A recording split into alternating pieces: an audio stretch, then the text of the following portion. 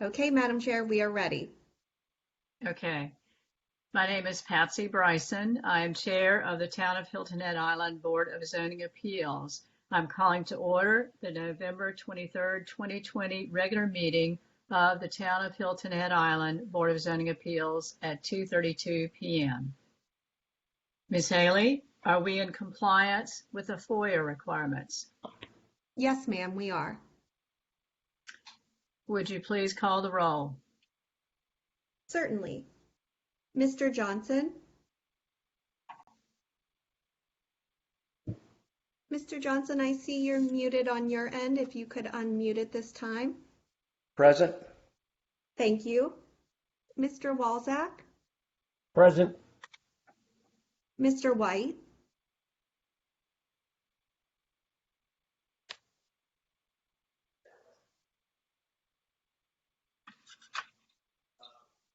Mr. White? I'm working on it. Oh, I see you're unmuted now. Okay, thank you. Thank you. Miss Loudermilk? Present. Dr. Ponder? Present. Miss Bryson? Present. We have a quorum. At this time, I will review and welcome all, including members of the public, applicants, staff, to this meeting. I will briefly go over our procedures today. We are going to be considering variance requests as well as motions for reconsideration. First of all, generally, it is the object of the Board of Zoning Appeals to ensure a fair and impartial hearing for applicants and for staff. In order to do that, we follow procedural and substantive due process. By doing that, we follow the requirements of the town's land management ordinance, also known as the LMO, and the rules of procedure adopted by the Board of Zoning Appeals. With regard to variances, the requirements are set forth in the LMO in section 16-2-103S. In addition, the procedure is set forth in Article 7 of the Rules of Procedure of the Board of Zoning Appeals. The procedure for variances is as follows. There are presentations by the town staff and the applicant. Staff shall have a maximum of 20 minutes to present the facts and applicable legal principles that the staff believes support the position of staff with respect to the application for a variance. During the presentation by staff, members of the Board of Zoning Appeals may ask such questions as they deem appropriate. At the discretion of the chair, staff's time may be extended if the staff is unable to complete the presentation due to questioning from the Board of Zoning Appeals. The applicant shall then have a maximum of 20 minutes to present the facts and applicable legal principles that the applicant believes supports the application for a variance. During the presentation by the applicant, members of the Board of Zoning Appeals may ask such questions as they deem appropriate. At the discretion of the chair, the applicant's time may be extended if the applicant is unable to complete the presentation due to questioning from the Board of Zoning Appeals. The staff shall then have a maximum of 5 minutes to present any desired rebuttal. We also allow the applicant to have a maximum of 5 minutes to present rebuttal. Following the presentations, the Board of Zoning Appeals may ask such additional questions of the applicant or staff as the board members deem appropriate. With regard to our second procedure, motions for reconsideration, that is found in Article 11 of the Rules of Procedure. I will mention that now briefly, and when we get to that matter on the agenda, I will go over that process again. A motion for reconsideration. Any party aggrieved by a decision of the board, if they desire to do so, must file a petition for reconsideration by delivering the same to the administrator within 10 days from the date of hearing. The petition for reconsideration shall be in writing and shall state with particularity the points alleged have been overlooked or misinterpreted by the board. The petition for reconsideration shall be presented to the board at the next regular scheduled meeting following the filing of the petition for reconsideration after compliance with the public notice requirements for a board public meeting per the LMO. A motion to grant the petition for reconsideration may only be made by a member of the board who voted on the prevailing side in the original vote. The effect of the granting of a motion for reconsideration shall be that the board will review the entire matter as if no previous vote had been taken. A motion to deny the petition for reconsideration may be made by any member of the board. The effect of a vote denying a petition for reconsideration is that the vote shall be considered to be the board's final action on the matter. A notice of action shall be delivered to the applicant following such vote. Successive petitions for reconsideration are prohibited. No matter that has been reconsidered may be reconsidered a second time. The board may not reconsider a denial of a petition for reconsideration. Those are the procedures that we will be following today. The next matter on our agenda is approval of the agenda. Does the staff have any changes to the agenda? Yes, Ms. Chair. There have been 2 postponement requests made over the weekend. The first is a request from Jennifer Mioto, variance 001983-2020 of 27 Sandcastle Court. As she has not sought a postponement previously, the board chair can grant up to a 3-month postponement. Chairperson Bryson has granted the postponement, and the case will be heard on January 25th, 2021, which is removal of item 8G on today's agenda. There's been a second postponement request from Brian Ritchie, VAR-001894-2020 of 25 Sandcastle. A postponement has previously been granted by Chairman Couture, and to grant a subsequent postponement, the full board must discuss and vote on the request. Therefore, it is requested that a motion for postponement by Brian Ritchie for VAR-001894-2020 be added to the agenda under new business item 8B. Thank you, Ms. Lewick. For those applicants, Ms. Lewick is a member of the town staff who will be reporting to us today. The postponement that I granted for Ms. Mioto will become item 8 on the agenda if the amended agenda is approved. And the postponement requested by Mr. Ritchie will become item 9B under new business if the amended agenda is approved. May I have a motion from a board member to approve the agenda as amended? So move.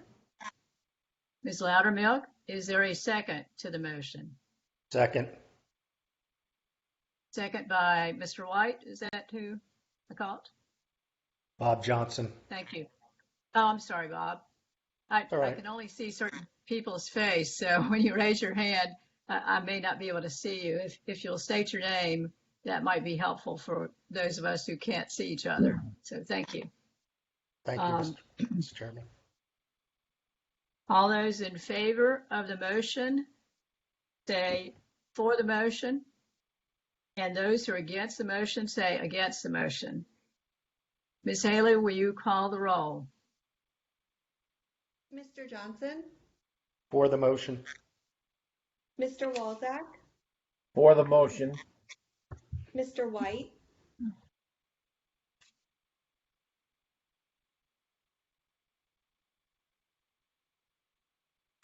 Oops. Mr. White, let's try now. For the motion. Great. Ms. Loudermilk, For the motion. Dr. Ponder, For the motion. Ms. Bryson. For the motion. Thank you. The next item on our agenda is approval of minutes. We have 2 sets of minutes to consider. The minutes of October 26, 2020, a regular meeting, and the minutes of October 29, 2020, a special meeting. May I have a motion from a board member to approve both sets of minutes?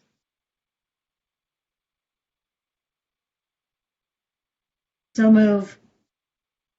Ms. Loudermilk made the motion. Is there a second? Second. Was that Mr. Johnson again? No, it's John White. I'm sorry, Mr. White. A second by Mr. White. We'll now call the roll for a vote. If you have changes to the minutes, which have not been previously noted, please state them when your name is called. Again, if you'll vote either in for or against the motion.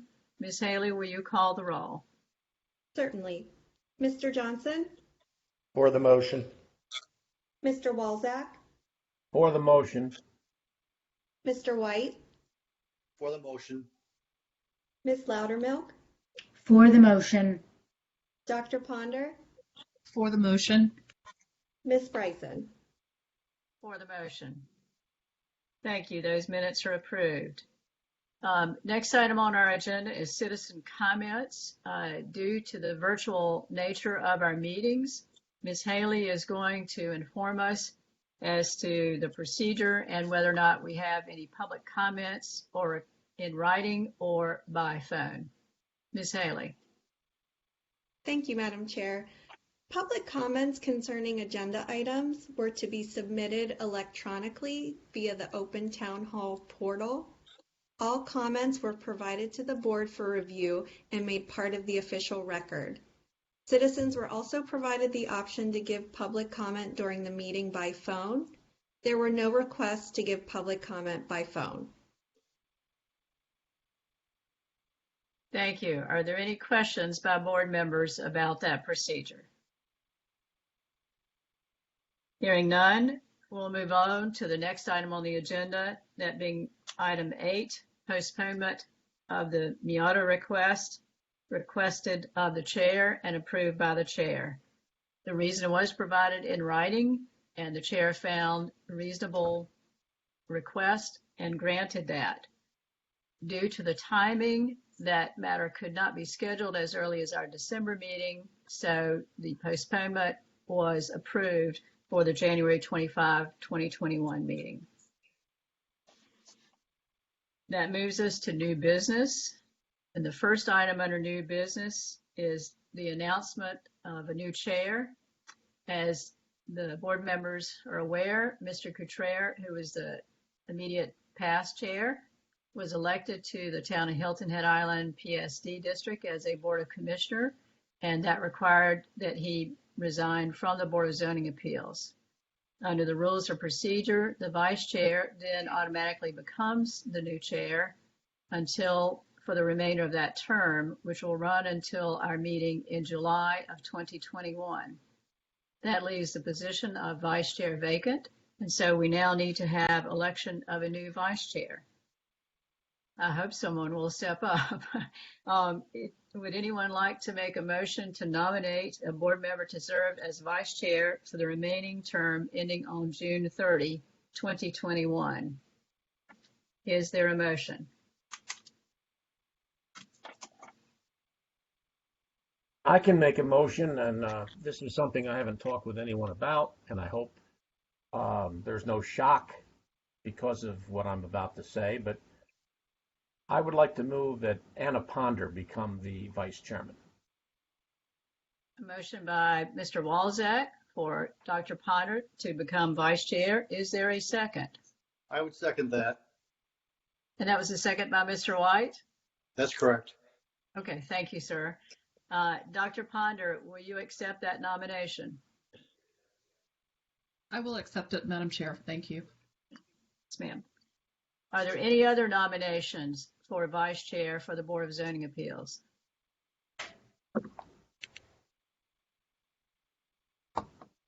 If not, is there a motion to accept the nomination of Dr. Ponder as vice chair by acclamation? Yes. That's Mr. Yes. White. And a second by Ms. Loudermilk. And now I would ask Ms. Haley to call the roll again, indicate, as is our practice, for or against the motion? Ms. Haley? Mr. Johnson, For the motion. Mr. Walzak, For the motion. Mr. White, For the motion. Ms. Loudermilk, For the motion. Dr. Ponder, For the motion. Ms. Bryson. For the motion, with my thanks to Dr. Ponder. All right, Dr. Ponder will be our new vice chair. The next item on the agenda is the motion for postponement by Mr. Ritchie for his request for a variance, which is variance 00-1894-2020 for the property located at 25 Sandcastle Court. Again, Mr. Ritchie has previously been granted a postponement under the rules of procedure with the chair having that discretion. Former Chair Cutrer granted that. Mr. Ritchie has provided a reason in writing for another postponement, but the board must make a decision as to whether or not to grant that postponement. If there are any questions, either I or a member, Ms. Lewick, could address those, but I do believe that it's a valid reason for the request for another postponement. So with that having been said, unless there are any questions, is there a motion either to grant or deny the postponement? Again, it would be to the January 25, 2021 regular meeting of the Board of Zoning Appeals because of inadequate time to meet notice requirements for the December meeting. Is there a motion to? I move to postpone. Thank you, Mr. White. Is there a second? Yeah, I will second it. Charlie Thank here. you. Thank you, sir. Mr. Walzak. Okay. Any discussion? If not, again, vote either for or against the motion. Ms. Haley, will you call the roll, please, ma'am? Certainly. Mr. Johnson, For the motion. Mr. Walzak, For the motion. Mr. White, For the motion. Ms. Loudermilk, For the motion.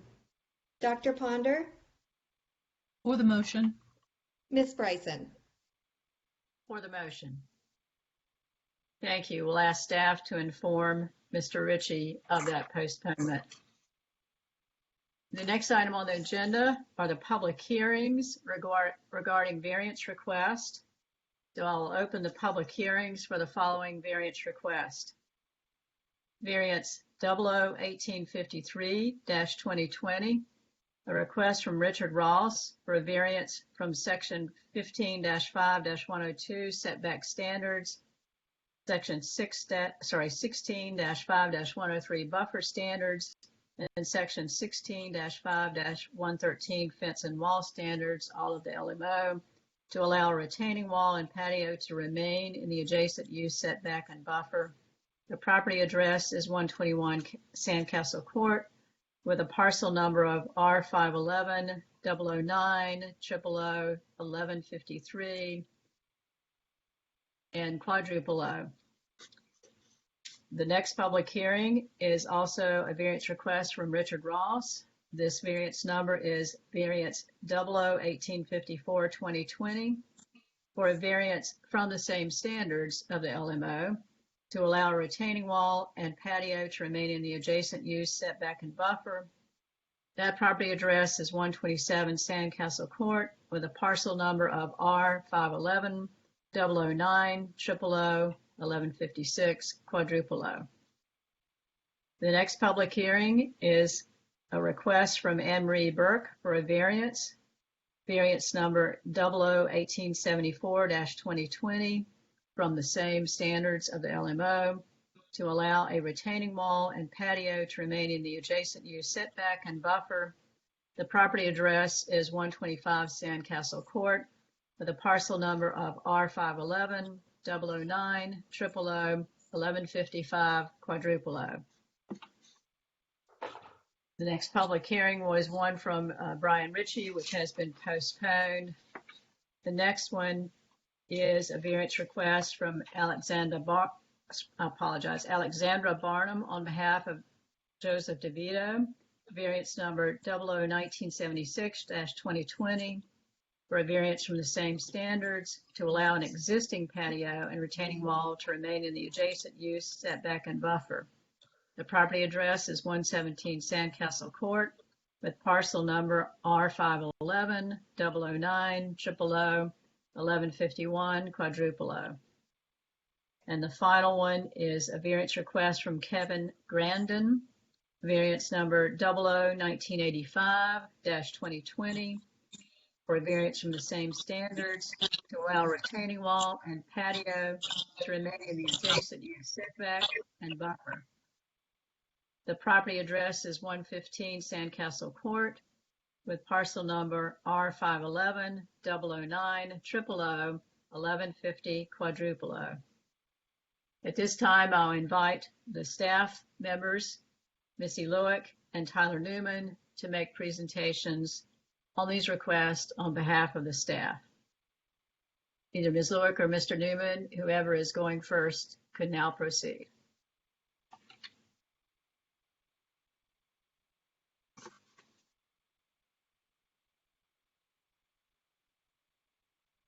Okay. Our presentation screen should be up. My name is Missy Lewick. I'm a senior planner with the town, for the record. I will be presenting with Tyler Newman, my colleague, on this presentation. At this time, I wanted to also introduce the other staff members part of this meeting. We have Terry Lewis, Deputy Director of Community Development, and Nicole Dixon, Development Review Administrator. And we also have Curtis Coltrane, who's our legal representative, on the call. So this presentation is going to cover all Sorry, Ms. Lewick, this is Chair Bryce. I'm going to interrupt you for one quick second. I see that you are screen sharing. I want to ask if any board members or applicants cannot see the screen sharing at this time. No, but I'd Sounds I'd like to make a comment about it because 1894 or 25 Sandcastle is shown on the screen, yet that's the one that's been postponed. Yes, sir. I think Ms. Lewick will address that. But good point. Thank you. Ms. Lewick, you may proceed. Okay. So the presentation was made before we got the two requests for postponement. So it does include information on both 25 and 27 Sandcastle, which we will just skip over those slides. But they are included in the slideshow. So just wanted to let you know that we will, when we get to some of those slides, we will just skip them. So the presentation will cover now the 7 public hearings that we have before us, which are 121, 127, 125, 117, and 115 Sandcastle Court. The order on the agenda is how the requests will be voted on. However, going forward in the presentation, we are going to address them in numerical order. So the requests, all, as Ms. Bryson identified, they all are seeking relief from LMO sections 15.5.102 setback standards, 16.5.103 buffer standards, and 16.5.113 fence and wall standards. I will not restate the request, as the chair already went through each of those requests and who the applicant is for all of them. But again, we are covering 115, 117, 121, 125, and 127 Sandcastle Court. What? I'm sorry, what? Excuse me?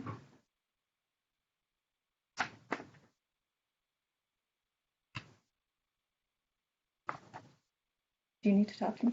Okay. All right, so the subject properties are located in Sandcastle by the Sea subdivision off of Follyfield Road. The subdivision was approved in 2007. The subdivision is surrounded by Hilton Head Beach and Tennis Resort, which is multifamily residential to the east, single-family residential to the south, town-owned property and single-family residential to the north, an Adventure Cove and Carrabba's restaurant, and an office building to the west. So at today's hearing, again, here's a image of the subdivision from an aerial view. And here highlighted are the variance cases in Street View. We will be hearing the 5 cases that are adjacent to the town property, again, as 25 and 27 are no longer part of today's hearings, but they're highlighted in this view as well.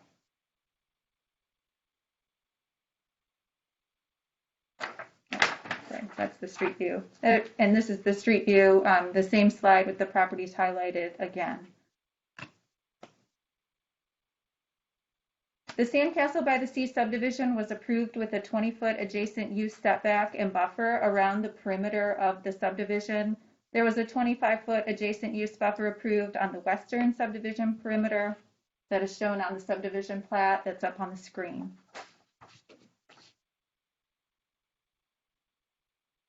I'm going to skip this slide as it pertains to the 2 cases we are not hearing today. On this slide, it's we're looking at the same subdivision plat. On this slide, 115 Sandcastle is lot 44. 117 Sandcastle is lot 45 on this plat. 121 Sandcastle is lot 47 on this plat. 125 Sandcastle is lot 49 on this plat. 127 Sandcastle is lot 50 on this plat.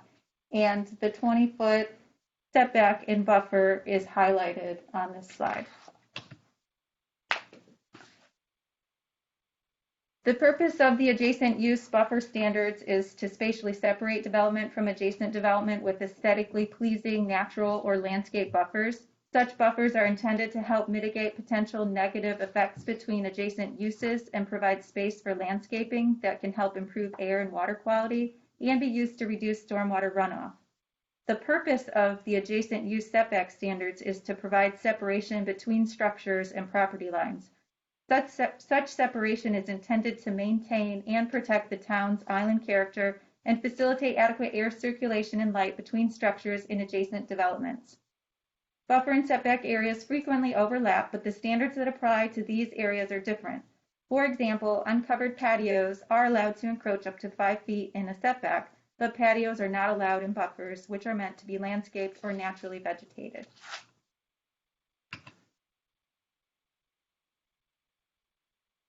This slide shows our current buffer standards for a type A buffer. And at the time the subdivision was approved, we did not have flexibility and buffer options. With the 2014 LMO rewrite, the buffer standards were made to be more flexible by offering an option 1 and an option 2 as far as their buffer widths and the planting materials in those buffer types. So for the portion of the subdivision that's adjacent to, I'm sorry, this applies to 25 and 27, but that portion of the development adjacent to the multifamily or the beach and tennis, that has a type A buffer currently, and it could have, if we were reviewing it today, have a type A option 2 buffer. And that's for these areas here along the lagoon.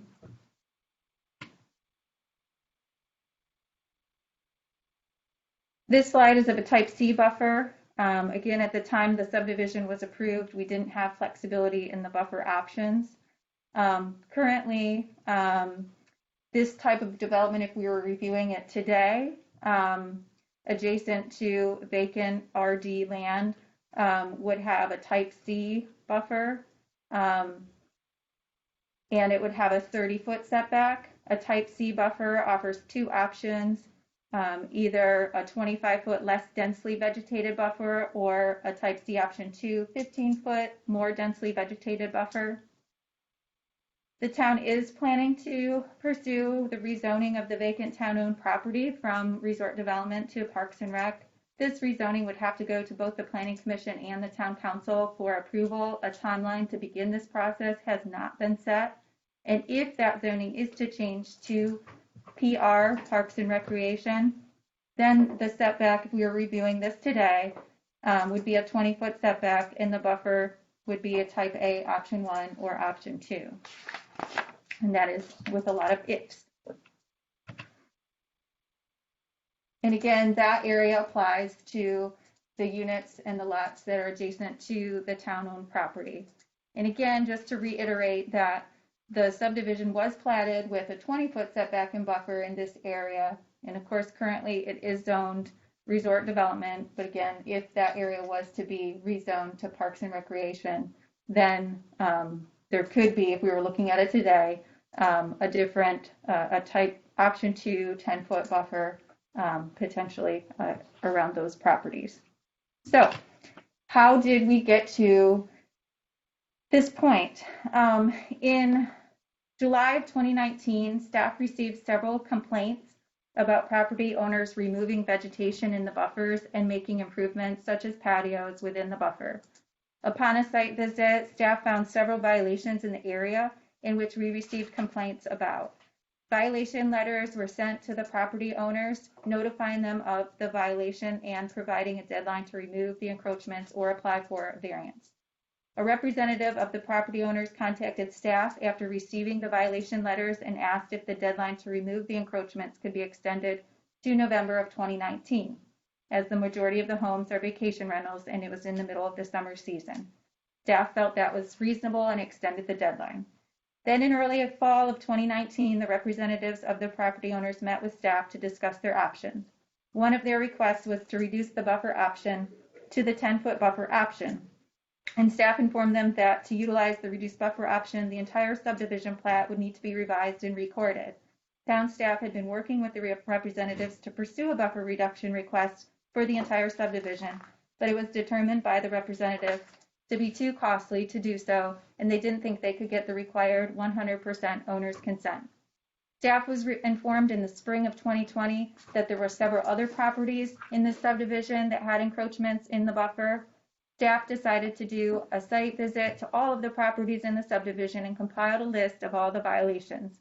In August of 2020, a second violation letter was issued to property owners with a deadline to remove the encroachments and restore the buffers back to a vegetated area by October 1, 2020. The property owners were informed that if they the town would place a hold on their parcel, making it so that no further building permits could be issued until the violation had been corrected. The property owners were all informed that they also had the option to apply for a variance if they wished to keep their encroachments, which is why we're all here today. So I'm going to skip several of these slides right now.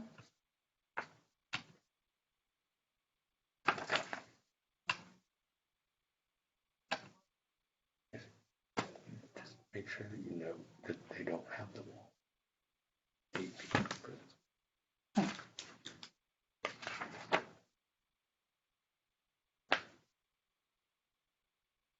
Okay.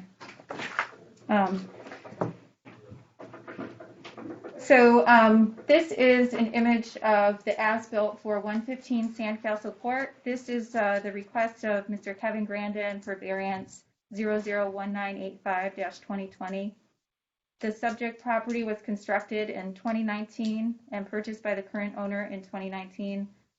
The property is developed with a 3-story single-family residence with 3,314 heated square feet, 1,137 unheated square feet, 5 bedrooms, 4 bathrooms, a swimming pool has been constructed at the subject property.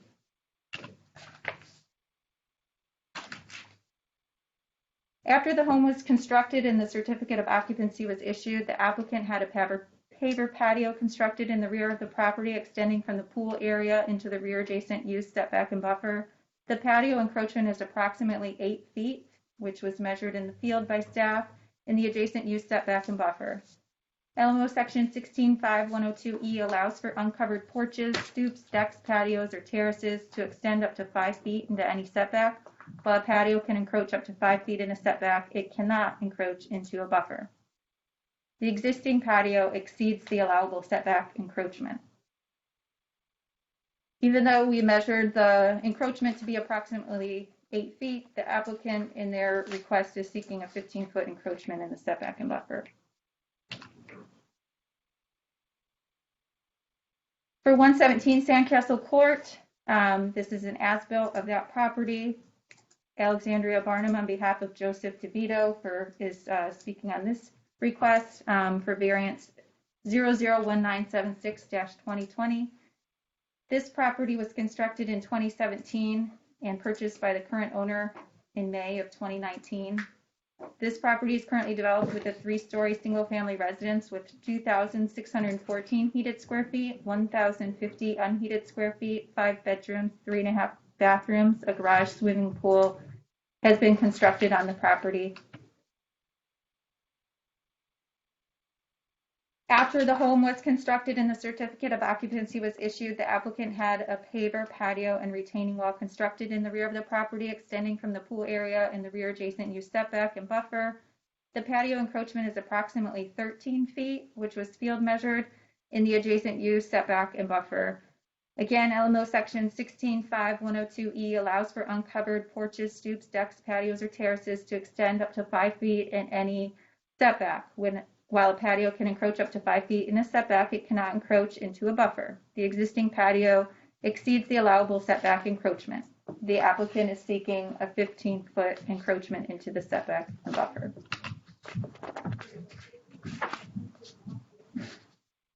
Here's an as-built for 121 Sandcastle. This is brought to us by Richard Ross. His variance number is 001853-2020. This subject property at 121 Sandcastle had a certificate of occupancy for a new single-family residence issued in 2018.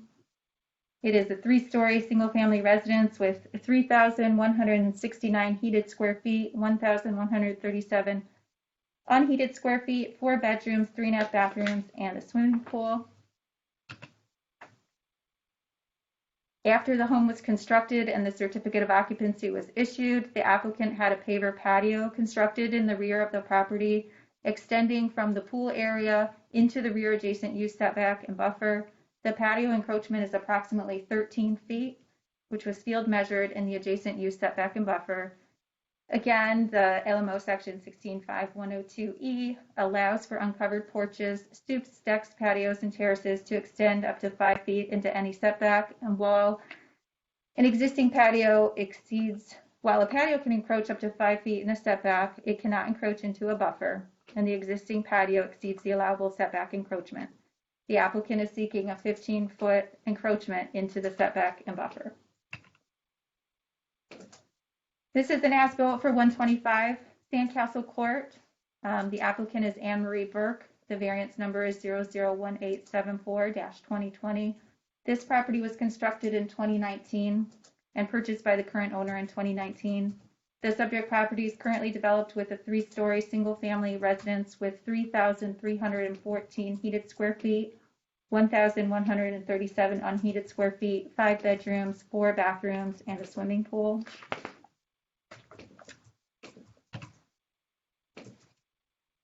After the home was constructed and the certificate of occupancy was issued, the applicant had a paver patio constructed in the rear of the property, extending from the pool area into the rear adjacent use setback and buffer. The patio encroachment is approximately 13 feet, which was field measured into the adjacent use setback and buffer.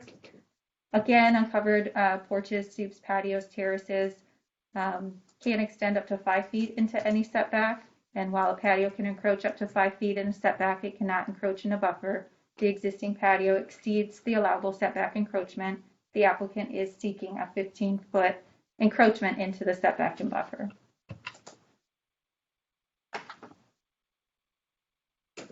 Here's the as-built for 127 Sandcastle Court. The applicant is Richard Ross. The variance number is 001854-2020. This property was constructed in 2019. The property is currently developed with a 3-story single-family residence with 3,314 heated square feet, 1,137 unheated square feet, 5 bedrooms, 4 bathrooms, and a swimming pool.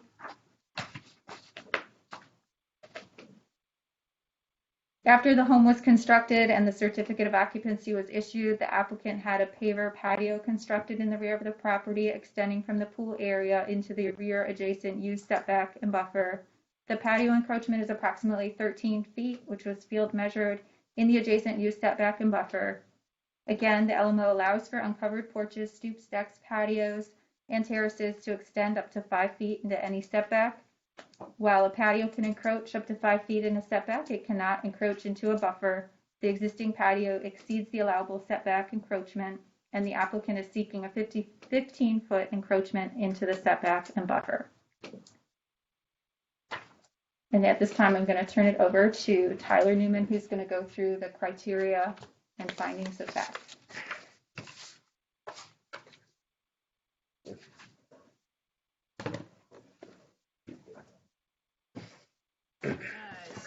Mr. Newman, this is Chair Bryson. If I could see if there's any questions of board members of Ms. Lewick before you begin. Okay. Any questions by board members before Mr. Newman begins? Hearing none, please proceed, Mr. Newman.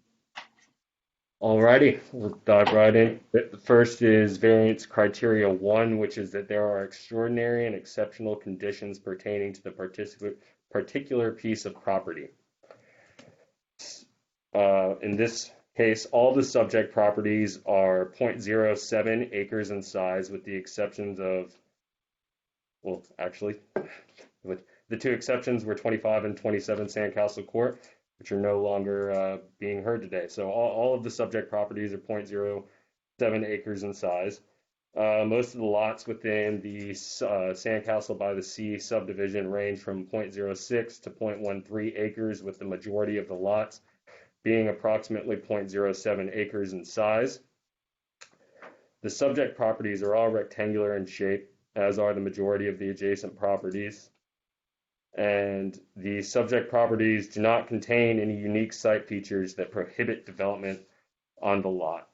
Staff concludes that these applications do not meet the criteria as set forth in LMO section 16.2-103 S4A I01. We're not going to do that for all of them, because there are no extraordinary and exceptional conditions that pertain to these particular properties. The subject properties are average in shape and size for the subdivision and do not contain any extraordinary and exceptional conditions that prohibit development on the lot.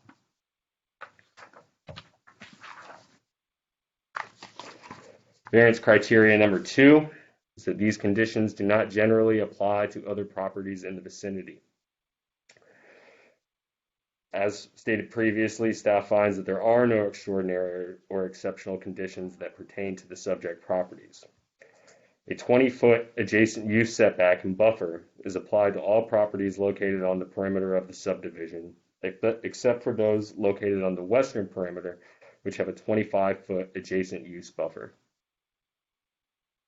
The majority of the lots in the Sandcastle by the Sea neighborhood are nearly identical in size and shape, and the conditions that apply to the subject properties also apply to other properties in the vicinity.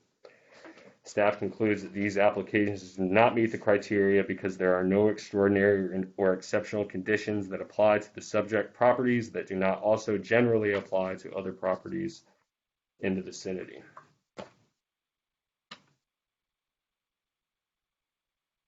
Variance criteria number 3.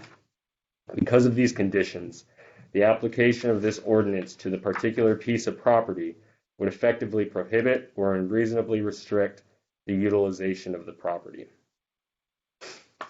The original developer of the Sandcastle by the Sea neighborhood chose to utilize nearly every square foot of buildable space on the subject properties. The original subdivision plat for the Sandcastle by the Sea neighborhood requires a 20-foot adjacent use setback and buffer in the rear of each of the subject properties. The original subdivision plat for the Sandcastle by the Sea neighborhood has a note that reads, quote, "The only activities permitted in the exterior subdivision buffer as labeled on this plan shall be those listed in permitted activities in other buffer areas as per the Land Management Ordinance." Land Management Ordinance section 16-5-103J, development within required buffers, does not list a patio as a permitted activity within a required buffer.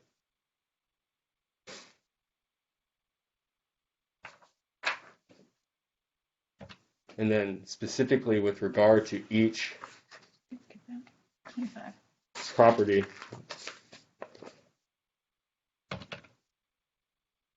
starting with 115 Sandcastle Court. Missy already went through some of these, but I believe it is important to note with regard to criteria number 3, the development that has taken place on each of the subject properties. So at 115 Sandcastle Court, a 3-story single-family residence with 3,314 heated square feet, 1,137 unheated square feet, 5 bedrooms, 4 bathrooms, and a swimming pool was constructed on the property. At 117 Sandcastle Court, a 3-story single-family residence with 2,614 heated square feet, 1,050 unheated square feet, 5 bedrooms, 3.5 bathrooms, and a swimming pool was constructed.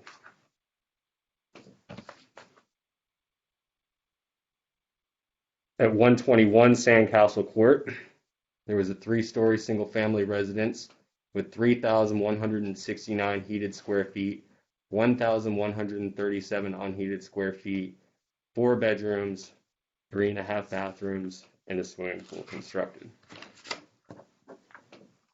At 125 Sandcastle Court, there was a 3-story single-family residence with 3,314 heated square feet, 1,137 unheated square feet, 5 bedrooms, 4 bathrooms, and a swimming pool constructed on the property.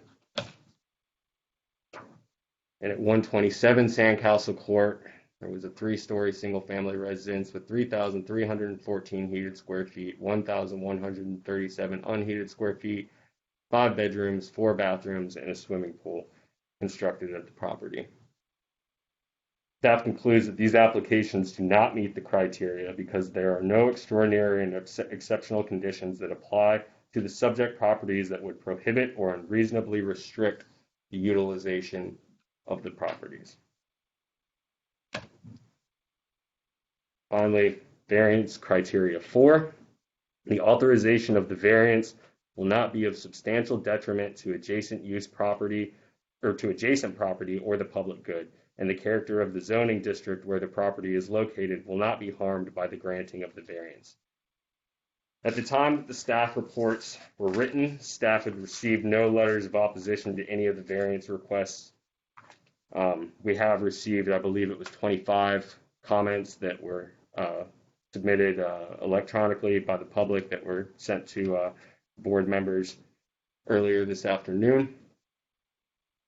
The purpose of the adjacent use buffer standards is to spatially separate development from adjacent development with aesthetically pleasing natural or landscape buffers. The purpose of adjacent use setback standards is to provide separation between structures and property lines. Such separation is intended to maintain and protect the town's island character and facilitate adequate air circulation and light between structures in adjacent development. The use of hardscape in the buffer area is a modification to the civil engineer stormwater runoff calculations for the Sandcastle by the Sea subdivision. The area that is considered buffers typically produces very little stormwater runoff due to the existing natural understory flora. When this area is disturbed and modified with patio pavers, gravel, and sand, it drastically changes the amount of stormwater runoff from what was expected to be from a natural vegetative buffer.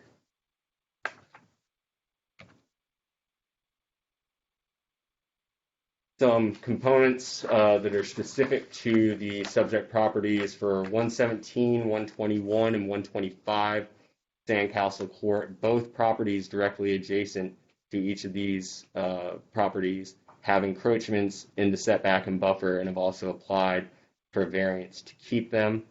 In the case of 115 and 127 Sandcastle Court, one directly adjacent property has encroachments in the setback and buffer and has applied for a variance to keep them. This next slide pertains specifically to 25 and 27 Sandcastle Court.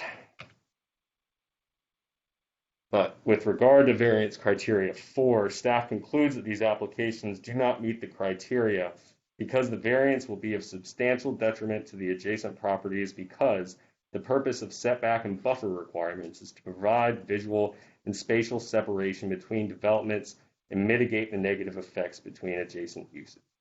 Also, it should be noted that due to the number of buffer encroachments and the impacts to the stormwater system, town engineering staff have recommended that this practice not be allowed to continue.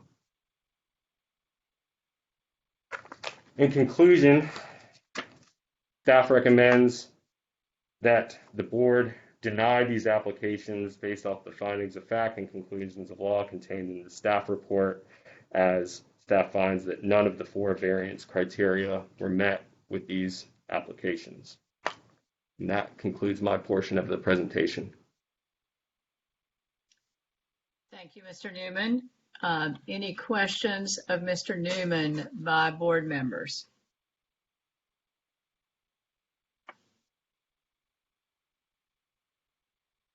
I'm not able to see if anyone has raised their hand. I ask one more time. Any questions by board members of Mr. Newman? This is Bob Johnson. Thank you, Mr. Johnson. I have a question for Mr. Newman.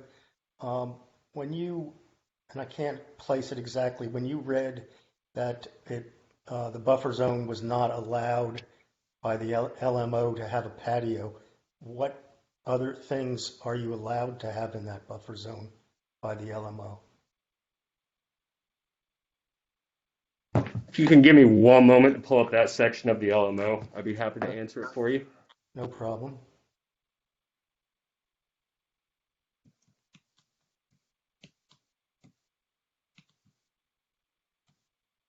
All right.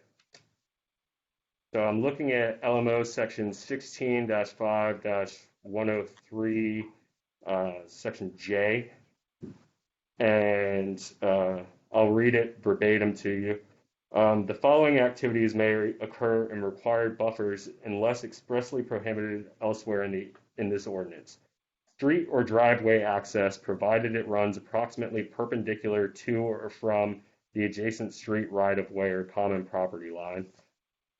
Lighting fixtures, walkways, pathways, trails, benches, bike racks, and other elements associated with passive recreation or the provision of continuous pedestrian and bicycle connections between adjoining properties, provided all landscaping required by the LMO is provided.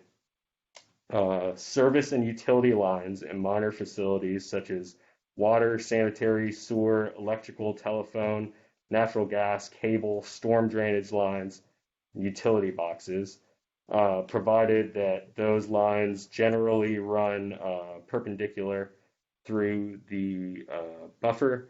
And then the following activities are allowed within adjacent street buffers only, which are signage to the extent permitted by the section of the LMO that addresses sign standards, clearing for sight distances at permitted entrances and exits, and fountains, plazas, sculptures, and similar features that are part of publicly owned facilities where approved by the official.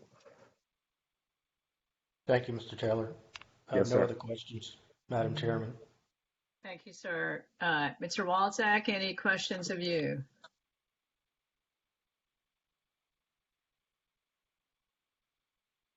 Not necessarily questions, but perhaps some discussion, if you will. Obviously, what? Go ahead. If I could, yes, if I could interrupt you, questions of the staff would be appropriate. We still need to have presentations by the applicant before the board has discussion. If it's okay. I'll wait. Thank you. Okay, yes, sir. Thank you. Mr. White, any questions of you? Not at this time. Thank you, sir. Ms. Loudermilk, any questions of the staff? No, not now. Thank you. Dr. Ponder, any questions of the staff? Not at this time, Madam Chairman. Okay. And the only question I have is the staff incorporating by reference its entire staff report and presentation today? Yes, ma'am. The staff is incorporating by reference the staff report and application materials in the packet as part of this presentation as part of the record today. Thank you. Okay, thank you. No other questions from me of staff. At this time, we'll move to presentation by the applicants. And we'll be doing that in the order in which the applications appear on the agenda, which is by the date of their receipt by the staff. So the first presentation will be by Mr. Richard Ross. He has 2 variance applications. You can have 20 minutes per application, but if Mr. Ross chooses to discuss one or more at the same time, I don't know of an objection unless anyone has to that. But Mr. Ross, your first one is for 121 Sandcastle. For the record, it is variance 000-1853-2020. Mr. Ross, you may begin.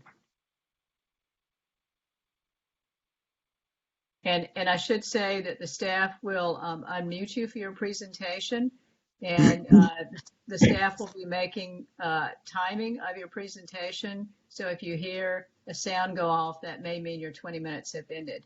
And they did not start until I finished. I'm sorry. You may proceed. All right, can everybody hear me? Yes. Yes. Okay, and it says my video is off here. Do I need to click? All right, so can everybody hear me and see me? I can't see myself, so I'm just going to trust you can see me. Mr. Ross, let me ask our technical staff at Town Hall if you can assist Mr. Ross with the video portion. Board members are not able to see him. Mr. Ross, Yes. do you see the camera button next to the microphone in the Blue Jeans Oh, application? yes, I do. Yep. So you have to unmute that. Okay, all right. Can you see There me you now? are. All right. Now There we it works. see. Very good. All right, so can I start? Yes, sir. Okay, my name's Richard Ross. I go by Rick. And before I start today, I just want to thank everybody for being here and taking time to listen to our variances here today. Let's see here. I'm going to pull down the PowerPoint presentation here. Let's see if I can get it up here for you.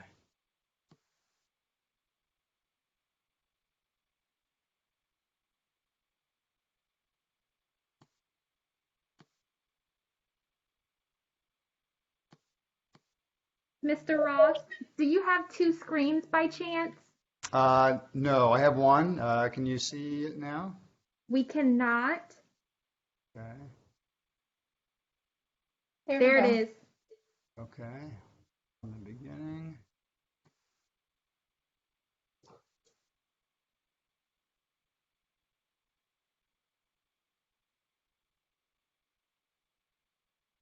Let me, okay, so can you see 121, 127 Sandcastle Court? Mr. Ross, this is the chair. Okay, yeah. Okay. At first we saw your conclusion. Okay, we weren't at the beginning. All right, very good. All right, 127, and what I did was I just combined both houses into one presentation just for the interest of time here. And you can see we vegetated the presentation here for you. Let's see here. Okay, we're going to start with the overview of the Sandcastle's neighborhood. This is an overhead view, and we're talking about my 2 houses here. This is 121 Sandcastle Court, which is a rental that I own, and then 127 Sandcastle Court is my primary full-time residence. Next to me are all my neighbors here, which are outlined that are also have the same extreme conditions on their property, and they're also applying for a variance too with identical circumstances. So what I did was I just labeled these as the northern boundary homes. So I just put them in a box right there so we could just classify these as all northern boundary homes. And what we're going to do is show why these homes are different than all the other homes in Sandcastles. All right, let's see here. The first thing why they're different is because they back up to something different. The adjacent property they back up to is the 150 feet of town-owned protected property. And they're not backed up to any other property. HHBT's to the east, Carrabba's to the west, to the south, a residential neighborhood. But we back up to no one here. It's all protected property from the town. Another thing that makes this special and different on the northern boundary homes is that we were left with a stockpile from the builder. It's an unnatural slope where construction was pushed up against the back fence, and it left a large slope toward our land. And this is common to all the homes that I showed on the northern boundary. When the town issued our building permits, they didn't consider this runoff from this unnatural stockpile that the builders had left. that caused deposits of water into the swimming pools here. All right, but we did pass our inspections, but as you can see that after we had our inspections, anytime it would rain, we'd get a significant amount of water coming down and putting dirt into the swimming pools. So let's see here. We had our inspections, and we got the inspections despite having the stockpile and remove vegetation from the developer. There was no vegetation back here. The other thing that makes us unique on these homes on the northern boundary is we're all up against a fence. And this is the fence that obviously separates us from the town-owned property. And it's up on top of a berm. And that berm shields us. You know, the fence and the berm is high, so it shields your property, the town's property, from seeing any of our backyard and even the first story of our house. All right, let's go over some of the just general staff findings so we can talk about them. The staff findings. In July 2019, staff received several complaints about property owners removing vegetation. We're going to have to disagree with that because on the northern boundary homes, we received no complaints. And the reason why we didn't get any complaints is this is the northern boundary homes. Here's mine in the green, and the rest of them are on yellow here. But there's nobody behind us. There's no one that can actually see our properties, and there's no one that could complain. This is all heavily vegetated, and you can't get back there. So there's just no one that could possibly see us removing vegetation or complaining. So we didn't remove vegetation. This is 127 Sandcastle Court. This is 121. These photos were about a day after certificate of occupancy. So you can see that this is how we were giving it to us, you know, after our CO. So we didn't remove anything. This is, as you see it, is what we got. So the vegetation never existed here, so we couldn't have had complaints that we were removing it. We actually did the opposite. We vegetated it. You can see that quite a bit of a difference here. Here's the before, and here's the after. All right, another staff finding was in August 2020, a second violation letter was issued to property owners. We just wanted to disagree with that because we only received one violation letter. And we just wanted to point this out because we respond very promptly to the violation letter. We didn't get multiple. Okay, we need to show here today why we meet all the criteria to be granted by a variance. We all know the criteria here, and we'll just take them one by one here. Criteria 1, there are extraordinary and exceptional conditions pertaining to the particular piece of property. All right, so here's the staff findings, and basically it says that you know, they measured the lots are 0.7, all the other lots in Sandcastles are around 0.7, all the lots are rectangular and look about alike, and that's a great description of the neighborhood. But these findings don't have anything to do with criteria 1. They're just simply a fact of what's there. Then the town goes on to make a statement. The town is critical of our builder and states the original developer of the Sandcastles by the Sea neighborhood chose to utilize nearly every square foot of buildable space on the subject property. The town staff's implying we should not have built on the entire buildable footprint of the lot and instead left room for a usable backyard. All right, so let's look at some of the staff findings on this. The staff's findings were the subject property does not contain any unique site features that prohibit development on the lot. Well, we're going to have to disagree with that because when we look at the properties, they do contain some features that prohibit development. And let me show you why here. Let's do an experiment. All right, here is my lot, 3,300 square feet, and we are rounding up to the nearest foot. So 100 foot on one side, 33 feet on the other side, and all the numbers are rounded up. So we start out with 3,300 square foot lot. And we have a 20-foot setback. That gives us down to 2,640 square foot building area. Then we have 3.5 setback on the sides. That knocks us down to 2,080 buildable square feet. And then we got the 20-foot buffer, 1,560 square feet in the back. So we got 1,560 square feet to work with to build a house. So let's see here. We are going to start building a house here. So let's put on the smallest two-car garage you can get, which is 20 by 20. So we're going to put a small garage in there, 2-car, and that knocks our buildable square footage down to 1,040. So now the town said, or implied, instead of building all the way to the back setback, which is here, why don't we leave a backyard so we can actually enjoy a backyard? So we're going to build a small backyard, just 20 by 20, less than actually what we have now. And then what that does is it squeezes us up to, in the constraints of all the setbacks, a home that could be 520 square feet. So, you know, this experiment showed that our lots are exceptionally small. And so we're going to prove here that the surrounding, we're going to compare that to the surrounding properties here in the vicinity. So here's the vicinity. Here's 121, and here's Follyfield Road. Here's Follyfield neighborhood. So you can fit 2 of my houses in a small lot over on Follyfield Road.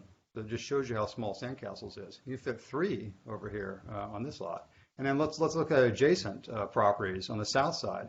On the south side in this other neighborhood, you can fit 6 of my properties and 5 of them the other direction if you wanted to. So it just shows you our lots are so small compared to all the nearby lots. Here's just an example. Here's 3 Gardenia. This is a smaller house, 1,292 square feet, 3 bedroom, 1 bath, no garage. So let's see. Let's try to fit this smaller house on my property and see how well this works out. Okay, here's the house on Gardenia we just saw, and oops, doesn't fit. So let's try and move it the other way, see if it fits. Whoop, doesn't fit there either. So you can see that no matter what I do with the smallest house I could find over here, I couldn't fit it no matter how I turned it to get on my property to be able to build it. So just to recap, if we build the house like the town was insinuating that we should keep a backyard and build not to the end of the buffer, I can build a 520 square foot house, which isn't practical. I mean, that's less than the size of a condo. It's 540 square feet over an HHPT. And just to remind you, this lot was 3,000 square feet, which is a relatively large size lot. But because of its irregular shape and because of all the constraints of the setbacks and the buffers and needing a backyard we can actually use to enjoy the property, that squeezes us down to a 520 square foot house. So now the facts shown above prove that our lots are extraordinarily exceptional conditions because the lots are extremely small, which makes them unique. And more importantly, the setbacks and the buffers cut off 50% of the lot, the usable lot. So this forces the developers to build right up to the setback lines. So I think by showing all this, we proved that we meet criteria 1. All right, so the staff findings, conclusion of law. The application does not meet the criteria in the LMO because there are no extraordinary and exceptional conditions that pertain to this particular property. Now, we're going to have to disagree with that because the subject property does contain unique site features that prohibit development on the lot. And because of this, there are extraordinary and exceptional conditions that pertain to my property. All right, so we just want to move on here that the LMO says a variance may be granted by the Board of Zoning Appeals if it concludes that the strict enforcement of any appropriate dimensional, development, design, or performance standards set forth in this ordinance would result in unnecessary hardship. Clearly, we have demonstrated in these examples that our properties have extraordinary challenges. We can't build an adequate size home with a yard for a family. This creates an unnecessary hardship for the homeowner. All right, let me just give you an example. Here's a picture of kids playing out in the street because they don't have enough room to play in the backyard. So here's another example of I'm driving down the street and my neighbor has a family reunion and they're having Easter dinner, but there's no room in the backyard, so they're actually having Easter dinner in their yard, in their driveway. So I mean, think to yourself, how many times have you driven in the neighborhood you live in on a holiday, Christmas, Thanksgiving, and you see an entire family with tables and chairs eating in their driveway? I mean, if that's not extraordinary and exceptional, I don't know what is. And it's all because of the setback buffers that are causing an extreme hardship on these homeowners. All right, so criteria 1, I think we've kind of beat that to death, and we can say that has been proven. All right, so let's move on here. Criteria 2.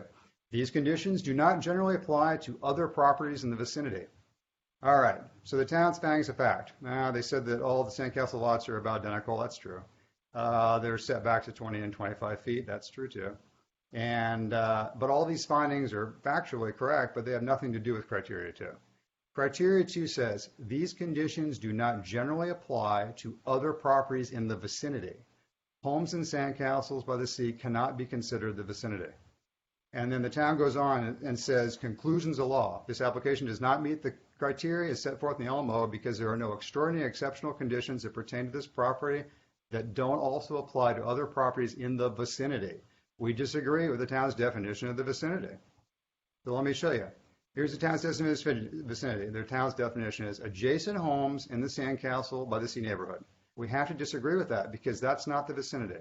The vicinity for my properties is Follyfield Road, Matthews Drive, Burks Beach Road. This is clearly defined on the original subdivision plat for Sandcastles by the Sea, and actually on our individual plats too. So let's take a look. Vicinity correctly defined by the homeowners. If you look at the neighborhood map, it specifically has a blow up here that says vicinity map, and it is not the site of Sandcastles. It's Follyfield Road, Matthews Drive, and Burks Beach Road. If you even look at the homeowner's own plat, as-built survey, it has the exact same blow up. This is the vicinity map. It is not the site. It is the vicinity of that encompasses Matthew Drive, Follyfield Road, and Burks Beach Road. All right, and this is also the same for 127. So let's blow this up and take a look at it. This vicinity, now that we have the correct vicinity, this is the real vicinity for our homes as blown up from the as-built. And we measured every single lot on this entire vicinity map, every one of them. And we found out that every lot in the vicinity is at least 50% bigger than any Sandcastle lot. And the lots in the vicinity have better dimensions for building a house with a backyard. I mean, you can move the house around and you have some flexibility because they're not long rectangular pieces of property. The bottom line is the facts above show the lots in Sandcastles are too small to develop with the buffers and setbacks placed on the property. These size lots should have never been allowed to be approved by the town for residential housing. And the facts continue to prove that extraordinary and exceptional conditions from Criteria 1 pertaining to our properties do not generally apply to other properties in the vicinity, the correct vicinity that we defined.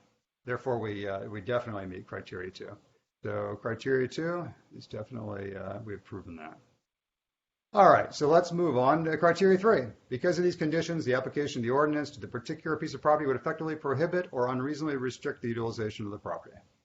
All right, let's look at the definition of utilization to start with. Utilization with the Oxford Dictionary is the action of making practical and effective use of something. So we'll keep that in mind on the town's finding of facts. Ooh, there's a lot of facts here, but what we're going to do is we're going to go through one of them at a time here. So let's start the first one. Findings of facts. The original developer of Sandcastle's neighborhood chose to utilize nearly every square foot of buildable space on the property. That's definitely true. And the conclusion that we came to was being forced to utilize nearly every buildable square foot of buildable space on the property unreasonably restricted the utilization of the backyard. So actually this finding from the town actually supports Criteria 3. All right, the next town finding. The original subdivision plat for the Sandcastle by the Sea neighborhood requires a 20-foot adjacent setback buffer at the rear of the property. That's, of course, true. But the conclusion that we came to is the setback and buffer in the rear of the property unreasonably restricts the utilization, which is the whole point of Criteria 3. The utilization of the backyard. I'm effectively prohibited from stepping into my backyard. And so actually this finding of the town also supports Criteria 3. The next town's finding is the original subdivision plat for the neighborhood reads, and I think we brought it up, was the only activities permitted in the exterior subdivision buffer as labeled in this plan shall only be those listed in the activities permitted in the LMO. That is definitely true. But our conclusion that we made is the LMO effectively renders my entire backyard useless. There are no activities that would be congruent with a single family home and family living permitted by the LMO. So basically this criteria, this town's finding actually continues to support Criteria 3. The next town's finding was development within the buffers does not list a patio as permitted activity within the buffer. That's actually true. And we concluded that the LMO prohibits the use of a patio, which unreasonably restricts the utilization of the property, which is the whole idea of Criteria 3. All right, and then the last one is the town's finding just basically says what we built. And it's definitely true, and statistically correct. But the conclusion is this finding is just a description of the property, and it actually has no bearing on Criteria 3. So let's just do a quick survey amongst ourselves here. Let's ask ourselves 3 questions. Does anyone here have any unique features on their property that prohibit you from setting foot into your backyard and unreasonably restricts the utilization of your property? Can you ask yourself, do you have any unique site features on your property that prohibit you from putting a chair in your backyard to enjoy the natural surroundings? And then the last thing is, do you have any unique site feature on your property that prohibits you from placing a grill and table in your backyard and having a barbecue with your family? Well, if you don't live in Sandcastles, I'm assuming you answered no to all of the above, which means that all the homeowners here are unreasonably restricted from using their backyard compared to everyone else. So the facts, just to show that we've proven, are the application of the ordinance to our lots would effectively prohibit or unreasonably restrict the utilization of the properties. So therefore, we meet Criteria 3.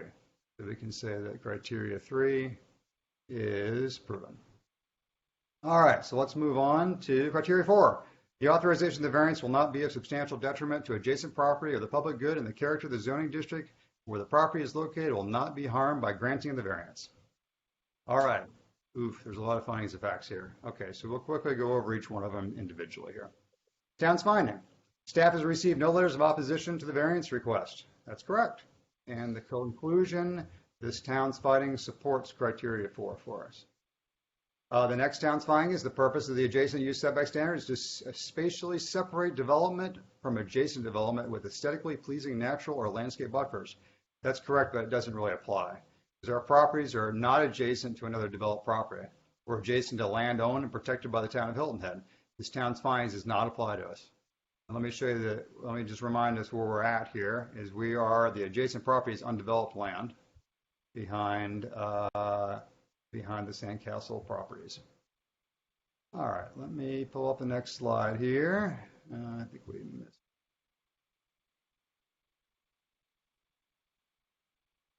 Computer's a little slow here. Okay, so you got that. And we'll pull the next slide up here. Okay, yeah, and here's the town, just another thing that shows the town of land. It just shows how heavily of a forest there is behind all of the Sandcastle lots on the northern edge. And behind there is the 1.5 acres of protected land by the town. And here's a picture from Follyfield Road, so we can see the impact, everyone. Can you see any houses here from Follyfield Road? All of those northern boundary homes, every one of them in Sandcastle is all behind there, and you can't see them. So let's show you where they're at. 121 Sandcastle, 127 Sandcastle. And can you see any of the other homes from Follyfield Road? You can't see any of them. There's no northern boundary homes that can be seen by the public. And here's a blow up of the sign here of the protected land by Hilton Head. So let's look at the entrance. Actually, the entrance is really heavily vegetated. They do a great job caring for the vegetation in the front. And you, again, even all the way up to the entrance to the neighborhood, you can't see any homes on the northern boundary. Here's 127 back in there somewhere on 121. All right, so the town's findings on this was the purpose of the adjacent use setback standard to provide separation between the structures of property lines. Such separation is intended to maintain and protect the town's character and facilitate adequate air circulation and light between structures and adjacent developments. That's correct, but it doesn't really apply to us because these findings only apply to setbacks that are not co-located with a vegetation buffer. Our setbacks and vegetation buffers are co-located on top of each other. So these town findings don't particularly apply to us. Our patios provide a 15-foot open space to provide separation and maintain adequate air circulation and light while maintaining the island's character. And that can be verified by the public comments. These improvements also support criteria 4. All right, the next town findings. The properties directly adjacent to the subject lot both have encroachments in the setback and buffer and have applied for variance. That's correct. And the town's findings support the granting of a variance. Adjacent properties have the same extraordinary and exceptional conditions that are applying for the variance. And so there's not going to be any harm done to the neighboring adjacent properties because they have the same circumstances as us and applying for the same variance. So then finally, the town's conclusions. The use of the hardscape in the buffer area is a modification of the civil engineering stormwater runoff calculations for Sandcastle. The area that is considered buffers typically produces very little stormwater runoff due to the existing natural flora. When this area is disturbed and modified with patio pavers, gravel, and sand, it drastically changes the amount of stormwater runoff from what is expected to be from a vegetative buffer. We're going to have to strongly disagree with that. So let me show you the next slide here.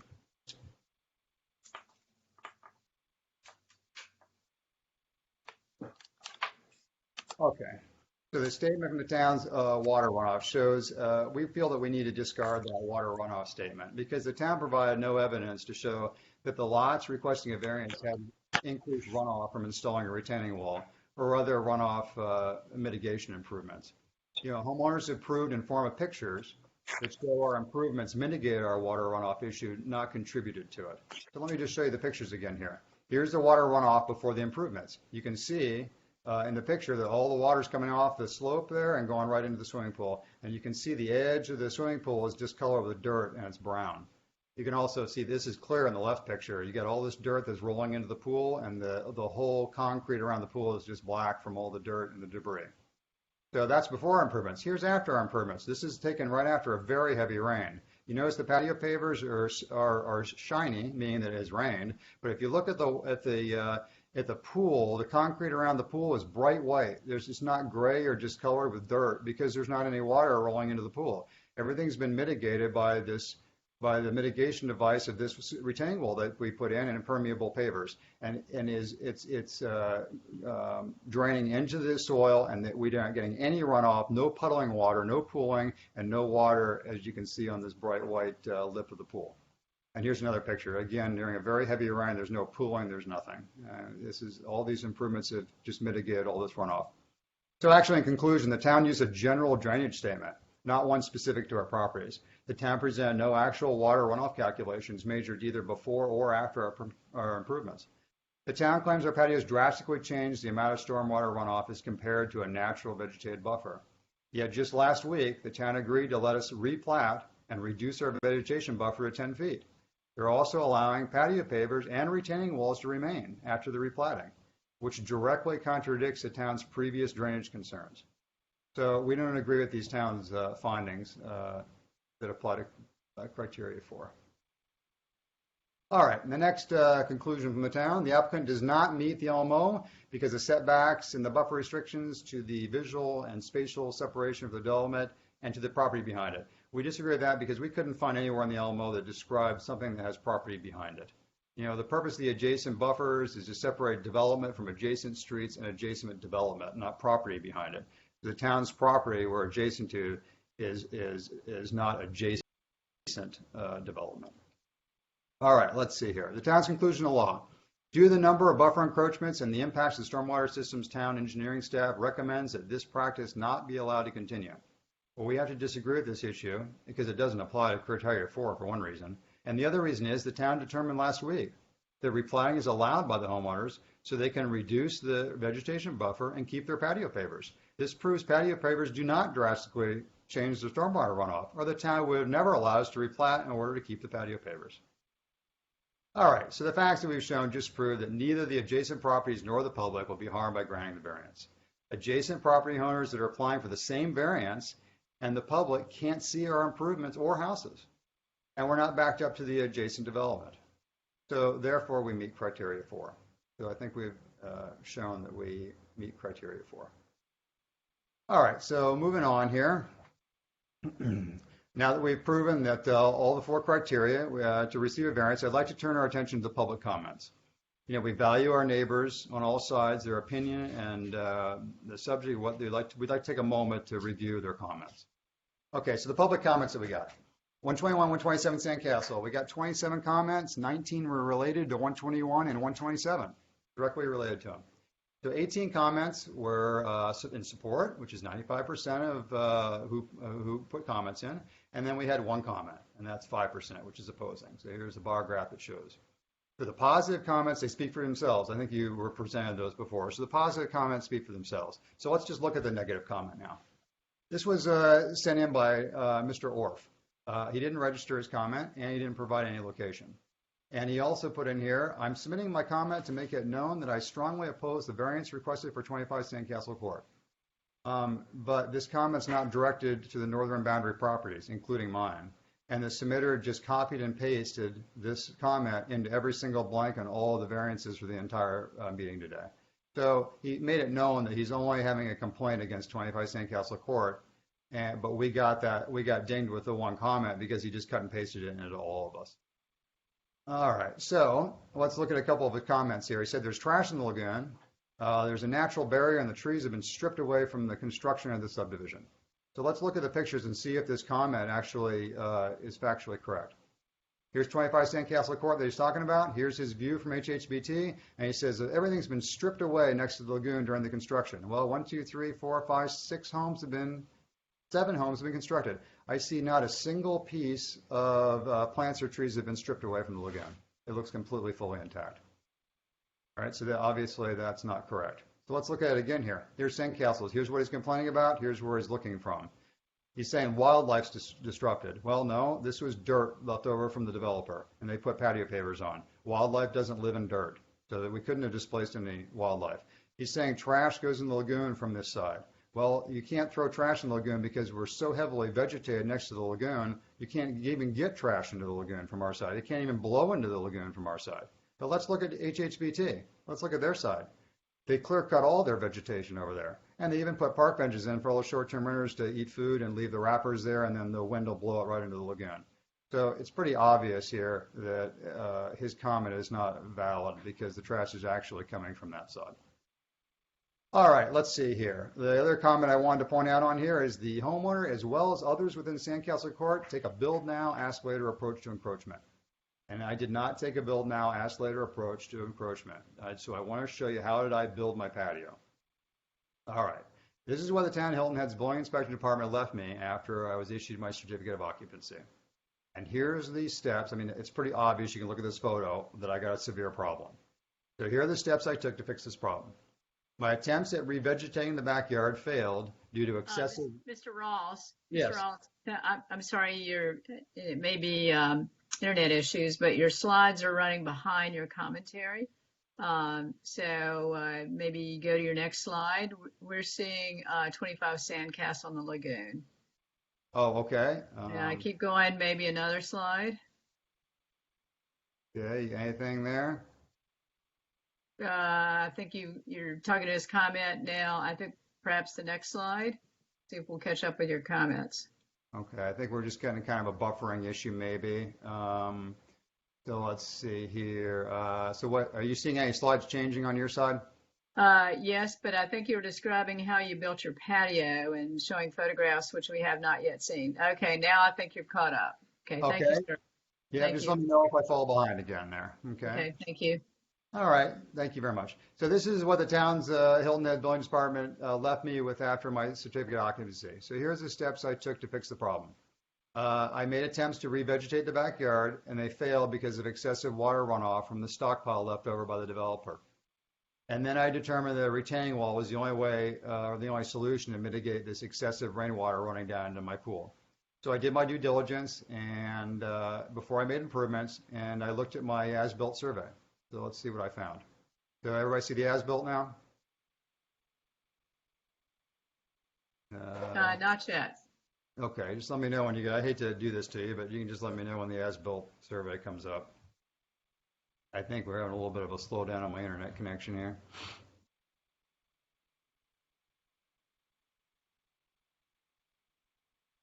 Just let me know when you got an as-built. Not yet.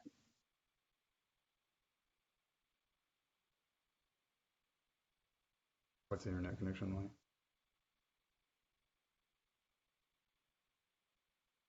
All right, no as-built there? No, sir. Okay. Now. Okay, so we got an as-built survey for 121 here. So if you look on here, you can see that on the sides, we have a 3.5 foot setback. On the front, we have a 20-foot setback. And the rear, and in the town's area, we have a 20-foot boundary setback line. But you can see on the rear yard, it just says 20-foot rear yard. It doesn't actually show any setback lines. So there was no setback. I did not see any setback lines that would be encroaching by putting the patio back there on the wall to stop the water from coming down. Let me know when you get to the next slide.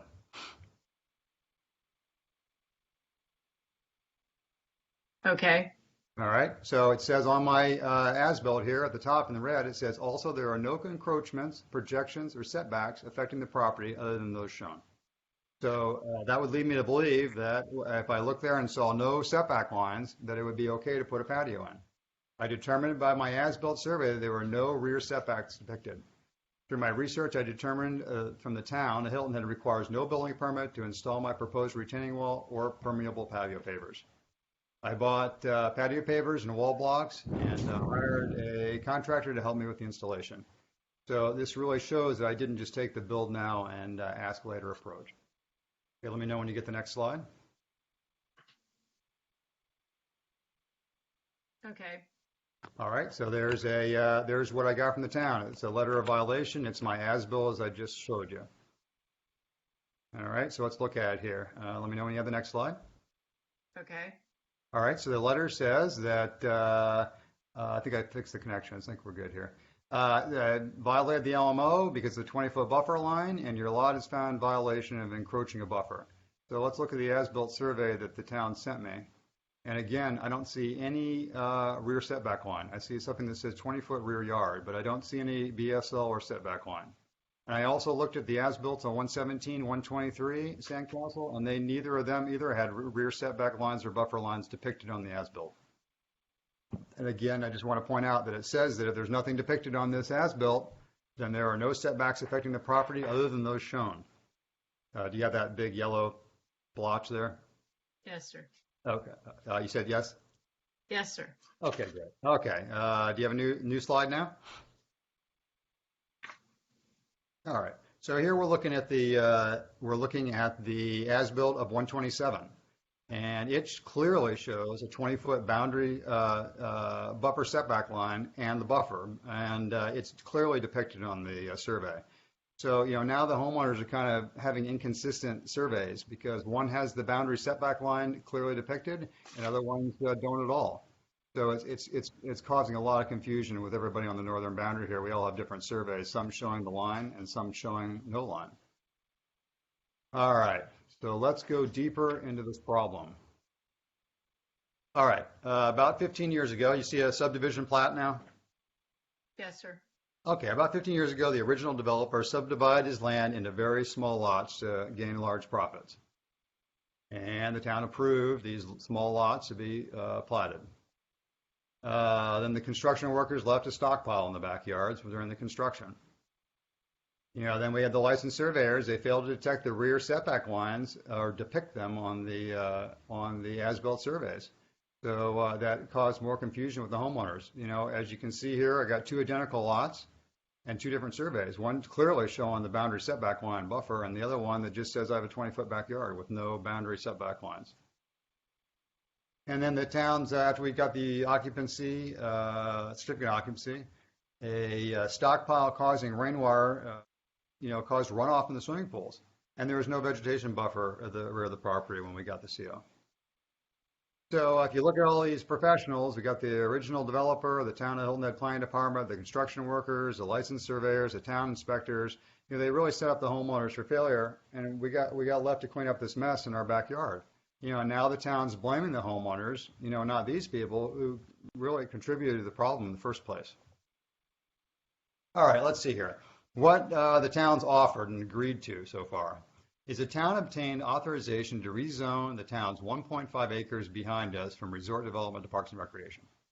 So that allows us to reduce to a 10-foot buffer option to replat the entire neighborhood. Town allows us to keep the retaining walls.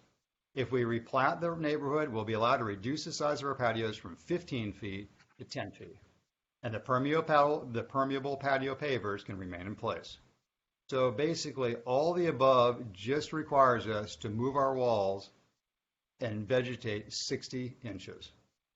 So basically, effectively, all these hearings come down to 60 inches of vegetation in an area that can't be seen by the public. Unless the public has a drone, which we happen to have a drone here. All right, does everybody see the drone picture? Not yet. Now we do. Okay. So if you were to fly a drone right now over our properties, this is what you'd see. You'd see we got 15 feet, roughly 13 to 15 feet of patio and roughly 5 to 7 feet of heavy vegetation buffer. All right, and this is what you'd see if you don't grant us a variance. You can see that it's a pretty small difference. So there we'll toggle it back and forth. There's variance granted, variance denied. Variance granted, variance denied. So you can see we're going to have to demolition the entire patio and move it toward the house 60 inches, the patio and the retaining wall, demolition, all that, bring it forward 60 inches to put 60 inches more heavy vegetation in front of 150 feet of basically a forest behind us. All right. What's everybody see now? Let's see. Are we on the virus reminder? Not quite. All right. Still toggling back and forth. We're stuck on the toggle. Okay. Let me know when you got. Okay, now. All now right. it's the virus. That's the evil virus. Okay. So I just want to remind everybody that, everything's happening now in the middle of a pandemic. I'm a cargo pilot that flies for the military, and which qualifies me as an essential worker. The town is aware of this because I provide them with essential worker letters from my employer and also from the Department of Homeland Security. Can you see the letters there? Yes, sir. You said yes? Yes. Okay. Okay, very good. All right. And for the last 8 months, I've been flying millions of pounds of medical supplies and masks and ventilators, that save countless lives in America here. I've spent the last 3 months, I've spent over 150 hours of work on obtaining this variance. This 150 hours could have been much better spent flying life-saving supplies to Americans. I really honestly do not have the time to be away from work any longer, from flying, to go through reconsiderations, appeals, mediations, all over 60 inches of vegetation that nobody can see. So, that's just the point that I really wanted to make. And to just recap, we proved that we met all of the 4 criteria for the variance. We proved that half the town's findings and the conclusions weren't correct. The other half of them, the findings actually support our variances. We showed a huge comment support from the public. We showed that we only had 1 negative comment. It was factually inaccurate, and it wasn't registered. We don't know where they live, and it wasn't even directed to our house. And then we showed an as-built survey that didn't depict any rear setback lines or buffer lines that we encroached. We showed that the homeowners didn't create this situation, that we were just left with this situation. And, we showed reasons why we shouldn't continue this in the middle of a pandemic. So today, I'm just asking for a yes vote for our variance. The yes vote today, what will it do? It's going to relieve the homeowners from an unnecessary hardship. It's going to, it doesn't cause any negative impact to the environment or the public. And it proves that the town's variance process works as it was designed to work. So with a yes vote today, everybody wins. And I just want to thank you for your time listening to the presentation. Thank you, sir. It's time now to see if board members have any questions of Mr. Ross with regard to either of his applications, since he made a joint presentation for both. And we'll go in reverse order this time, starting with Dr. Ponder. Do you have any questions, Dr. Ponder, of Mr. Ross? Yes, actually. Hi, Mr. Ross. How are you? I'm a little bit, I don't think I quite understand the differing surveys that you Yes. have. One with the 20-foot buffer on it and one without. One says 20-foot backyard, and the other one says buffer setback line, building setback line, and buffer. One has on 127, there's that clear line that delineates that you can't go over that line because of a setback and a buffer. The other one, the 121 clearly shows, the one that I bought first, 121 shows the clear setbacks in the front, setbacks on the sides, but it actually shows no setback in the back. It just says there's a 20-foot backyard. The setbacks are actually shown on the town's property on the other side. Now, where did these surveys come from? Where did you get them? These surveys are provided when I purchase the home at closing. I get my own surveys, and these surveys are provided to us. And it was also sent to us as evidence that we encroached setback line by the town. So, and the reason why, You received both at the same time? I'll say that again. You received both at the same time or at different times? Oh, no, at different times, because I bought 121 and I lived in that. And when I wanted to fix this problem in the backyard, I referred to it because of it had all the dimensions in the backyard. So I could calculate how many blocks I had to buy and things like that. So the survey for 121 has the mark or does not? It does not. So that's why I felt clear to put the patio and the retaining wall to stop the water coming in, because I saw no lines on that as-built survey.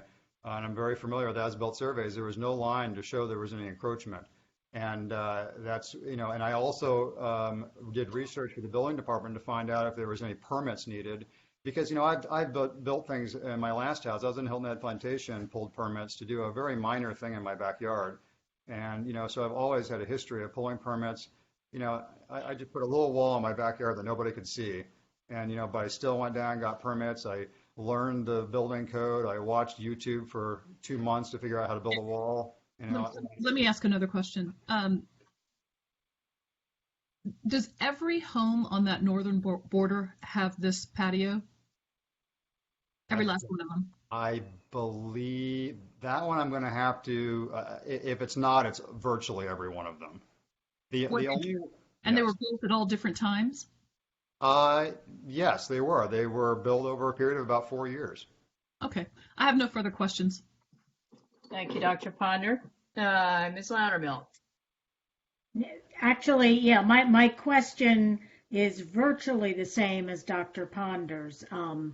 The timing differential, again, on these two surveys, Yes. can you be more specific? Oh, sure. These surveys are from, these homes were built new. I didn't buy them used. I built them. Okay. I bought them from a builder.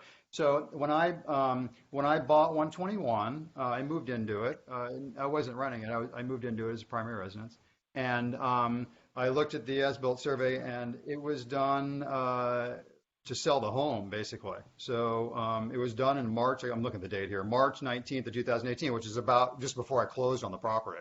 So that's how I received it. I closed on a new property and was provided as-built. So clearly, when I saw this problem in the backyard, that's what I went to. I went to it and to make sure there was no encroachments in the backyard, and I could, put this wall up to fix the water problem. So that's what happened with 121. So then I decided, to build 127 a year later, because it took a year to build it, and a little bit over a year later. And I built 127, but the reason I built it was because I was so happy with 121. I built the exact same house with the exact same patio because it had the exact same stockpile and the exact same water problem, because you could just see it was going to have the same problem. So I bought the exact same lot, and I was assured that it has the exact same everything on it. The same dimensions, the same setback, everything is, and that's factually correct. It does have the same setbacks. But when I got into 127 and then moved into that as my primary residence, I went ahead and built the same house, the same back patio, everything, because everything that I looked at on the as-built for 121, and I knew the lots, and I was sure the lots were identical. I went to look at the as-built for 127 and then saw this setback line, and it was clearly different from what I saw on 121. Well, by that time, everything had been built, and I saw that there was a setback line, and it was really brought to my attention with all this talk from the town and everything, basically. So. And again, the survey for 121 and these assurances, they were provided by whom? What was the actual origin? The origin would be the builder. The builder actually ordered these surveys. So these surveys were given as a part of closing. I can't close on a new piece of property unless I actually have a survey. So they were provided for me at closing. Okay. Oh, okay. Thank you. Those were my questions. Okay, thank you. Mr. White, do you have any questions? Mr. White, I think you need to unmute. Teresa, will you unmute me? Here we go. Thank you. Mr. Ross, I'm just curious.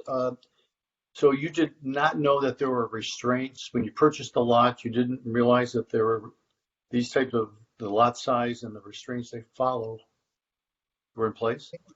Yes, I knew when I bought the property that you can't put any building structures back there. Like they can't extend the house and make it bigger because we asked that. I mean, I didn't want a swimming pool that's under my house. You know what I mean? I wanted one in the yard. You know what I mean? And I was told you can't build any structures back there. You know what I mean? And that's why I asked and did a lot of research on, I know I can't extend my home back there. You know what I mean? I can't put a swimming pool in back there. But I researched everything, and it said that there's no problem with putting in patio pavers and retaining walls because those are not permittable structures that you have to go get building permits for. And then I referred. I mean, this is just what I hear, but I referred back to the as-built, because that's really kind of the determining factor of what can I put back there, and that's where I saw there's no setback lines anywhere. Rear setback lines, I should say. Okay. I'm just curious, what percentage of the property along the northern border would be considered rental homes? Oh, let's see here. I'm not 100% sure on that one, to be honest with you. I can find out for you, but I'm not 100%. I know that one isn't. I live in 127, so I know that's not the case. So, I can attest to that, and 121 is a rental. So. Okay, but I mean, you would know if you have other. Yeah, most of them are rentals on that side. I don't know the exact specifics on how much owners use them because we have some owners in here that live in them seasonally, and then they'll go off for the summer on vacation, Right. and then so I can't really attest to how these properties are being used. I just know that one is a rental, one is my full-time residence here. And there are renters that come and go on those homes, but I don't know what the percentage is or if they're full-time or part-time or anything. I really can't comment. I appreciate that, Mr. Ross. That's all I have, Madam Chairman. Thank you, sir. Mr. Walzak, do you have questions of Mr. Ross? Yes, I'd like to talk about the drainage part of this issue. Okay. You had mentioned that by putting in your patio, there was no increase in runoff and such because you mentioned that they were pervious pavers. Mm-hmm. But have you had an analysis done to see that there was in fact no, there was a zero net runoff? I did not have any engineer or civil engineer to come out there and do any type of runoff analysis. I mean, what I did is when I got in there, we had a fair amount of rain very early on after we moved in, and it was really obvious that there was a huge problem. And the other thing is that, of course, I'm identical to all the homes that are to the left of me. And when I look to the left of me, I have, 7 homes or something, and they had all built the identical patio. And the patios, these aren't custom patios that are all different, for decorations. They're all done for a reason, and now I see when I got in there, I was like, oh, this is why everybody put these in, because there's a huge mess everywhere and drainage problems. And I looked at my neighbors, and I could see, what they did, and I could see, when I'm looking at my property, I got water pouring into the swimming pool. I look at their property, and the patio pavers have no standing water. There's no water in the pools, so That's because the property was not graded properly. It could have been graded to a swale to get the water away. But that's besides the point. What I'm getting at is, wouldn't it be a good idea to perhaps have that done to allay the concern of the town that, in fact, there is no increase in runoff because of your pavers? Wouldn't that be a good thing to do to help your cause here? Well, we did ask to have, I believe it was Brian Eber. I don't know if he's in this meeting.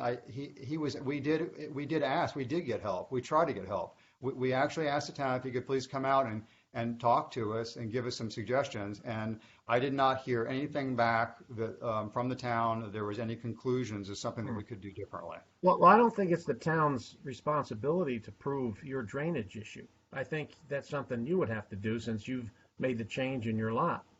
Okay. All right.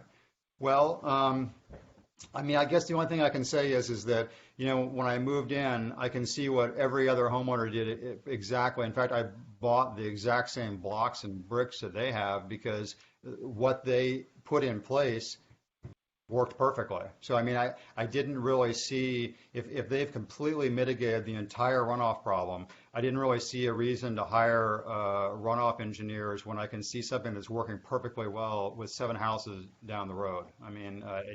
It seemed like that worked. But the other thing I just wanted to comment on is that the town has offered to allow us to reduce this, rezone the property behind us to the towns, and to allow us to reduce to the 10-foot buffer. So we've already vegetated over 5 feet of it. So we're talking here 3 to 5 feet, that we would have to move our walls back toward the houses. So we're only talking 3 feet in most cases, 3 to 4 feet in most cases, of less patio pavers, and all the rest of the patio pavers remain. So the town seems to be completely fine with all these patio pavers in place, the walls in place. We have letters of that to attest to that. And if they don't, they're obviously showing that they don't care, that it's okay if you have all this out there. So in a sense, by what they're allowing us to do, if we replat everything, is essentially what we've already done now by within 3 feet. All right, I have nothing else. Okay, thank you. Mr. Johnson, any questions of Mr. Ross? I hope this is appropriate. Mr. Ross, under the circumstances, would you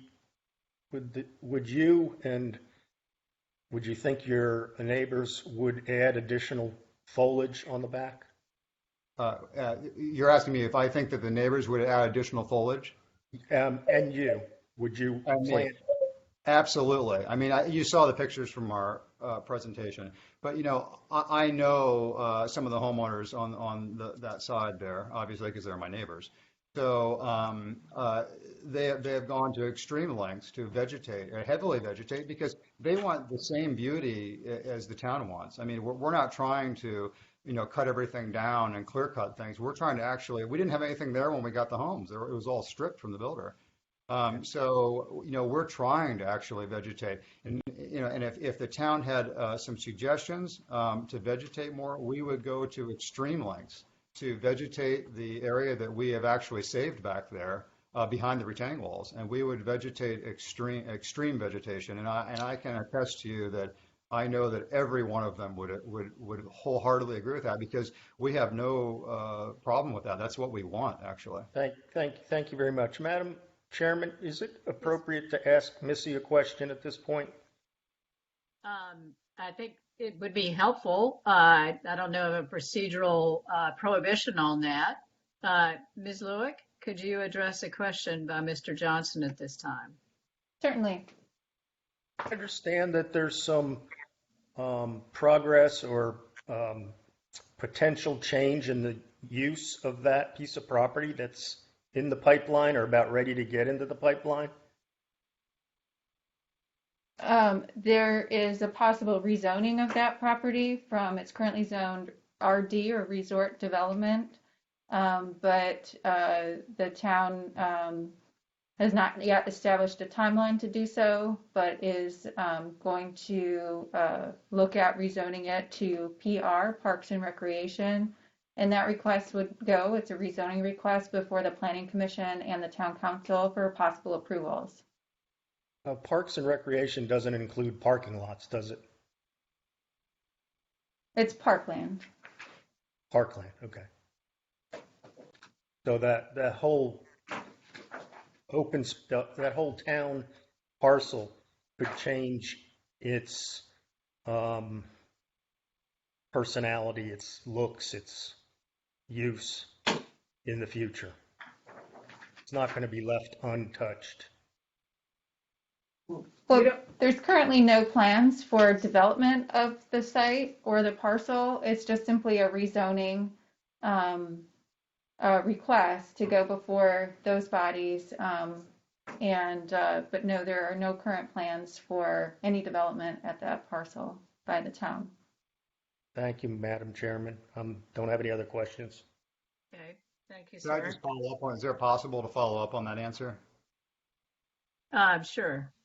I just wanted to mention that in the last hearings, that the town had made a point that could be future development. And that was stricken from the record, actually, and on the last meeting, and not to be considered, because that's protected town land. And and just my personal opinion is that that was used to sway no variance, because it could be changed into something. And it has been stricken from the record by the board and not considered. And now they're proposing to use that to Parks and Recreation, which I think was what it was supposed to be anyway. But that land, I just want to say, has been owned by the town for 15. It was conveyed by us to the town for like 15 years ago, and there's no plans, and never has been any plans to do any type of development except to protect it. So I have to say that you really couldn't say that that's going to have future development on it. Okay. I do have a couple of questions for you, Mr. Ross. The first has to do with your statement about the the town looking at approving a replatting of the subdivision. And we don't have evidence before us about that. Have all the owners of the subdivision approved a replatting? Has it been drawn? Has the surveyor done that? What is the status of that? Okay, what the status of this is I think within days, in fact, I know within days of getting the violation letter, I called Nicole Dixon and I wanted to immediately try to come up with a solution that would work for everybody. And she did make a suggestion that we could get all the owners together and replat the entire neighborhood. And she said that we could reduce it from a 20-foot buffer to a 10-foot buffer. It would still cause us to tear our patios out and move a wall 3 feet, but it would be possible and stay within the confines of the LMO. So anyway, we did hire. I can't tell you much information back because one of the other owners was in charge because she manages a lot of the properties in the neighborhood, so she would have the best contact with other owners to try to find out how much the survey was or the replatting the neighborhood was. And, it wasn't a significant amount of money when you divide it by, all the owners. So, but the problem is we later learned after we got a quote and a possibility of doing that, we later learned that that property is not eligible for, our properties are not eligible for a reduction to 10-foot buffer because we're backed up against resort development. So we told this to Nicole and she said that they did make an error, that it is not reducible. So Nicole, to her credit, tried to find a solution, and she did find out that if she gets this rezoned to Parks and Recreation, which would basically make it, stay the way it is forever, that now you are allowed to have a 10-foot reduced buffer option if it does switch to Parks and Recreation. So I think that's in the works. It's going to take some time, but the problem on the homeowner's end is that some of these lots have been owned by people for 15 years. They've never even been here before. I mean, they've not built on them. Some of them are actually overseas. I got letters back. Some of these letters have been returned because we can't get addresses. We can't get contact addresses with people that are still there. And it's absolutely impossible to get 100% approval from all the homeowners because in the center of the neighborhood, as you can see, is 40%, 35% of the homes, and this issue doesn't affect any of them. And they're absentee owners that generally don't live here generally, and they're just not going to be any way that you're going to be able to convince all 40% of the owners that this has absolutely no impact to get involved and agree, let alone pay. And the money's not an issue. The people that it does impact would probably foot the bill. But you're just not going to realistically be able to get all these owners from all over the world to get together in any reasonable period of time and agree on something that doesn't even affect them. So it really made it impractical. But it does show the town is willing to do that. And if we do it, it brings our buffer to 10, and our patios are already vegetated with a buffer to almost 7. So we were talking about moving retaining walls 3 feet and destroying everything to do it. Okay, so it's my understanding that you're asking the board to consider something that has not been done and you're saying is impractical to be done, and to consider it rezoning, which has not yet occurred. Is that correct? Exactly. So if everything took place as in a perfect world, you rezone that property behind us so it stays park and recreation and as is, and in a perfect world, everybody agrees, then yes, then we would have that 10-foot option.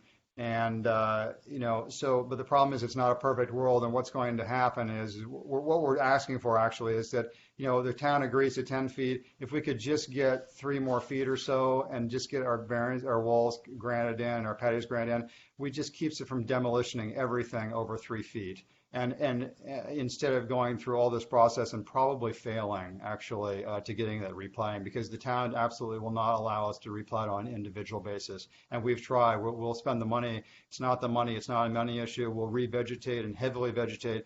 We'll do anything we can to appease the board and follow the ordinances.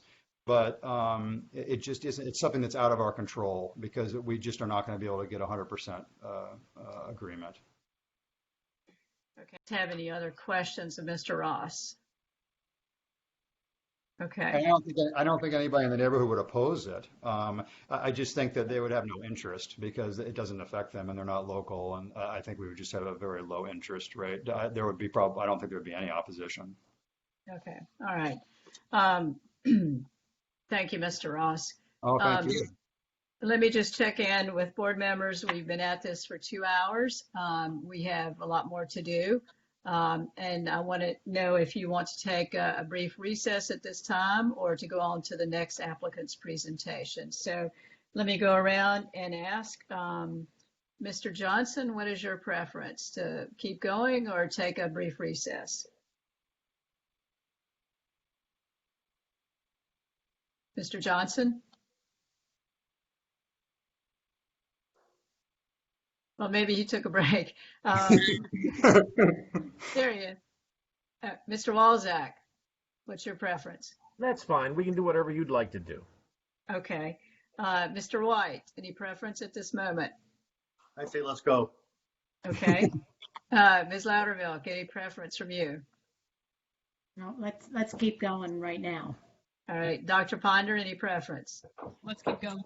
All right. Let's. This is Bob Johnson. Willing, able, and ready to keep going, but I see no end in sight. Okay. Well, I'll ask again, but not at this moment. Let's go on to the next applicant. That is on my agenda, Anne Marie Burke. Ms. Burke, are you there? You are. I can see you. So you can. Staff, are you ready to time the Burkes for them to proceed? Yes, ma'am. Thank you. Go ahead, Ms. Burke, with your presentation. Thank you very much. Hopefully you'll be able to share my screen in just a moment.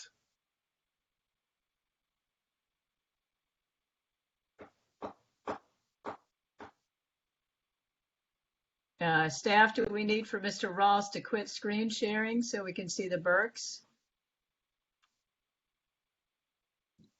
No, ma'am. I believe the Burkes are screen sharing right now. Very good. Okay. So the presentation will be quite similar because we're relying on Rick's great work to actually explain. He's our next door neighbor, to explain the situation that we find ourselves in. And quite frankly, I don't want to repeat the same presentation because I think you're all incredibly bright people and you understand the points that Rick made. So the point is that my house is right next door to Rick's and has much the same situation. We're on the buffer. We're on this northern boundary of property that actually gives us the ability to have the park or the RD buffer behind our house, as well as neighbors all to the left and to the right. And Mr. Johnson, we will gladly make the additional investments to improve the vegetative state behind our house if that's would appease the board and please the board. So we'll be happy to make those kinds of additional investments. All of these houses were built in exactly the same manner by the exact same builder, with the perspective that they were going to optimize the footprint. My wife and I have been riding bikes through this neighborhood for the better part of 15 years. About a year and a half ago, we decided to build in this neighborhood, and because it was close to the beach and a wonderful place that we thought for vacationing and hopefully someday to have grandkids come and visit us and have a nice place for us to have visitors and guests and leverage the property to become ultimately a retirement community for us as we age out. And all of the property is available. We had the same stockpile and the unnatural slope of the land behind us. Interestingly enough, had this slope not been built and this berm not been built, the water would have probably naturally run into the RD property owned by the town of Hilton Head, and there would not be a water runoff issue at all throughout the process. You can see that we have grass abuts to the line as it was built, and that's the reason that we put in a patio. with the fence behind us. Our house is the tan house here. I believe we've met all of the criteria for the exact same reasons that Rick identified in terms of the extraordinary and exceptional conditions. These house lots are very small. Those were approved by the planning board, knowing full well what was going to be built there over the course of the past 15 to 20 years. The lots are substantially smaller than those in the vicinity. And the fact that we don't have room for a picnic table unless we put it in the driveway would be an impact on the utilization of the property. The adjacent properties are all in exactly the same situation as there's nothing behind us. There's nobody to complain about what we have built. We've only gotten the one violation, and I think that we meet the criteria of what we're trying to accomplish in the environment. I'm not going to go through Rick's example other than to say that our property is just like all of the others on the northern boundary. And you couldn't build the kind of home that was envisioned in Sandcastles by the Sea without being able to take advantage of all of the land that's available. So, you know, we are in a situation where we would like to ask for the variance of the 15 feet into the buffer area. We didn't know what the rules were when we built.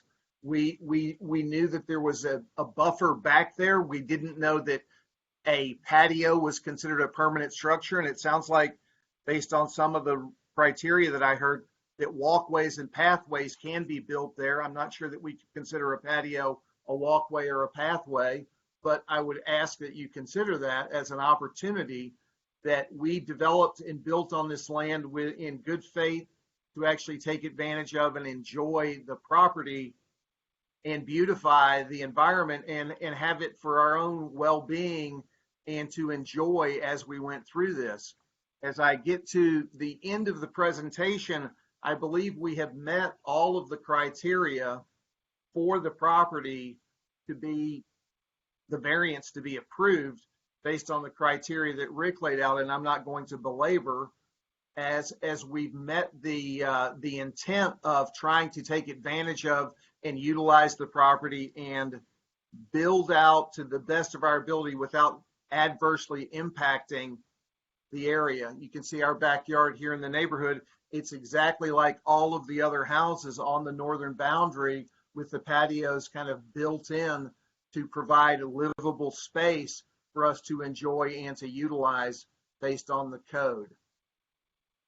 So with that, I'm not going to, like I said, go through the rest of the slides other than to say, are there any questions that you might have for us as we move forward?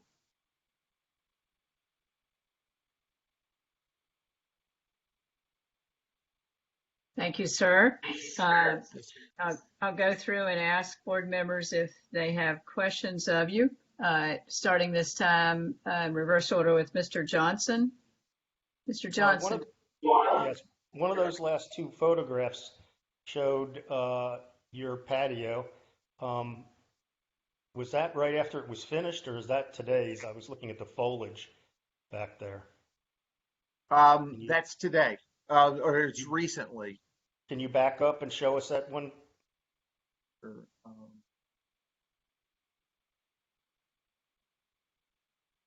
Let me see. Am I still presenting? We'll ask the staff for assistance. It looks like you just started sharing again. Okay.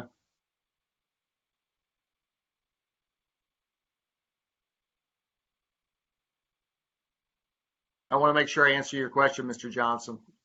It was one of the last three slides, I believe.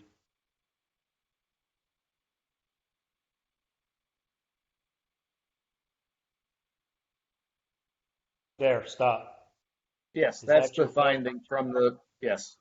That's your patio today or after it was finished? That's the patio today. Okay. I was just noting the sparseness of landscaping, but that's neither here nor there right now. Okay, that's all the questions I have. Okay, thank you, Mr. Johnson. Mr. Walczak, do you have any questions? Yes, I just want to follow up. I agree with Bob on the need for some additional foliage in the back area between the patios and the fences. But I also would like to know if you'd have any objection to actually proving that there is no effect on drainage, which, the town has made an issue of. And I would want to have some assurance that there is no effect on the drainage patterns in the area. Would you be willing to prove that? I don't know how I can prove or disprove it, since, quite frankly, the town didn't try to prove it when they changed the interpretation of the rule. But we're happy to, determine what could we do to reach amenable ends to that, sir. And I'm happy to, I don't know what options we might have, but I'm happy to consider those. And regarding the vegetation, when we knew this was coming, we decided to forego investments in that, but we'll be happy to improve the vegetation in the back. Well, all I'm saying is that was one of the comments made by the town in their review, that by building these patios, you interfered with the runoff, let's say, by creating more runoff. Now, you're saying that or at least the other fellow said that it was done with pervious pavers, which that does absorb moisture or water into the ground. I mean, it's just a matter of proving the fact that you haven't affected the drainage pattern. And if that can be done with some calculation, I think that would solve it. If we can work with the city engineers to come up with that. I know that the pile that was built is what's creating some of that runoff as it runs down the hill and into the pool. So the purpose of the pavers was to absorb that and, quite frankly, let any runoff water run straight into the pools without creating all the dirt and silt and sand that goes along with it. So what's absorbed by the pavers and then runs into the pool is probably mitigates whatever runoff issues might be created. Well, I hope those pavers slope toward the pool. They should be sloped away from the pool. I hope that's the case. Okay, that's all. I think they slope to the sides because that's where the water runs to. Okay. All right. Thank you. If I may interrupt, Mr. Ross has raised his hand. Madam Chair, do you want to accept a comment from him? I think let's at this moment proceed with the Burks and board members' questions, and we can come back to him during the rebuttal. Based upon the time that he had earlier, the other folks have been waiting. Let's go ahead at this moment, unless he has a particular factual information with regard to the Burks. So let's go ahead with board questions of the Burks at this time. So the next board member on the list would be Mr. White. Do you have questions of the Burks? Madam Chairman, I do not. Okay, thank you, sir. Ms. Loudermilk, do you have questions of the Burks? My only question at the moment is, since we focused on surveys a lot with Mr. Ross, I'm assuming that you two received an as-built survey when the home was completed, and I'm very curious if your survey shows the setback/buffer line in the backyard. Yes, ma'am, it does. Actually, interestingly enough, and when I was looking through Rick's slides and saw that 121 and 117, and I think one other did not have the line, mine is consistent with Mr. Ross's 127 lot. So there may be some inconsistencies in the surveys, which quite frankly, we wouldn't have gone to the survey. When you look in the backyard and you see 6 houses with exactly the same or relatively exactly the same patio, you presume that those were compliant.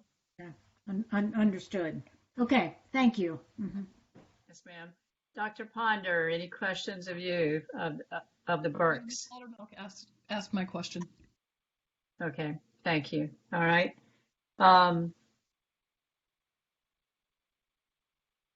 Just looking to see if I have any follow-up questions as well. So when you had your patio constructed, you did what your other neighbors had done.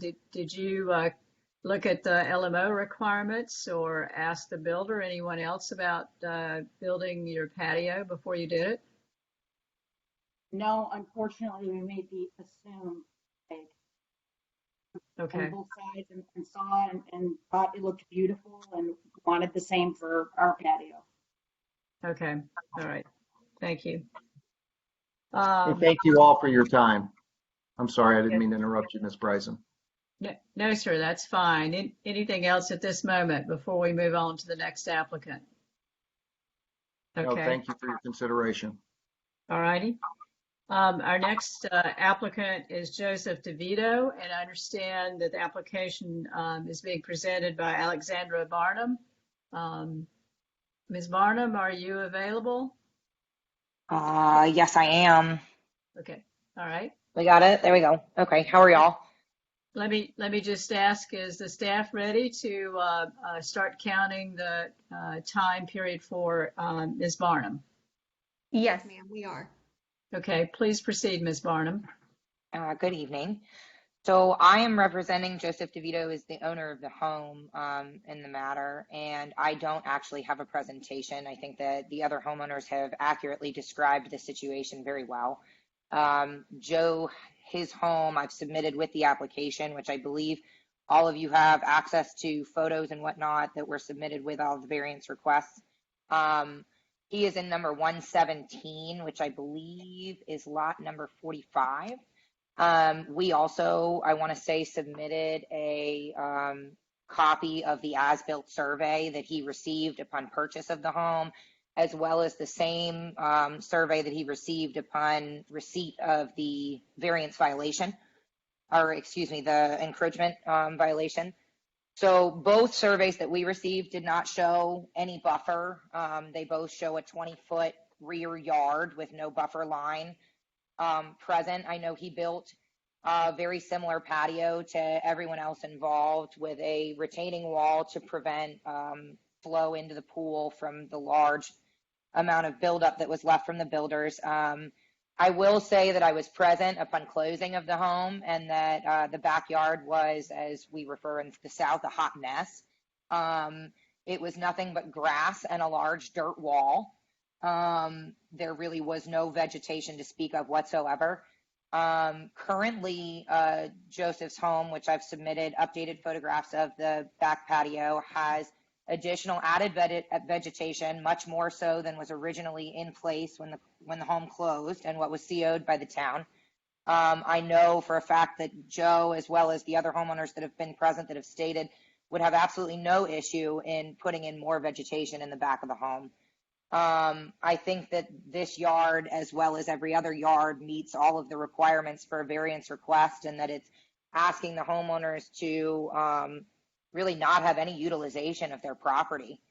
I don't think that that's what the town of Hilton Head really wants of its homeowners or of its visitors. I think that it's actually more of a problem to have people having to use their front yards and their driveways for family occasions. So I think in light of all of those things that it would be fair that the board would grant the variance with variance request for all of the homes on that northbound wall, because it backs up to a fence and a highly vegetated buffer between that road and that community. And when you're pulling, like, for example, if you were to look at CMA, comparative market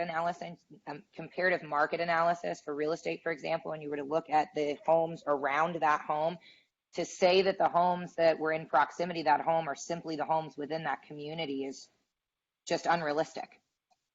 So all of the other homes that are in proximity of those homes have a much more usable piece of property. And I don't think that it's really fair to any of these homeowners when they obviously are trying to not only make these properties much less of an eyesore, because as you can see from the photos in front of you, the vast majority of these backyards were very unaesthetically pleasing. And I don't think that anybody is opposing trying to add vegetation to these homes. I mean, in fact, having vegetation around these homes provides their backyards more privacy. And I think everybody can agree that they'd like some more privacy. So I don't have much else to add to it other than what's already been provided. If there's any other questions that anybody wants to ask me, I will say that I have lived here the vast majority of my life. And I don't see where any of these homes have violated what we as Hilton Head Islanders would want for what our homes are. Okay, thank you, ma'am. We'll now have an opportunity for board members to ask questions. And Mr. White, you're always in the middle, so I'll give you an opportunity to go first with your questions. Mr. White.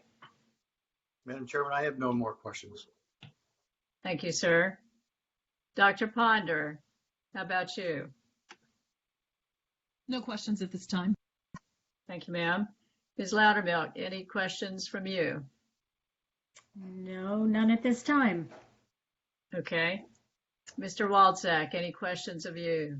No, I think Ms. Berg has heard a lot of our questions already, and they basically apply in the same sense. So no more questions. Okay. And Mr. Johnson, any questions of you? Is this a full-time residence or a rental unit?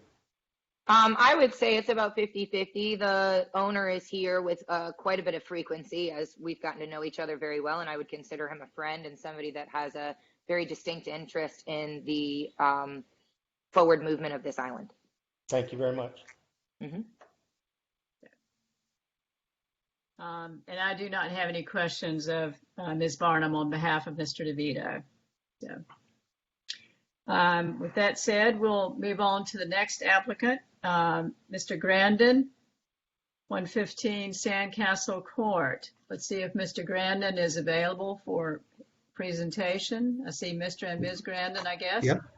And let me just We're check here. with the Thank you. staff. Yes, sir. Let me just check with the staff. Is the town staff ready to start the timer with regard to the Grandins? Yes, ma'am, we are. Thank you. Mr. and Ms. Grandin, you may proceed. Well, thank you. Thank you for your time today. Out of respect for your time, I'm not going to reiterate everything you've heard. We are in the exact same position. We have the pictures of what it looked like before we moved in and what it looks like now, but you've seen enough of that today, I think. I do want to just share with you a little bit about why we bought here. We've been coming down to Hilton Head for about 30 years with our kids. Started when they were very little, and now all of a sudden we have a 1-year-old and 3-year-old grandchild, and we wanted to keep those traditions coming, and we wanted to be able to go back to Hilton Head and have them love it like we have. We had one, they learned to play golf there, they learned to play tennis, they learned to ride the bike there. We wanted all that again, okay? And we want to have a house to be proud of. We just want to have a place you want to be. And as it stands now, it's pretty tough when you can't back up a picnic table without almost falling in the pool. So it's just little things like that. I don't think we're asking for a lot. And everybody just wants it to be beautiful. And I think you've seen some of the things today with what people are willing to do and try to do. And, I don't think we should lose sight of, does the area look good? Does the area look better than it ever has? And I think the answer to those questions are yes. And I think you have to consider that. Again, if you have some specific questions about our house, be happy to share it. But again, it's on the north side, have 150 feet of wood space behind, all those things that you've already heard. So unless you have any further questions, I'm not going to go ahead and bore you with the details. Okay. Thank you, Mr. Grandin. We'll now turn to questions by board members. Mr. Walczak, you're not quite in the middle every time, but close. Let's start with you. No, I have no questions. Thank you. Okay. Um, Mr. Johnson, I have no questions. Thank you. Mr. White. Okay. On your as-built survey, did it show the setback? I'm looking at two surveys here. One of them, it shows a setback and one it does not. So on the, let's see, I don't know. So we have one here that says prepared for starfish investments, and that did not show the setback. This is the one you all showed at the very beginning. I'm not sure how this works here, sorry. Can you see our screen? Yes, Yes. ma'am. We see the Can you entire see the lot? subdivision. Okay, so if you look at our lot on that one, 44, it doesn't show the setback in our lot. It does show it like On some on lots, some of them. It shows it in the back, behind the fence, it looks as like where the setback is. and like you can see it on this lot, and Yeah, this lot. But on lot 44, which is ours, you can't see it. Then we have another one that does show setback. Which kind of, like Rick So said, led to the confusion. Yes. Okay. Thank you very much. Okay. Let's see. Ms. Loudermilk, I'm sorry, did I ask you already? Do you have any questions? You did not ask. And yeah, I'm fascinated with the survey issue as well. So just trying to be more specific, when you purchased the property, the as-built that you were given, or when the home was completed, I should rephrase that, when you received your CO, do you know which survey? We got both of those surveys, and one that we got does show the setback. So I'm not. One of them was September, which was prior to us buying the house. As built does show us 20-foot setback, and then the other one that shows the plot plan that was for the whole subdivision, which you all showed at the beginning of the meeting, does not show a setback.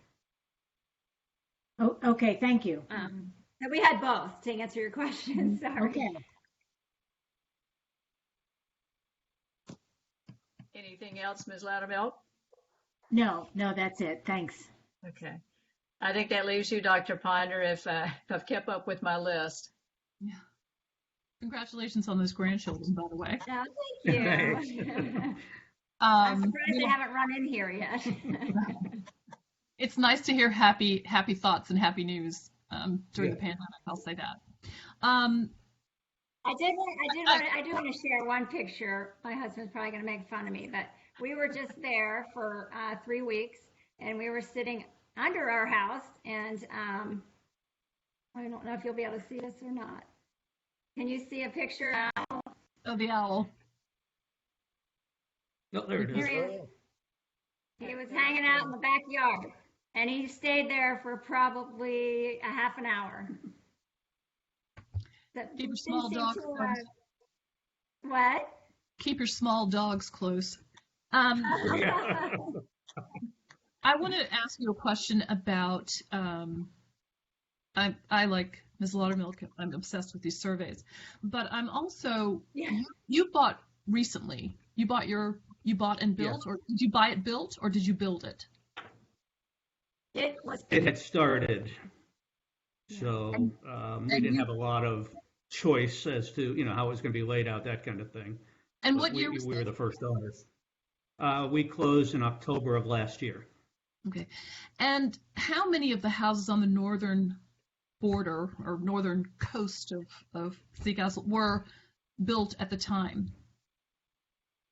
All of them? Some of them? We were the last one that Village Park built on that side. Right. Okay, so you were the last one. Do you know who built the first patio? I do not. No. Because again, we were the last ones to move in. That may be a question for Mr. Ross, but I'd like to know who built the first patio. That's all of my questions. Thank you, Madam Chair. Thank you. Thank you. I don't have any questions at this point. And I believe that concludes the applicant's presentations. We'll come back to Mr. Ross, but first there's an opportunity for global discussion by the board members. That's what the outline shows to me. But would we prefer to hear rebuttal by the staff first and rebuttal by the applicants first before we have any board discussion? Yes. Yes. That's my thinking as well. Okay. Yes. Let's go ahead then with staff rebuttal at this time. And the staff will have 5 minutes, either Ms. Lewick or Mr. Newman or a combination thereof.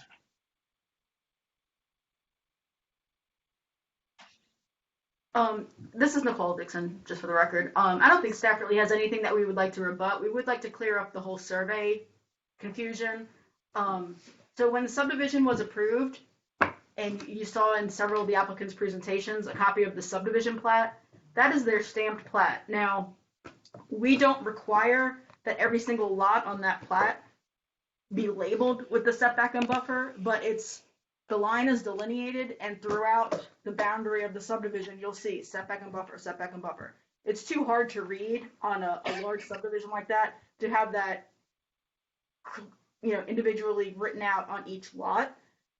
So if they zoom in on their lot, it may not show the writing setback and buffer, but you can clearly see the setback and buffer delineated on the subdivision plat.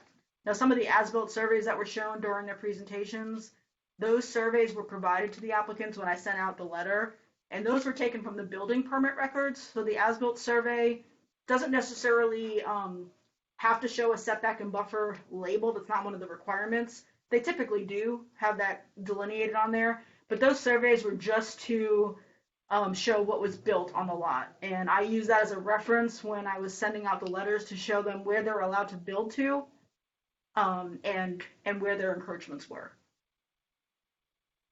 So I don't know if that cleared it up at all, but I know that there was confusion. Okay. Before we go around and ask questions of the board, anything else from the staff as information or in rebuttal? Any member of the staff, I'll make it that general. Okay. No further comments. Okay. Thank you. All right. Let's go around then. Dr. Ponder, we'll start with you this time. Any questions of the staff with this information? No, thank you. Ms. Loudermilk, any questions of you? Yes, just one, just for clarification. We talked about the authorization that it appears the town is going to proceed to apply for rezoning to their 1.5 acre parcel, which would change it to park and recreation. If that zoning does occur, but the Sandcastle by the Sea subdivision is not replatted, what does the current LMO require or permit from a buffer setback standpoint? Okay. The LMO currently requires a type C buffer and a 30-foot setback because it's an adjacent use setback and buffer. And according to the table in the LMO, you're going from a single family residential development to a vacant RD district.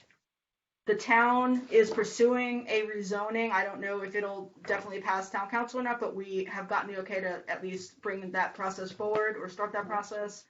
And the reason being is because typically all of the town-owned properties are zoned Parks and Rec. I'm not sure why this one was left off, but in order to be consistent with how the other town properties are zoned, that's why we're bringing it forward. And like was mentioned earlier, that we would need 100% owner's consent in order to replat the subdivision. Right. I'm, for the moment, my question, I'm taking the replatting off the table. Okay. So if the recorded plat remains as is, but the town does get their property rezoned, what is, I'm trying to just be clear on what the 2014 LMO buffer and setback standards would be. Then it would be a 20-foot setback and buffer, and the buffer can be reduced to the option 2, which would be a 10-foot, but you still have a 20-foot setback. Okay. Okay. Very good. Thank you. You're welcome. Okay. Mr. White. This is more or less a clarification of Lisa's question. Lisa mentioned appears that there may be a shift by the town. Would we rephrase that by saying may? I mean, it doesn't appear that it's would suggest to me that it's a reasonable conclusion that in fact it's going to take place. I'm not hearing that. I'm hearing that it may happen. I guess I was hearing that the application for rezoning will happen. Whether it's approved is yet to be determined. Right. That's correct. Okay, thank you very much. All right, thank you, sir. Mr. Walczak, questions from Yes. you. Yes. Is Brian Eber still with us? Is he there? Yes. Brian Eber is on the call, yes. All right, my question is, because a lot of you were involved in the survey. I'm involved in the drainage. And I'd like to know from Brian what his opinions are with regard to the concern of the town about the runoff that's being altered because of these patios.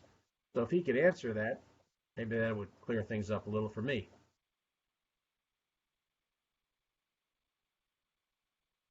Mr. Eber, can you respond?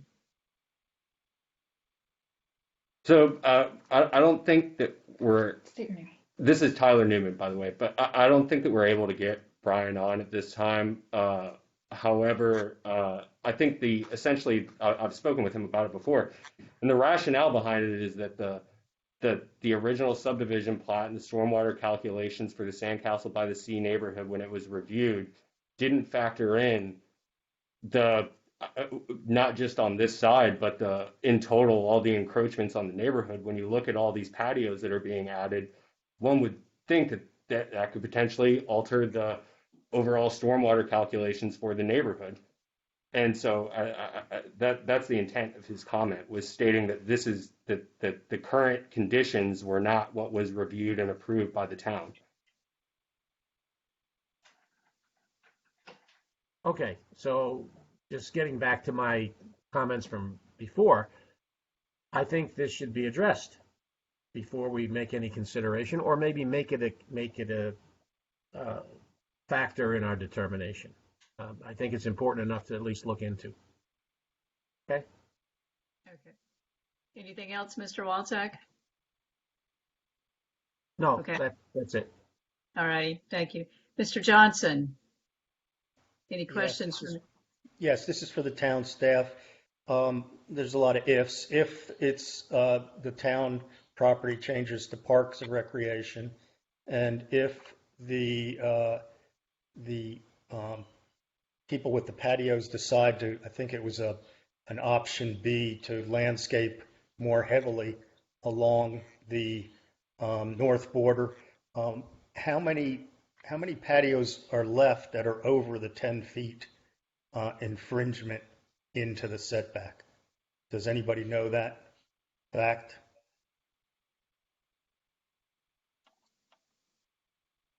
It may take a moment. I believe that of the existing encroachments, all of them except for one would still be encroaching into the buffer, even if it were to be 10 feet, and that would be the 115 Sandcastle Court, which only has an 8-foot encroachment into the setback and buffer at this time.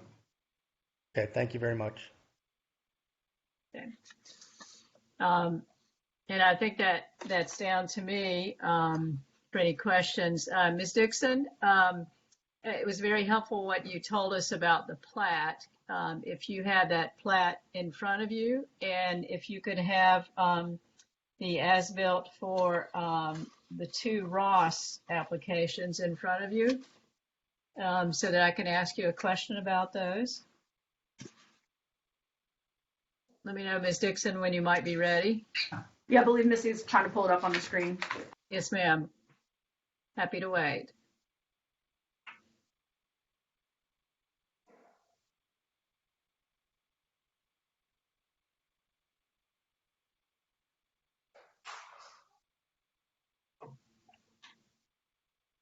Why don't you go ahead and ask me your question? I've got the plat. Sure.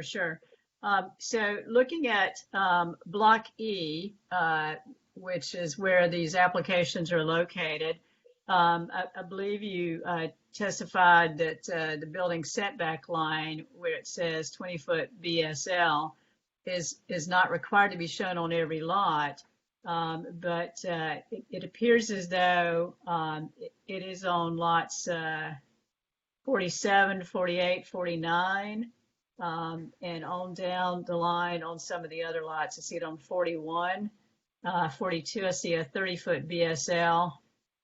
So in looking at all of the lots along that line in Block E, there is a dotted line, a rectangular line on each of those lots. Can you tell us what that is? Is that a building footprint? That's their buildable area. So the dotted lines represent all of their adjacent street setback and buffers, their adjacent use, and then their 5-foot. I can't read it. Typically, there's a 5-foot internal setback in between the lots. 3.5 feet. Or 3.5 feet for this subdivision. It's currently 5. So the dashed line is their buildable area. Okay, so all of those lots within Block E, including those which are the 5 variance applications we're considering today, show their building footprint or buildable area on that recorded plat. Is that correct? That's correct.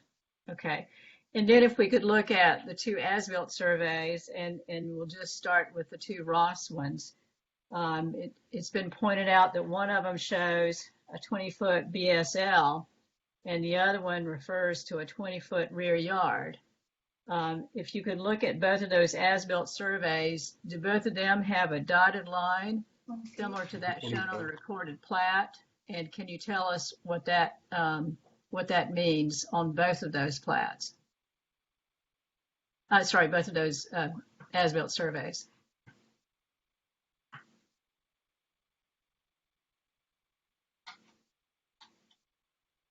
I guess a better question is that dotted rectangle on each of those as-built surveys the same as the buildable area on the recorded plat? Yes, ma'am, it is. Okay.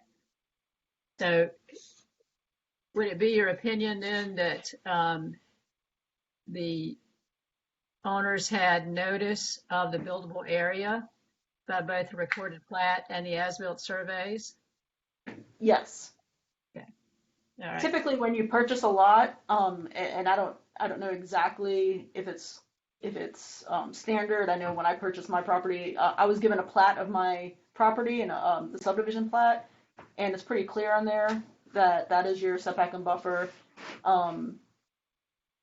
Anytime anyone calls in with questions about their setback and buffer, I know a few of the applicants mentioned that they did call and were told that they can have patios and retaining walls and that sort of thing.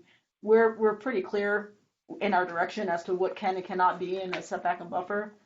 Okay. And so it's pretty clear, even on the as-built, where that dotted line is, that's their limit for any kind of structure or building. Okay. And there appears to be some confusion about the terms 20-foot rear yard. Can you tell the board what that means based on your experience? So what you're looking at right now up on the screen is an as-built survey, and so some of the surveyors may use different terminology. These surveys that you're looking at right now were part of building permit plans, and so you're not looking at the subdivision plat, which is how it's labeled per the land management ordinance. So these were as-built surveys that were turned in during the building permit process, and so a surveyor just has it labeled incorrectly, or Okay. not how the LMO would have it labeled. Okay. All right. Those are the questions I have of the staff. Any other board members have any follow-up questions for the staff during staff rebuttal time?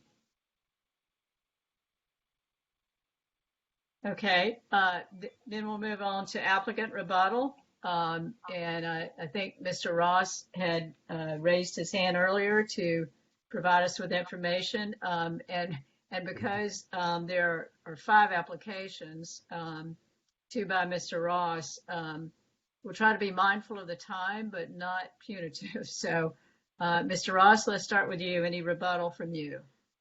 Let's see here. Let me unmute. Can you see me? Yes, sir. Okay, let me go to my presentation and pull up what Nicole's talking about as far as our survey here.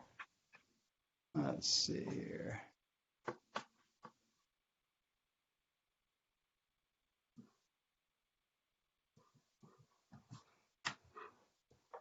All right, almost there. Okay.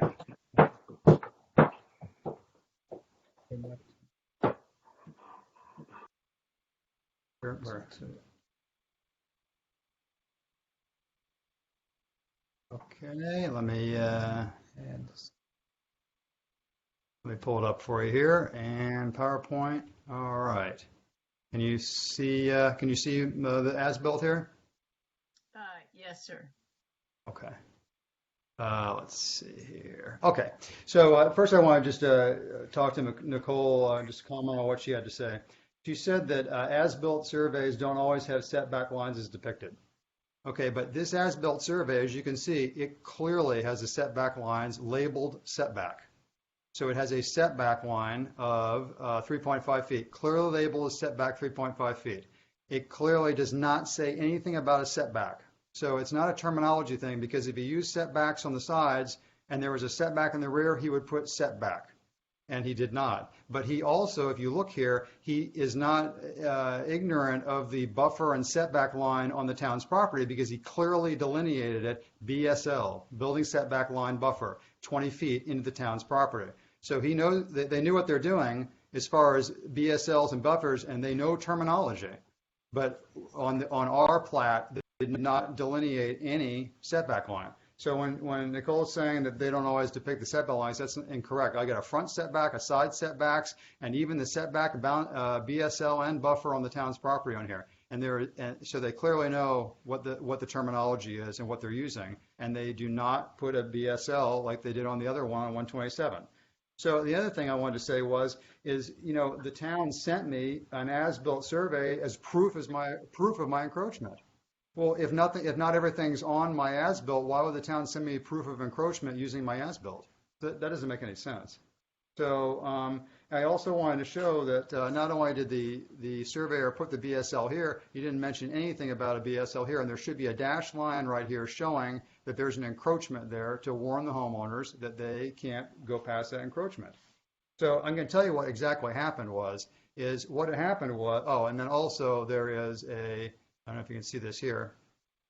And this is another thing that where Nicole's saying that not everything has to be on this as-built. That's not true. At the top of the as-built, it very clearly says, also there are no encroachments, projections, or setbacks affecting the property other than those shown. And there are none shown. Let's go back and look. There's one shown for the town's property. There's side ones and front ones shown for me. Nothing shown for a rear setback or BSL. And the other thing I want to say is that this is interesting. 117, 121, and 123. So 2 other homes that are next to me, they don't have any setback line depicted here either. And guess what? When you look on the surveys, they were done by the same surveyor, because they were done very close together, because these homes were built very close together. So they made a mistake, obviously, and they did not not depict that line on there for the homeowners because it was the same surveyor that made the mistake on 117, 121, 123. Then when I bought 127, it has a different surveyor. So all the ones on the street that used the different surveyor, they properly depicted this boundary setback line, warned the owners that there was a line that they could encroach. And the other thing that I want to say about Nicole's presentation is that she got a master plan of the neighborhood so she could examine it, before she closes on her home. Well, the last home I closed on before this was in Hilton Head Plantation. There's 5,000 homes. I mean, when I go to closing, they're not going to roll out a map to show me all 5,000 pieces of property on the master plan for me to examine every single setback and encroachment everywhere. I don't know what neighborhood Nicole lives in, but it could possibly be small. But when you're talking about large neighborhoods, they don't at closing pull out these master plans to have you dig through. They give you the as-built survey, so you can be very knowledgeable and informed on how does everything from that master plan legally impact your property. And that's what this whole as-built survey is all about. It's a blow-up of what the homeowner can expect is impacted from his property. So that's the one thing I wanted to say on that. And Madam Chairman, could I make a comment here, please? Sure. Tell us who you are, because all we can see. Charlie Walzak. While we have this slide up there, I just want to make the point that even though this surveyor puts a 20-foot BSL/buffer up in the town property, but he does not show the dashed line up there. Isn't it possible that he had the notation up there and forgot to pull it down with his CAD machine when he was doing in other words, it's a drafting error that he made, because he doesn't show a buffer line up on the town property. He just shows the notation, but no line. So I'm just saying it's probably a drafting error here. I just want to make that point. Okay. Well, that's a good point. Yeah, I mean that could possibly be what it is. The other point that it could be is that this as-built is for my property, not for the town. So I mean, he's concentrating or she's concentrating on putting the setbacks on the site that they're doing the survey on, not on the town. So I mean, it's also possible that they let you know that the buffer setback line is somewhere on the town's property and not on yours. So that's also a possibility. Madam Chair, may I ask a question? It's Anna Ponder. Yes, ma'am. Go ahead. Mr. Ross, you've been there a long time, so you might know who built the first patio. Honestly, I don't even know which patio was built first. I do know there were a lot of them here when I bought in the neighborhood, but I couldn't even begin to tell you. I'm not even sure which house was here first, to be honest with you. Just on that north part of the property, just where that line of houses, you don't know who built first. I honestly, I just don't have that information. I don't have that information with me. Okay, thank you. I do know that the only thing I do know just from the research and remembering is 117, 121, and 123 were built similar at the same time because the survey was done by the same person, and then time went on and passed, and a different surveying company did it. So I know that they were built similar at the same time as when I built. So I would expect, I remember seeing 121 when I built 121. I remember 123 and 117 had to be on some stage of construction because of the proximity of when we closed. Okay, thank you, Mr. Ross. Now we'd move on to the birds. Just the one last thing I was going to say is, could I make a rebuttal to the Tyler's remarks about the drainage? If you will be very, very brief. I'll be really brief. The drainage expert's not here right now, and they've had a lot of time to prepare to be here. It's important to talk about a drainage issue. The expert should be here, and Tyler shouldn't be testifying that one would think that it would change the drainage. That's not testimony because he's not an expert in water runoff. So our patios right now are 305 square feet. If you don't grant us our variance and we do this replatting and tear everything out, all you do is we get a 235 square foot patio. So we're only talking about, if you grant us a variance today, we're talking less than 24% of patio paver change. That's such a small amount of change that there's not going to be any possible water runoff changes. So I just wanted to say that there's not been any testimony today that that proves anything with water runoff. And we'd be more than happy. I don't want to speak for the owners, but I'm sure everyone would be happy to totally revegetate everything. And I know that one member of the board was interested in drainage runoff calculations, and I'm sure that from us living there for 2 years, knowing exactly that there's been no water anywhere during any heavy rains, that if we change the patio pavers by 24%, it just isn't going to make, to appease the town, it's just not going to make any difference. Okay, thank you, sir. Let's move on to any rebuttal by the Burks. Yes, thank you, Chairman, Chairperson. We're requesting this variance to accept and comply with what the town of Hilton Head Island wants us to be able to do. We're asking for an adjustment to the standards that have been put in place, not because we wanted to bend the rules or break the rules, but because we wanted to be able to enjoy the property. I think that the conversation today would lead you to believe that we're not infringing upon our neighbors.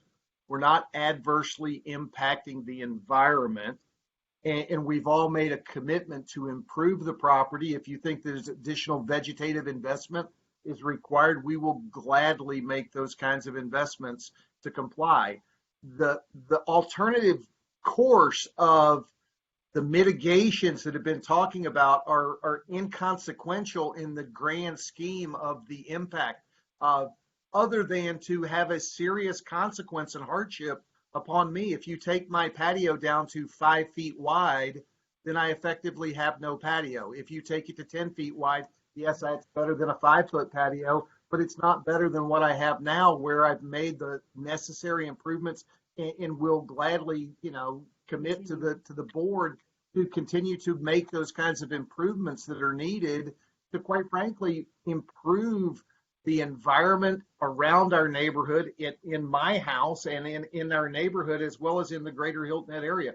We're committed to making the island a better place, and that's why we'd like this variance and your approval to keep it as is, with your recommendations that we make some improvements around vegetative state and those kinds of things. Happy to do that. So thank you very much for your time today. We appreciate it. We appreciate your consideration, your thoughtful consideration, and think about, how can we make this the best possible outcome? And I think that's to grant the variance and provide some recommendations on how you think we can make the island a better place. So thank you all very much.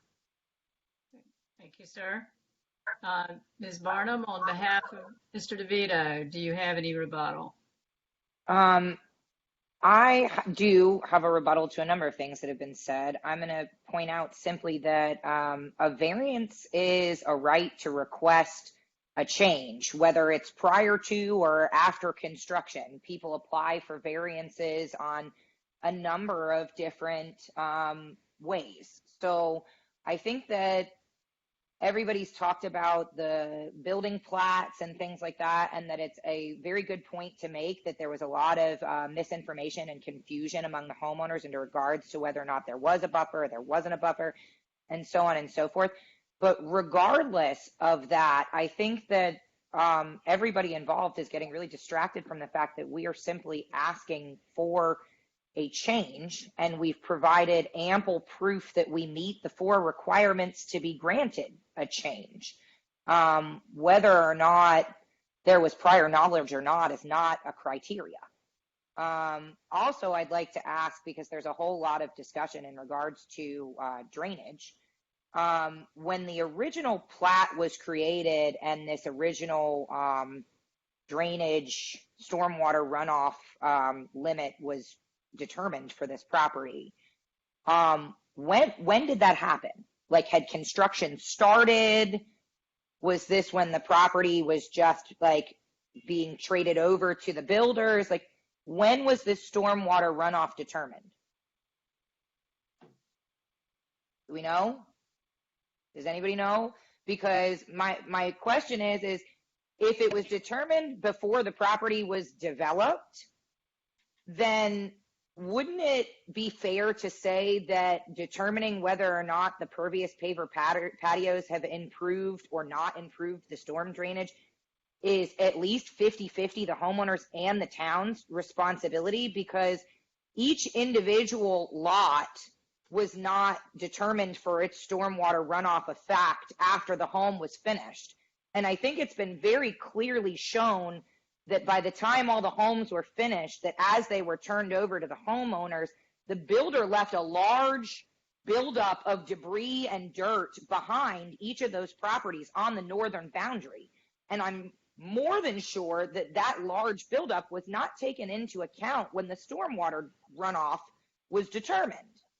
And so these homeowners have ultimately created a situation where, from what they perceive, and they're the ones living in the homes dealing with either a muddy mess in their backyard or what they've now created, the best thing that they can say, from not a professional standpoint, but from a basic, I looked in my backyard and saw there was water or not, that they've effectively created a resolution to the problem.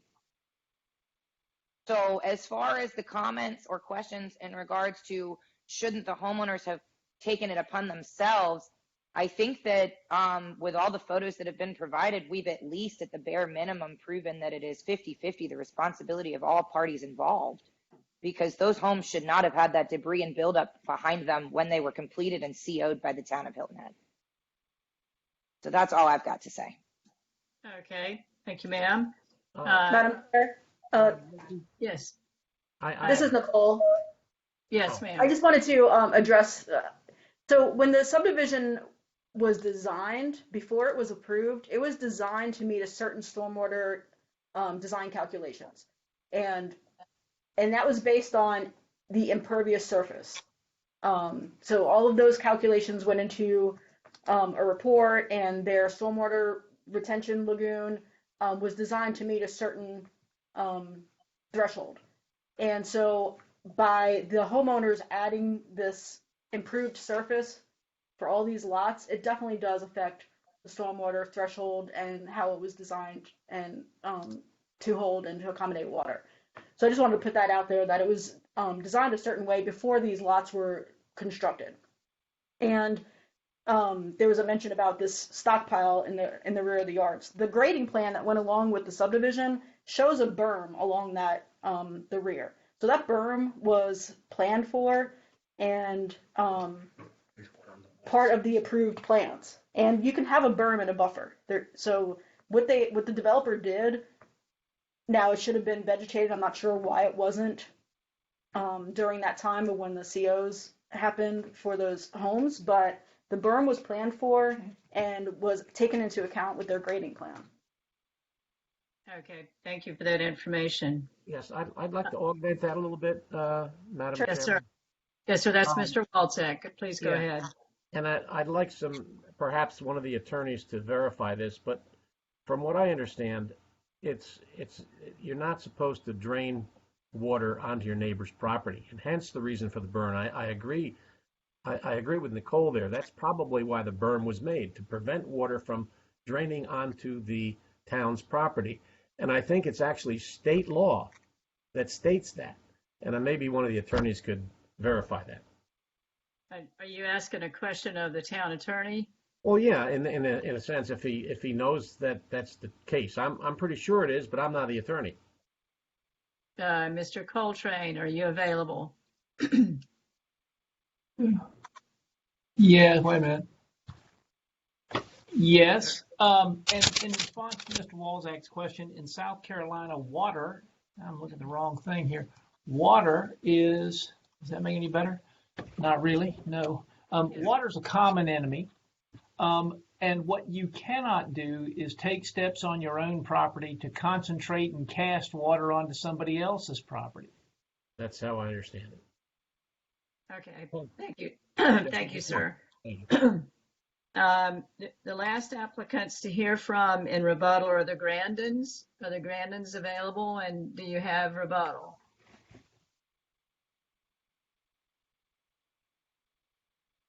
We are available. Yes, Sorry. ma'am. Do you have anything else to Again, offer? probably nothing new. I would say that the berm that we were left with, yes, it kind of goes both ways. It goes away from our property and towards our property. And when we were issued our certificate of occupancy, there was no vegetation. And so all of the water runoff went underneath the house and into the pool. And I think what all of us are trying to do is keep the water out of our houses and go to the side yards and out, the proper design, the proper way that it should go. Nobody's trying to put it back onto the town property at all. And I think we're getting away from it a little bit. It's just, we just want a variance. We see what has worked. And again, it all seems to me we're complicating the issue. Here's something that has proven to work for everybody that's had it. Some people have had it for years. It solved the problem. It hasn't.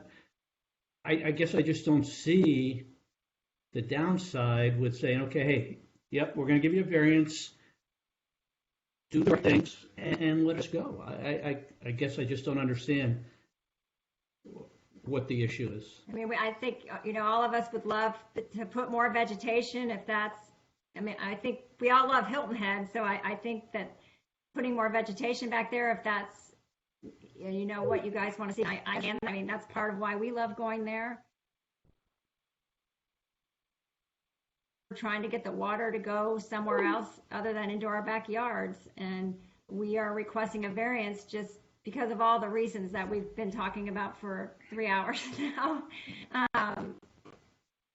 And we hope that you guys will consider granting our variances. And we thank you for your time, a lot of time. All right. Thank you, ma'am and sir. Madam Chair, Any questions? there is a hand raised at this time from Mr. Ross, if you would like to address that. Only if there's absolutely new evidence. Absolutely new evidence. No more of the same comments from Mr. Ross. We just have to put a limit in respect to the other applicants. So let's let Mr. Ross have 1 minute to tell us if he has new information for the board. 1 minute only. Okay. Mr. Ross, go ahead. The clock is ticking. Okay, very good. I just wanted to just say that the expert here that could answer all this is Brian Eber, and he is not here, and it had plenty of notice to be here if it's such an important problem with drainage with the town. And Nicole and everyone else that's commenting on drainage is not expert, so that should not be taken into consideration. And the last thing I wanted to rebut was the attorney. He said common water is the common enemy is a law. That's true. And the homeowners are allowed to do anything in their means to stop water from causing damage to them. That's the law of the water is a common enemy. But it also says the only thing he quoted was you can't have it cast onto the other people's properties, and we're not doing that. Everybody here is the neighbors, and they're not saying we're doing that, so that we're not Mr. casting Ross, water anyway. Mr. Ross, your time is up, sir. Okay. Thank you very much. I appreciate it. Ample opportunity. Thank you, sir. At this point, Ms. Haley, as I understand, we have no public on the phone or waiting on the phone to make public comment. Is that accurate? That's correct, Madam Chair. Okay. The comments on the public portal have been made available to the board and will now become a part of the record. Without objection. And the applicants' applications and presentations will become a part of this record unless there is objection. Hearing no objections, the public hearings on these variance requests are now closed. We now move to the final board discussion and vote. The way we have proceeded in the past is to have a global discussion of the cases and discussion of individual cases and going again in a certain order by board members. I'll try to keep varying that so different folks have an opportunity. But first, I'm mindful now we've been over 3 hours. I would suggest that we take at least a 5-minute recess, and I will wait until I see the board members return. if that is okay with board members. I'm seeing nods of head. Madam Chairman, I have information about the drainage. Who is speaking? I apologize. Madam Chair, we apologize we weren't able to catch that. That is Mr. Schneider. He has raised his hand, but he is not an applicant for the variance request. He is later on in this agenda. Okay, we'll let him speak at that time for his request. Without objection, the board will go into recess for 5 minutes. If someone needs a little more personal time, we will wait for you. We'll stand in recess for 5 minutes.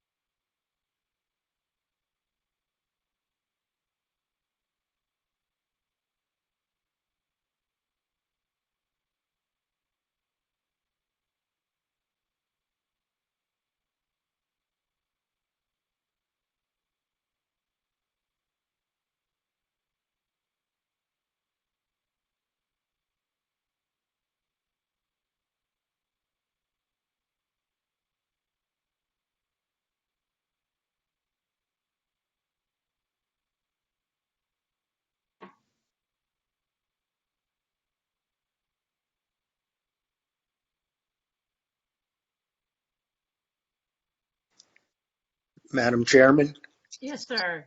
this is Bob Johnson. I'm back. Thank you, sir. Welcome. I appreciate that. I can't I can't see you. Thank you for letting me know. I believe I see the other board members back. Mr. White, I saw you waving to me. Thank you, sir. I can see you. Ms. Haley, are you back with us? Yes, Madam Chair, I'm here. And Town of Hilton Head staff at Town Hall, are you back with us? Yes, we are all here. Thank you. Pardon me. Okay, we'll now proceed with board discussion. We are back from our recess, reconvening at 5:48 p.m.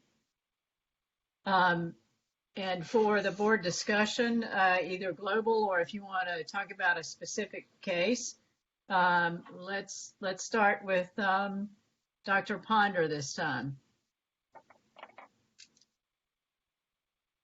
Thank you, Madam Chair.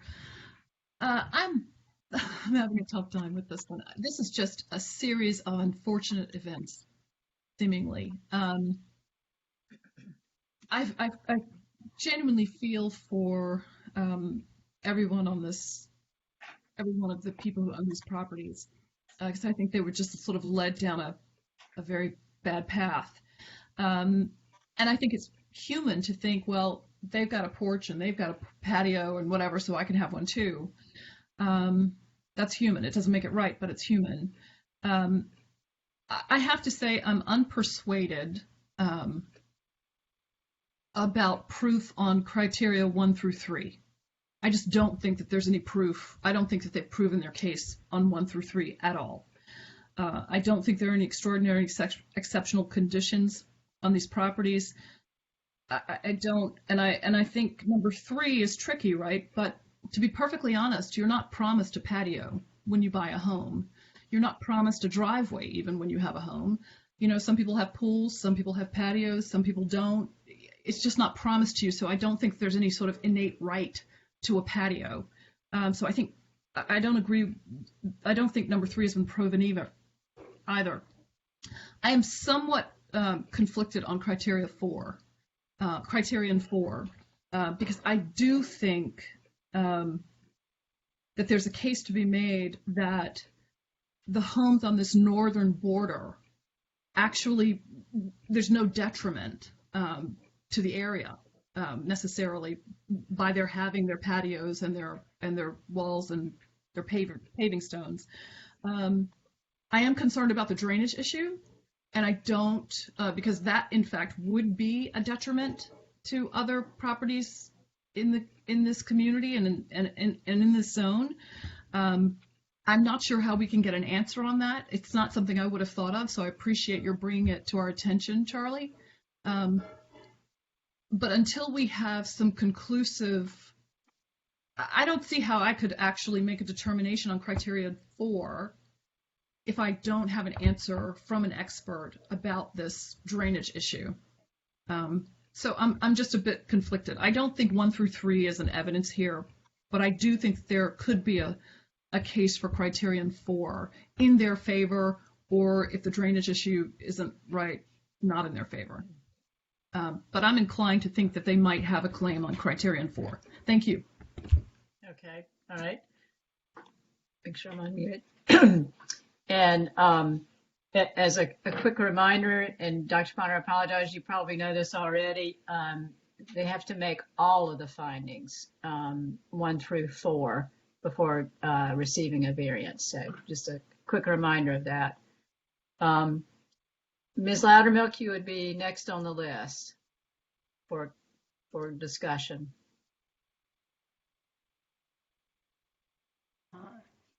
To say I'm conflicted here is probably an understatement. I'm very disturbed by the apparent confusion of these homeowners as to what was permitted and what was not permitted. You know, why that really occurred, who's to say? That's not our issue, I guess, but to me, it's very disturbing. I think there's some clearly a systematic breakdown somewhere, but that's not for us to resolve.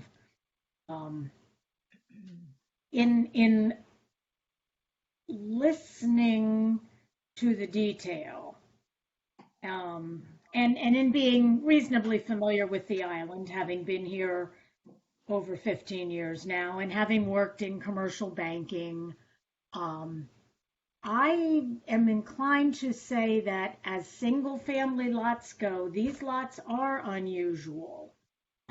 They are incredibly small. So I could be persuaded to think that that is, a unique and unusual condition when you look at criteria 1. And then criteria 2 is kind of a natural feed off from that. The lot size is not typical of other properties or many other properties. It's just, it is a very unique single family lot size. In my mind, there's really no question about it. So I can follow through on all of the trains of thought that utilization of the entire property, not just the interior of the home. I can follow through on the logic that utilization of the property is effectively restricted. Here again, if you're buying an attached condominium type property, you realize you do not maybe have any of your own personal outdoor space. But when you are buying a single family home, outdoor space is expected. Whether it's required is another argument, but I think it is a common amenity that is expected by homeowners. And then criteria 4, as Dr. Ponder said, we have not seen any derogatory evidence that the improvements these folks have installed have harmed anyone else. I would love to have a new, updated, whatever, engineering study that speaks to the drainage issue. I think that's a significant issue. And I don't think any of us sitting here today can answer that question. So those are my thoughts at this point. Okay. Thank you, ma'am. Mr. White. I appreciate the situation that the applicants are in. I mean, they're trying to do the right thing for their particular properties. However, I've heard a great deal of surveyor problems and the builder problems and everything else. But at the end of the day, yes, the lot, to Lisa's point, yes, the lot is very small, but they chose to build on that lot, and they chose to build a large home on a small lot. So I also am conflicted, but I think that the town has done a fairly effective job of stating where they are and what the rules are. So that's my piece. Okay. Thank you, sir. Mr. Walczak. Yes, I tend to agree with what the three of you have already said previous to me. From a human standpoint, though, if I were to make a decision based on empathy, it would seem to be, I would want to be kind about that. But we're dealing with law, and we're dealing with what the town has already made a determination on, which appears to be legitimate. There's a way we could possibly consider if they were to prove to us that the drainage issue is okay, and if they were to do some extraordinary planting in the back, maybe we could see it through. I don't know. It's something for us to all think about and decide. But right now, I think we have to look at it straight. Okay, that's me. Thank you, sir. It's Mr. Johnson.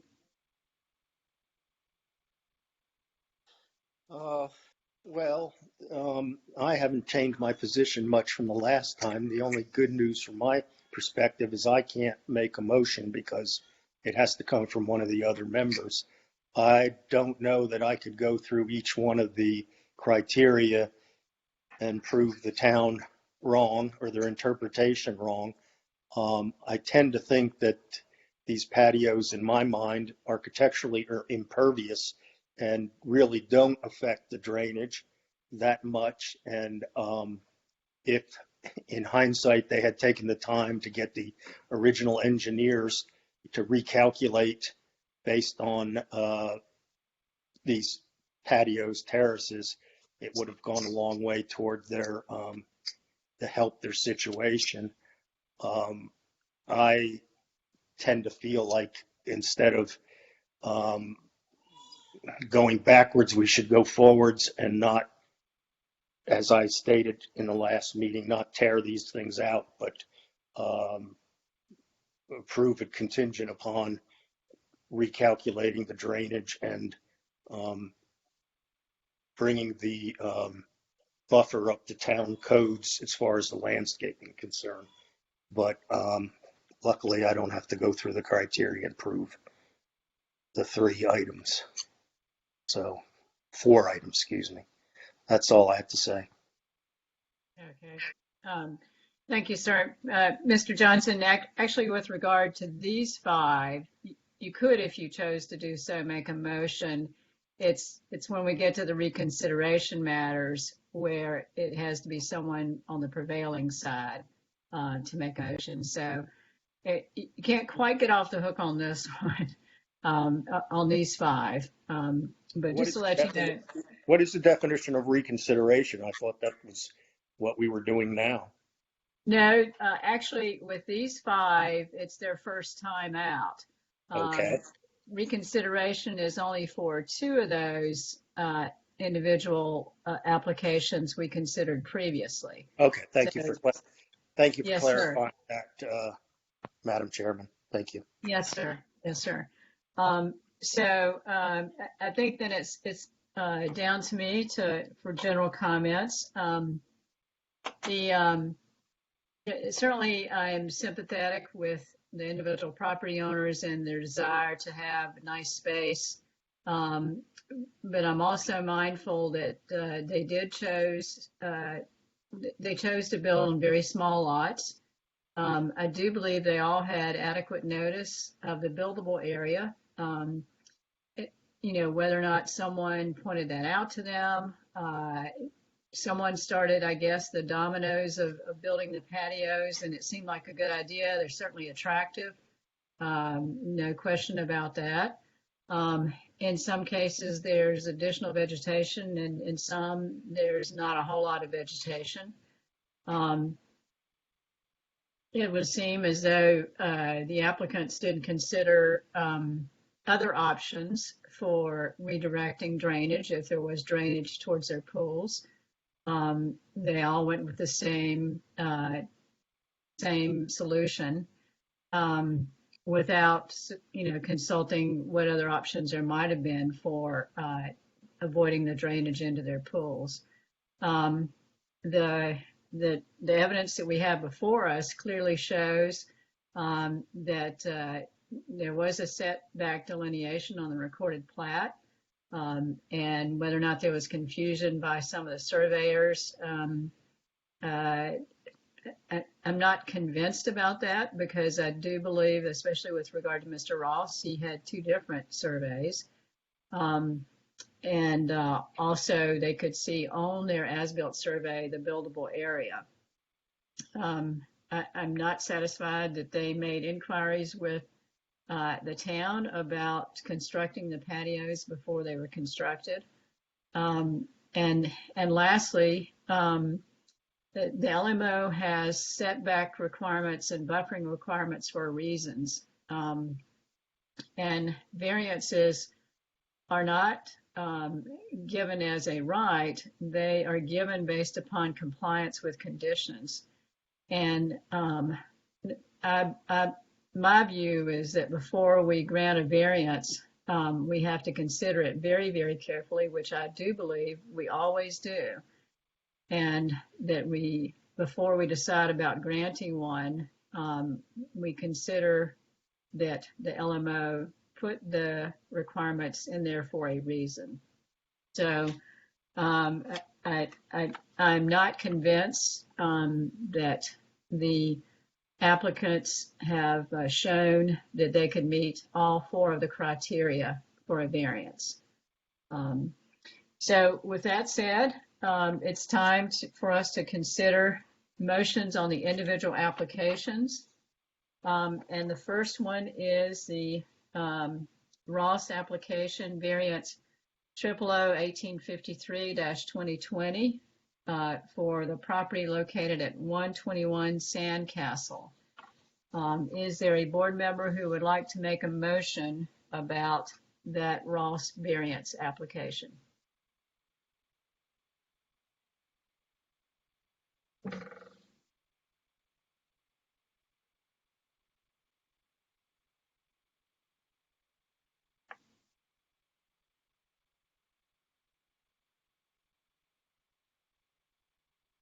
And as the board chair, unless I step aside as board chair, I will not make, I'm not making motions.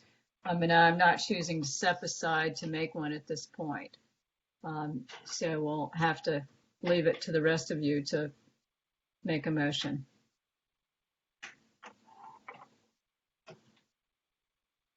I think, Madam Chair, what you're really hearing is our reluctance to do this. I mean, I'm not gonna mince any words here. I'm having a very difficult time with this.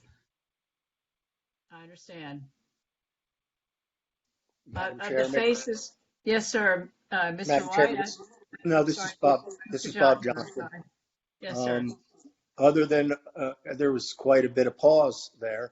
Other than someone coming forward and making a motion at this point in time, is there any other remedies or options?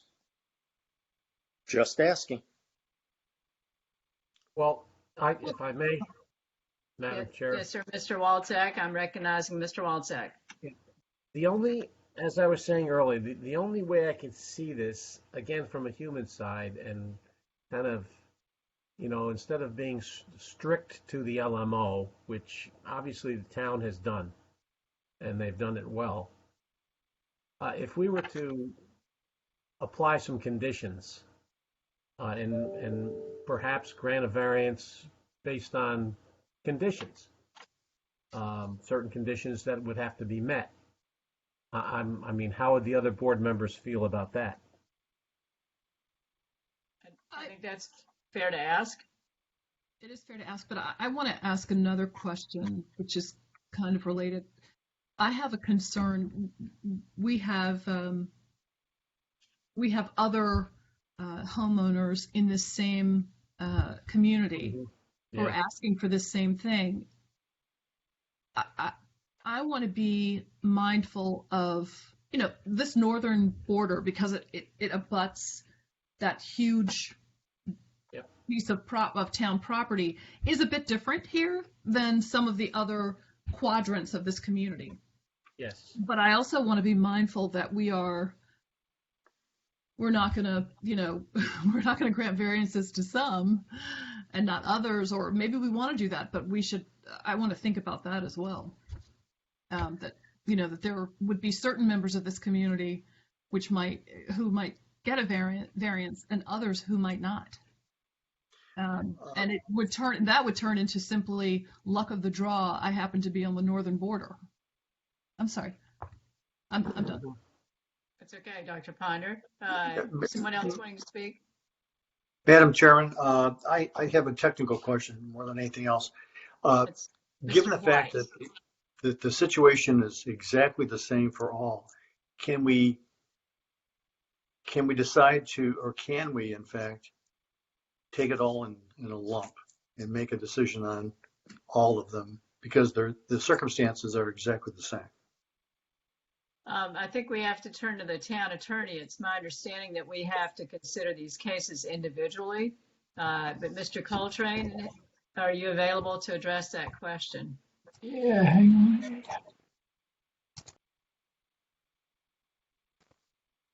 on. Yes, she would have to vote on each individual application. I mean, while I understand the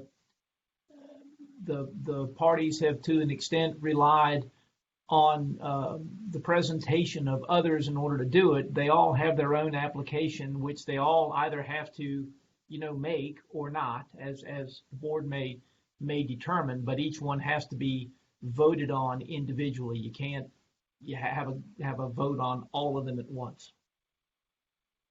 Thank you. Thank you, sir. Anything else? Madam Chairman, I would also remind the members of the board that just like individual votes on these, if other people in the neighborhood enter a request for a variance, each of those would be taken individually based on their individual circumstances and surroundings, amongst other things. Okay. And that was Mr. Johnson, I believe, commenting. Yes, Madam Chairman. Okay. Certainly, we can keep having general discussion to try to address how to proceed with each individual request.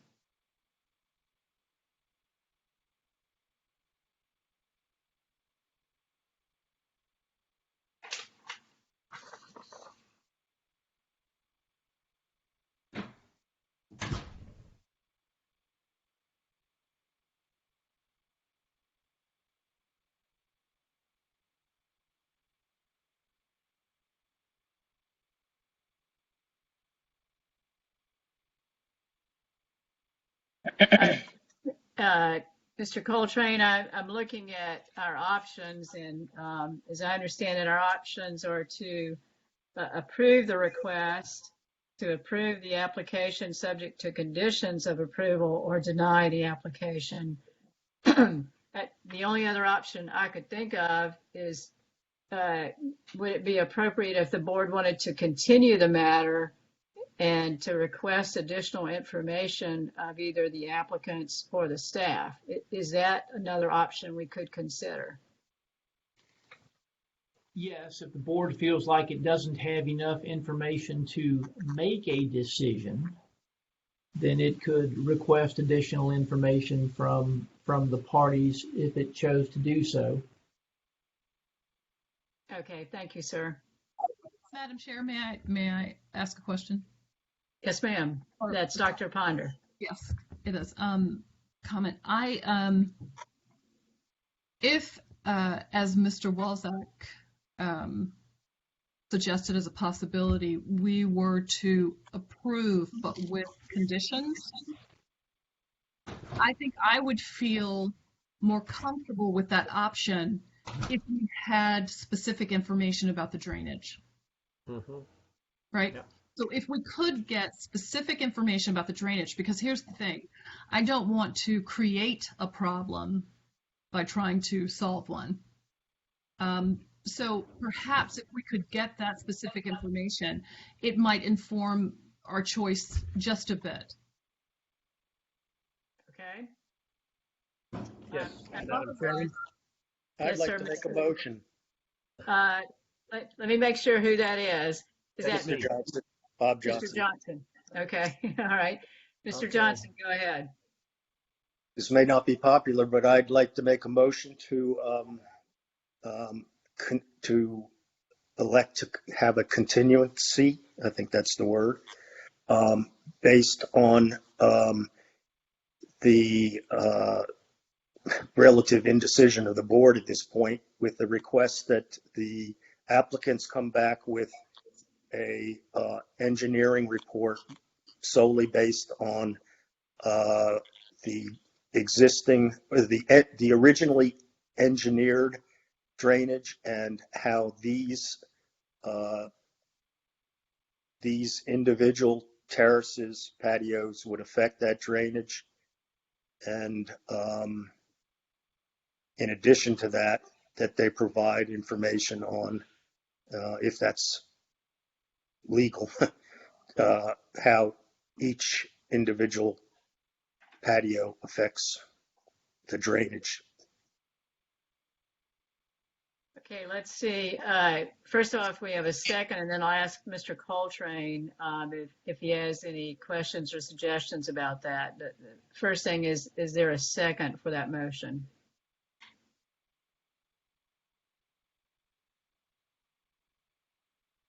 Yeah, I will second that. Okay, we now have a second. Mr. Coltrane, is that a permissible way to proceed? Any suggestions, questions, advice? Well, we're going to do this in public, and that's fine. I mean, here's my concern with that, and I don't want to speak for the applicants here, but obviously getting the information that has been suggested will cause them to incur some expense. I don't know what that expense is, but certainly will cause that. While I understand that the board and various members of the board have expressed some concern about the matter as a whole, and again, not trying to push one way or the other, but if for example, and I'll just state this as an example, if, for example, a board member believes that, and I have to state it in the negative because it's the only way what I'm going to say makes any sense. If a board member believes that applicant, whichever, hasn't demonstrated proof necessary to carry any of the other requirements, 1, 2, or 3, if you don't believe that, then I'm not sure you're doing anyone any favors by suggesting they ought to go off and, incur additional expense to provide evidence on something that may not carry the day anyway. If if you're talking about one thing and you believe that one or more of the other ones hasn't been proved, then I'm not sure that really helps them. Okay. I think I understand. Do board members have any questions of Mr. Coltrane about that? No. Would, other than we probably need to specify a date to which the matter is continued, which I guess would be our December, regular December meeting, absent a special meeting. I'm certainly not encouraging that, but I guess it would be to the December regular meeting. If the request were more general, to give the applicants and the staff an opportunity to come back with evidence about drainage issues and any other matter the board has questions about. Maybe that might be a more general one rather than suggesting a specific expense. I don't know, just an idea. Madam Chair, may I say something? Yes, ma'am. Dr. Ponder. I really do not want the residents to incur expense. I thought that this is a matter, perhaps we had an expert on staff someplace who could give us some more information. But I certainly would not want the residents to incur expense for this. So perhaps it's frankly not a good idea. Okay. Mr. Coltrane, did I see your screen light up as though you were going to speak again, or maybe it was left over from last time? Well, no, my microphone is still on, but no, I was not responding to anything. I mean, if there's a question, that's fine, but no, I was not saying anything. Thank you. I wanted to make sure we caught it if we needed to. Any more discussion about the motion on the table? I think, Madam Chairman, I think part of the problem is everybody feels very similarly, and that is, I'm sure we all deeply feel sorry for the plight that these people have gotten themselves into. They've gone through an expense already to do what they think has been the remedy. However, it flies in the face of what it's, I mean, I'm not, when I take the emotion out of things, Mr. you Johnson, we lost you briefly. I'm sorry. know, Keep going. but anyway, I think it's an issue that all we're doing is putting it off by asking them to see if there's any kind of examination of the water runoff effect. I'm not sure what the benefit is doing it by individual lots when you have to take it in the totality.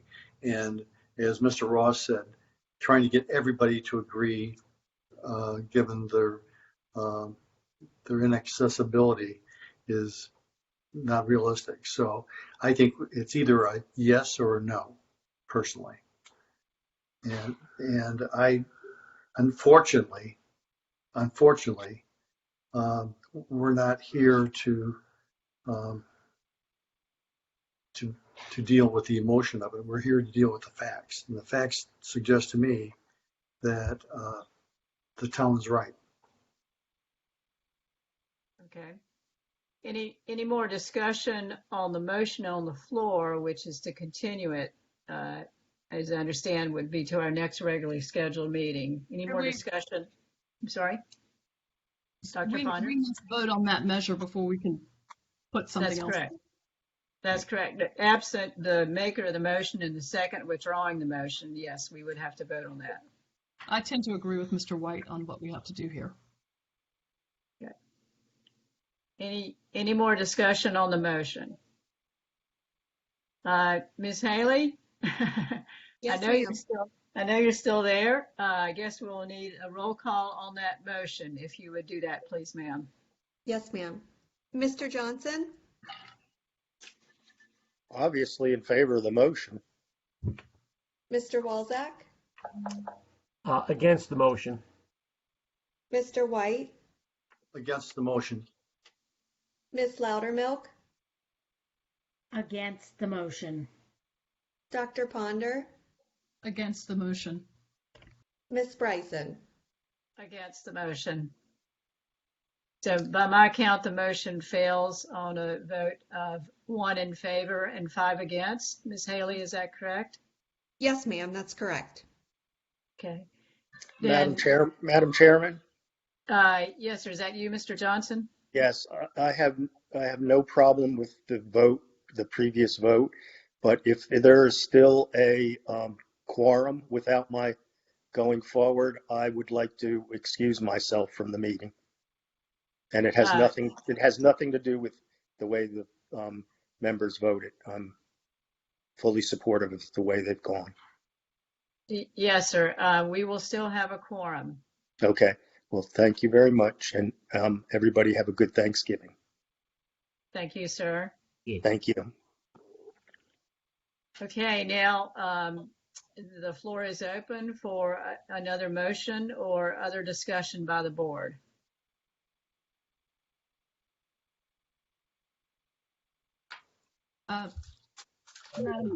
Madam Chairman, Madam Chair, sorry.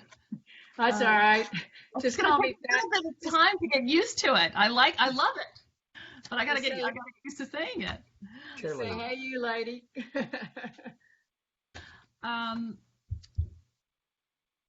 I move, based on the findings of facts and conclusions of law, that we deny the variance application. Disapprove. I'm sorry? I'm reading from my thing here. It's disapprove the application based on those findings of facts and conclusions of law found in the staff determination. There we go. What Charlie said. Right. Okay. Makes All it right. simple. And that is with regard to the Ross variance 0001853-2020 for 121 Sandcastle. Yes, there you go. Who's ever making it? Did you make it? Yes, Dr. Ponder did. Okay. Is there a second? I'll second it. Second by Mr. Walczak. Any discussion on the motion? Ms. Haley, will you please call the roll? Yes, ma'am. Mr. Walczak? For the motion. Mr. White? For the motion. Ms. Loudermilk? For the motion. Dr. Ponder? For the motion. Ms. Bryson? For the motion. So the motion to deny or disapprove of the request for the variance based upon the findings of fact and conclusions of law set forth in the staff report. That motion passes on a vote of 5-0. Ms. Haley, do I have an accurate count? Yes, ma'am, that's correct. Okay. Let's move on to the second Ross variance, variance 001854-2020 for 127 Sandcastle. Is there a motion or discussion on this request?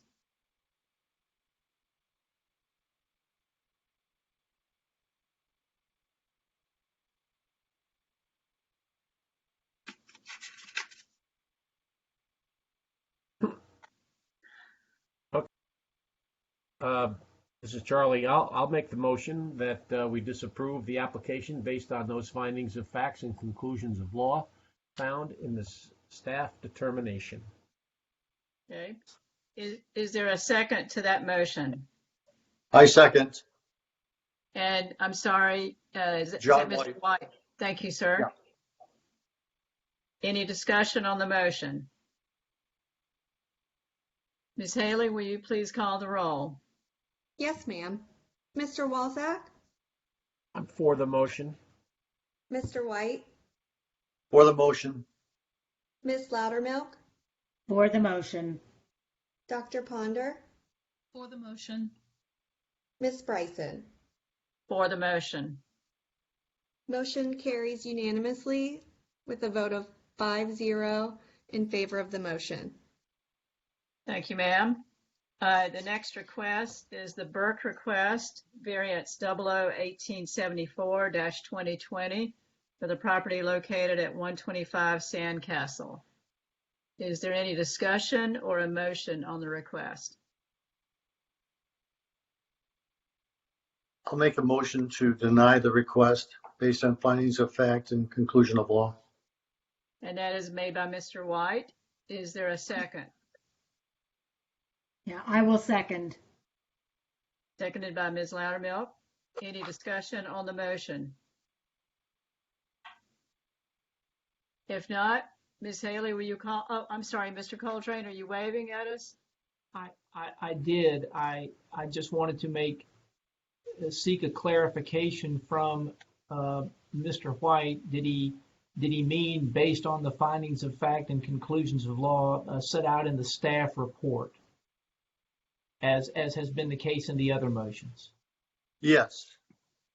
Thank you for the correction. And does the second agree with that clarification? Ms. Loudermilk? Yes, absolutely. Okay. Thank you, sir. Mr. Coltrane. So, Ms. Haley, will you call the roll, please? Yes, ma'am. Mr. Walczak? For the motion. Mr. White? For the motion. Ms. Loudermilk?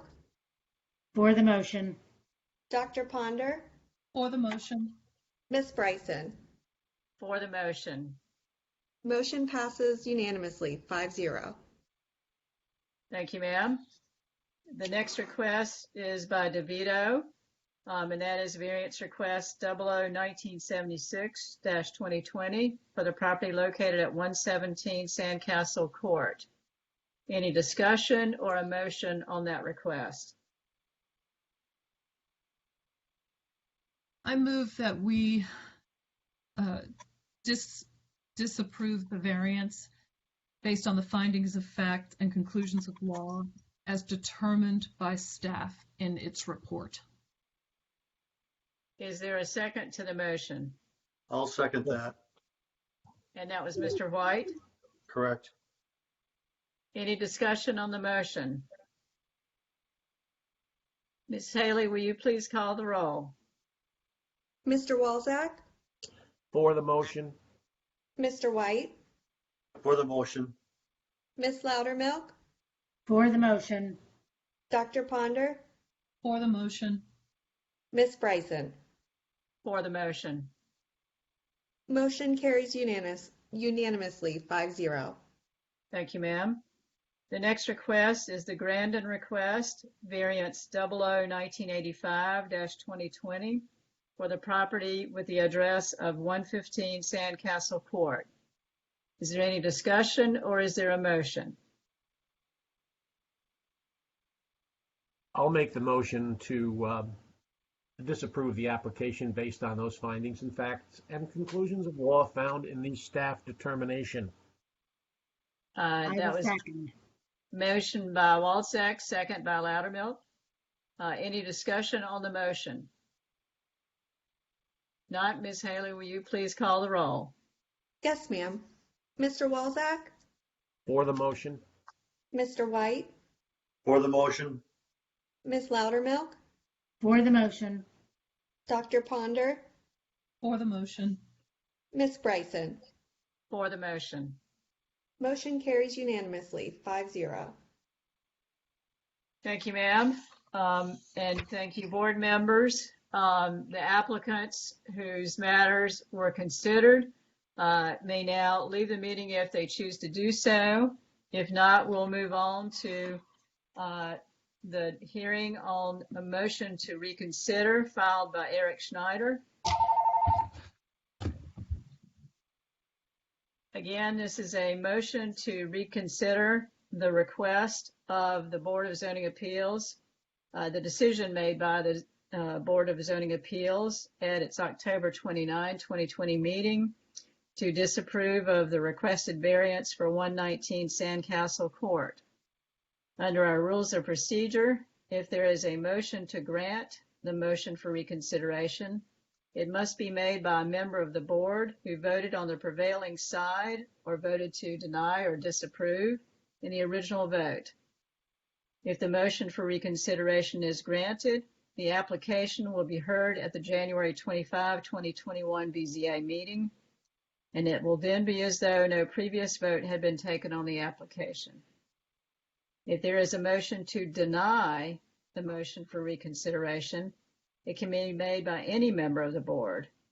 The effect of a vote denying a motion for reconsideration is that the vote shall be considered the board's final action on the matter, and no further petitions for reconsideration can be considered under our rules. At this time, we'll call on the staff. I understand Mr. Newman will make the staff report for the case and the board action on October 29. And Mr. Newman, we've talked about the procedure, so I think we're good to go without repeating that. And just to let Mr. Schneider know, after the staff's presentation, you will, and the staff will have 20 minutes, then you'll also have 20 minutes to make your presentation. We'll follow that by questions of the board, any rebuttal by staff, followed by any rebuttal by you. And then there will be the board considering a motion to proceed with the staff report by Mr. Newman. Ms. Bryson, I think you've summarized everything that I was going to say. I was just going to run through procedurally how we were going to go through this, but staff doesn't have anything to say at this point. It's going to let Mr. Schneider state his case and the board make their determination. Okay. Mr. Schneider, are you available for your presentation? We'll ask the staff to help you out. Okay. Then you will have 20 minutes, and one of the town staff members will be our clock minder, and there will be a signal or sound when the 20 minutes expires. And now you may proceed with your presentation to the board. Thank you, Madam Chairman. sharing my screen, and I may have some latency issues here, so I apologize. I'm out of town and my internet connection isn't that great. But,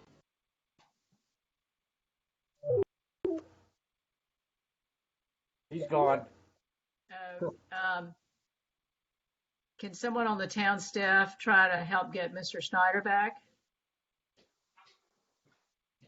Hi, I am back. Okay, great. Thank you. Your All right. clock will start anew. All right. Because of my poor internet connection, I'm not going to share any video today. Okay. I might ask that my wife maybe shut down some of the streaming media. Thanks, guys. Preserve that bandwidth that I have going. Apologize for the delay. All right. So Mr. Walzak brought up a pretty important thing that I think is key to this whole issue with the northern boundary homes. I had Jacob Tyler, who is the Beaufort County, South Carolina DHEC stormwater expert, come out to the property and look at something that I deal with every day in my line of work. I didn't think to apply it to October's meeting because I was a fresh buyer.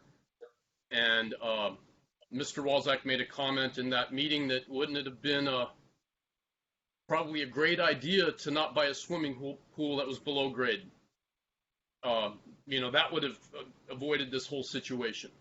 And after that meeting and after I didn't present enough information to the board, that we had a legitimate problem with the stockpile that was back there. I guess I didn't know it was a stockpile then. I stood on that hill, looked at the other side, and the town's property is the exact same elevation as we are on our side. That's the natural elevation of the boundary. Jacob had me go onto Google Earth, and we clicked the rewind button at the top of the screen, which I'd love to show you right now, but I don't have a good internet connection.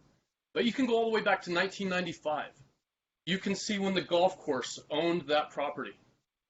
You can see that the 1.5 acres of jungle there had always been preserved there, even when the golf course owned it. But their pre-clearing activities pushed a berm up against the northern boundary that was unnatural.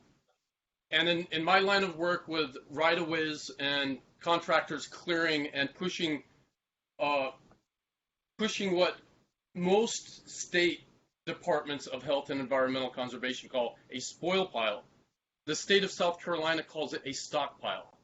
And it is very poor construction standard to leave a stockpile on the edge of a line of disturbance, because rainwater flows down these stockpiles, this unnatural grade, and there's nothing to slow it down. It travels at a high rate of speed, and water goes where it's going to go. And for our lots to be approved against a berm in the original plat was a lack of oversight by so many experts. The pool never should have been approved that close to a stockpile. The stockpile never should have been left to begin with. It should have been cleared and removed so that there was no stormwater runoff damage that can damage the property and damage the swimming pools that our children swim in.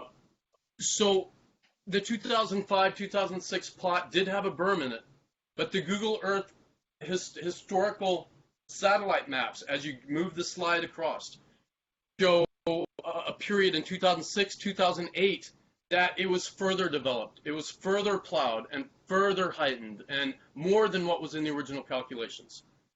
And it would cost about $300 to probably have an expert finally come out and prove that our permeable pavers are cleaning the water and allowing it to drain. But the retaining wall and patio paver system is embedded into a stockpile encroachment that never should have been professionally allowed by any certification experts who issued that CO. Water has one choice: to go as fast as it can down an unnatural 4-to-1 grade slope. And it absolutely did pollute the swimming pool, and it was bringing water into the ground floor of the home. It's not questionable whether that was a fact or not. We have evidence to show it. We have pictures that show it. In my meeting last month, Nicole even mentioned that that the Sandcastles were an impetus to an ordinance change in Hilton Head Island. That builders and developers are no longer allowed to leave the mess they left for the Sandcastles to other people going forward. My home was built in 2018. That hill was further developed all through the ages, more than it was on the plat. It became an environmental safety hazard. And you have a State Department in DHEC who is on record and says he will send me the letter, but I have a proof from a phone message from him today that I can use Jacob's last name, I believe, is Tyler. 1 second. Jacob Terry, I apologize. That berm is a stockpile of unnatural graded material that was pushed to the edge of the line of disturbance on the northern boundary. It's not common practice for construction to leave one that severe, that close to homes with this small a footprint, and to approve a swimming pool next to it. It's dangerous. The homeowners saw this. The previous homeowners got on board with the others, and they put in a system that corrected the problem. That now you have 7 homeowners who have been through several heavy rain events who can testify that now the water is clean. Now the water doesn't pool up during these heavy rain events, and it certainly doesn't bring all that nasty debris into the homes. To not introduce cost to us to do this water calculation you requested when you're asking us to spend $10,000 to rip these things out and return it back to unnatural grade that existed before is not humane, and I just can't believe we're having this discussion. So when I brought all this evidence to Nicole's team and spoke with Brian Eber, they sent me a letter back saying, you know, the retaining wall is functioning to hold back that berm. We're going to allow it to stay. And I said, well, why isn't a variance needed for this? It sounds like you're going to grandfather in a system that is functioning to do its job to hold back a berm, and therefore a variance isn't required because it's functioning to do its job. So in lieu of a variance for everybody on the northern boundary, we should be able to handle this whole issue without a variance, but we should be able to handle it with a note that these patio retaining wall systems that are built into a stockpile encroachment that was damaging the homes should be allowed to stay because they are functioning to preserve the homes from the severe damage, from the runoff damage that was coming down these stockpiles that was left on the northern boundary.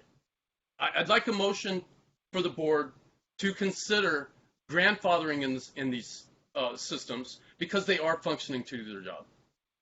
And if not, I'll ask the board as another option is to allow stormwater runoff calculations to prove that these systems are dramatically correcting a problem that was caused by the negligence of many lines of defense in the quality control, quality assurance checks and balances. There's kind of 2 asks there. One is let's do stormwater calculations to prove that it's good, but the other is, do we even need the variance for a system that's functioning to do what it's supposed to do, to correct a problem? And remember, these patios were not introducing an encroachment. They were not introducing more stormwater runoff problems. They were correcting an existing gross encroachment that was caused due to poor construction standards and lack of oversight during all these certification processes. Jacob's last comment was he believes that these systems are working. He believes that they are cleaning the water before they make it into the pools. And he's the only expert I've heard of that is saying what really is the root of the issue here. The stockpile had a negative stormwater runoff effect. That's why I personally spent millions of dollars with Dominion and Duke Energy getting rid of stockpiles as soon as possible before water runs into streams and wetlands and hurts protected species. They just, when you push unnatural grade to the edge of a line of disturbance, which isn't even allowed anymore in Hilton Head, and to clear it and leave this kind of problem, the idea is to get rid of it as soon as possible. These things are cut into that stockpile encroachment. They're doing their job, and we should have a chance to prove that they're doing their job. And that's, any questions for me? I could ramble forever, but I think I made my point. Okay, thank you, Mr. Schneider. At this point, we will go through the board to see if there are any questions by board members. I don't even remember the last order I took. So, Mr. White, you're often in the middle, so we'll start with you this time to see if you have any questions of either the applicant or the staff. Unfortunately, I do not have questions. I was not in attendance of the last month's meeting. Okay, all right. Thank you, sir. How about Mr. Johnson? He left, remember? He left us. Oh, I'm sorry. Thank you, Mr. Walczak. While I've got the mic, Yes, sir. let me just tell you, I wasn't here for the meeting well, I was here for part of the meeting, but not for the decision on this. So I can't really comment. Yeah. Okay, all right. And Dr. Ponder, I know you weren't able to be there at the meeting, so No, I do don't you have any questions? Okay, all right. Ms. Loudermilk, I guess it's you and me. Well, my question, Mr. Schneider, I was trying to follow all that. Tell me again, who is Jacob Terry and what are his qualifications? South Carolina Department of Environmental Health and Environmental Conservation, SCDHEC. Okay. That's the environmental controls at the state level. Yes. And I can tell you more about what he told me. Throughout the country, state is going to trump town when it comes to the experts talking about stormwater runoff calculations. In this case, Hilton Head Island is such a complex island that the state defers to Brian Eber's team, and I'm going to say that honestly. He said any other county in South Carolina, state's going to trump the town, but the town has such a complex system of stormwater runoff that they really do rely on the town to give honest information about it. And he said his expert opinion though is that the town's treating us unfairly, and that that berm that they're trying to downplay has been changed over time since the original plat, and that Nicole's team is being disingenuous to say that it hasn't. For them to say that it didn't grow and become a major construction problem, that even though it was the impetus for a change in standards, is head scratching. And he said everybody knows that water coming off of a stockpile is dangerous. These systems are improving the stormwater runoff calculations, and he said, and they're cleaning the water versus the mud that was sliding down that stockpile that was left behind. He said, good luck to you guys. I think this is a terrible deal, but you northern boundaries are different. You're behind a stockpile that shouldn't have been approved to be there. And I deal with a living for, and I'm sorry to expand on your question, but that's who he is. He's with the state. And when I brought Brian Eber out to also look at it, I said, okay, so we can leave the retaining wall. The town's allowing us to do that without a variance. But what's the next move? I've got a layer of permeable pavers with 3-inch, with like a 2-inch space in it, full of rock for the water to drain down, over a layer of sand, over a layer of gravel, over a layer of landscape film. What do you guys want us to do? What do you want us to? What's going to improve the calculations versus the stockpile that was here?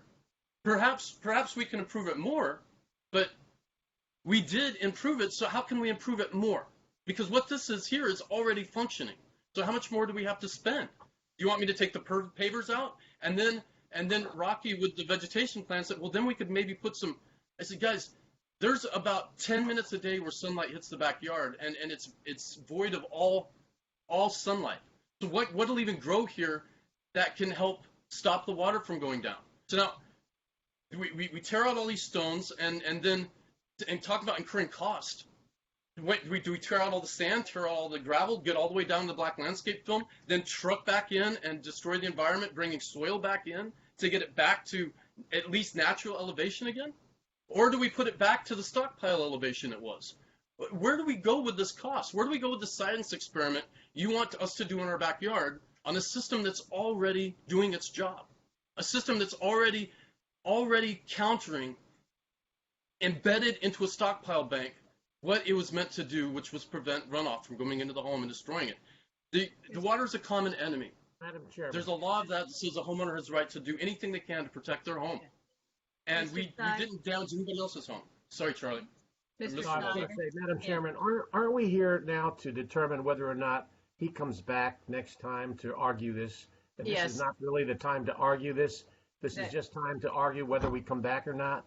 That is correct. And so, Mr. Schneider, our only options are to consider whether or not to grant your request for a new hearing, not to have the hearing now. And the other option is for us to deny your request. We can't make a decision based on your current argument other than whether or not to grant you a new hearing. So we will limit the discussion to that.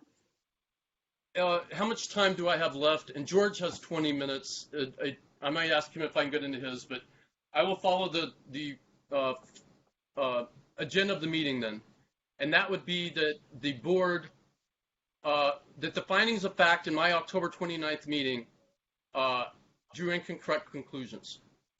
On criteria 1, there are extraordinary exceptional conditions pertaining to the particular piece of property. The board concludes that this application does not meet the criteria that this particular piece of property has exceptional conditions. Construction clearing crews disturbed the 20-foot buffer at the rear of the property, not the homeowner. This construction violation is no longer allowed. This property was an impetus for a change on the island so that other homeowners didn't have to deal with this kind of problem. That stockpile in the backyard is not natural. I have state evidence showing. Yes, ma'am. Yes, if I could stop you for just one moment. Again, you're presenting evidence to the board. Your only argument now is why we should have a new hearing because you have new evidence, not to give us that evidence. And before you start again, let me make an inquiry to staff as to how much time is left, taking out any board questions. Yes, Ms. ma'am. Haley? Yes, Ms. Haley here. Mr. Schneider has 5 minutes and 12 seconds left. Okay, thank you. And Mr. Schneider, we'll let you have that 5 minutes and 12 seconds. And if you want to ask Mr. Zitlaw, I think his name is, you'll have to have time. He's going to have 20 minutes. I do not think he can cede his time during your request. So I think you are limited to your 5 minutes and, was it 17 seconds? Thank you, sir. Well, I'll ask George if he wants to dole more time out to me. That'd be great. Otherwise, I was under the impression I had to submit why the board's conclusions were incorrect. And from the October 29th meeting, that key facts were overlooked and key points were misinterpreted. And I was sent instructions to show what those key points and facts that were overlooked were. That's the only way we can show that the four criteria previously, the four previous conclusions were derived by capricious and straw man kind of arguments.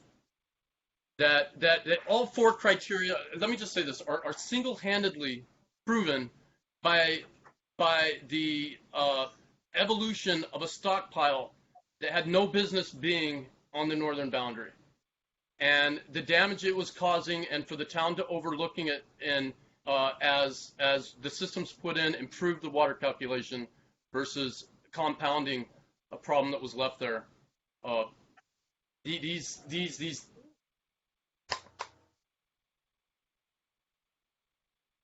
these criteria are met by I think I have an expert on the calculation. I think his opinion should be heard at the next board meeting. I think we should drill into the damage that the existing stockpile was causing. The best venue to do that would be another board meeting. We deserve to have experts talk about the damage of what that stockpile was causing. And it's uniqueness in not being allowed in standard construction protocol to be on a border.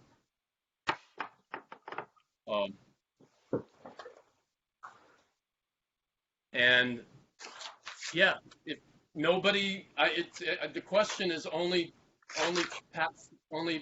Madam Bryson and Mrs. Loudermilk can make a motion. No. And No.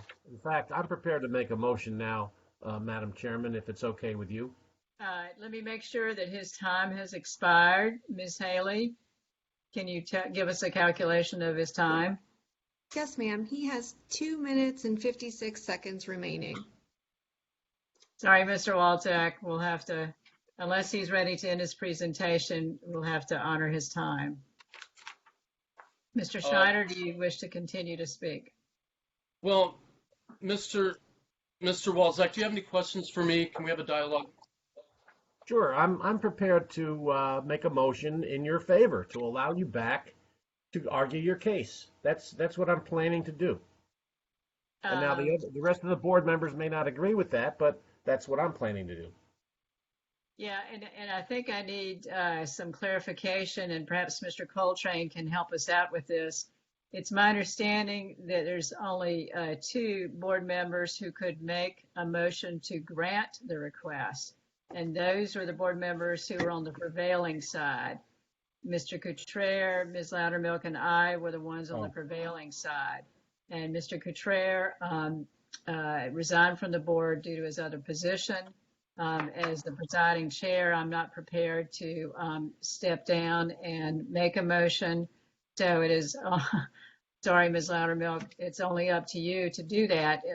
If you wanted to move to deny the request, any board member could make that motion. And Mr. Coltrane, did I go astray there anywhere? Is that accurate? Yes, in order to reconsider, someone from the prevailing side has to make the motion. Okay. Someone from the prevailing side at the previous hearing.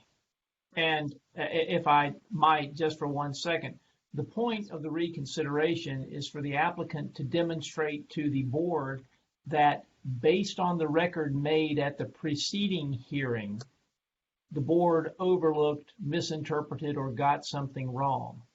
The purpose is not to say, I want to come back and try a completely different case or put up completely different evidence that I didn't put up the first time.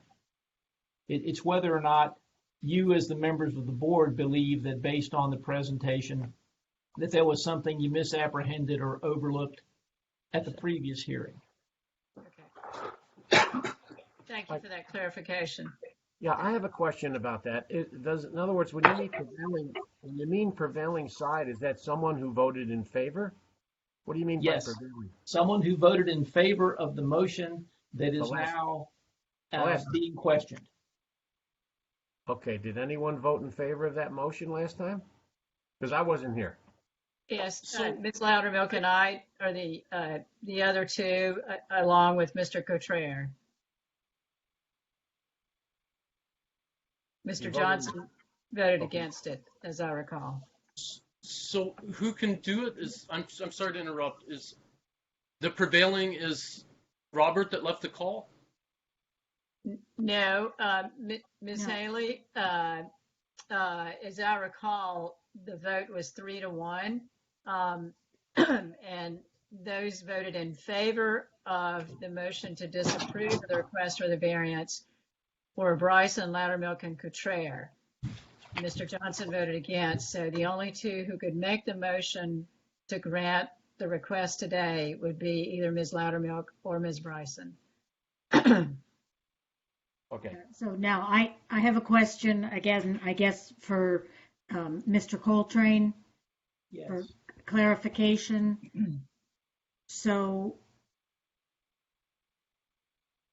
the applicant, we cannot approve the applicant coming back for reconsideration if it is on the basis of new information that was not presented at all the first time. Is that what I'm hearing? Yes, I mean, what an applicant seeking reconsideration has to demonstrate is that in the record that was heard by the board at the previous time, there was some evidence, some miscalculation, something overlooked or misapprehended, or that it's just wrong as a matter of law.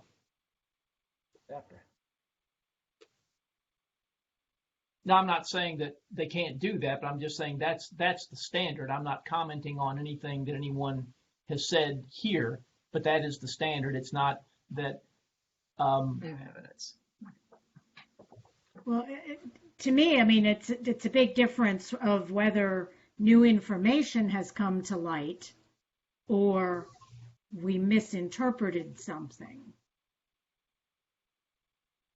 Well, I mean, I would suggest that the standard for reconsideration, and I think it's actually set out that way in the application to show things that you misapprehended or overlooked, and with respect to new evidence, in my view, it would need to be literally new evidence that couldn't have been presented last time, something that's actually new, not something that someone could have brought up then but didn't. Ms. Loudermilk, I have a question regarding the instructions I was sent. Yeah, I'm probably not the one to answer the question about instructions. For our attorney, then, the town's attorney, key facts were overlooked and key points were misinterpreted. If the nature of this slope, if the nature of it was misinterpreted last time around, that's what I'm addressing this time around. That during the last meeting, that was when the information evolved in that meeting, where the sandcastles were the impetus for change in the building ordinances.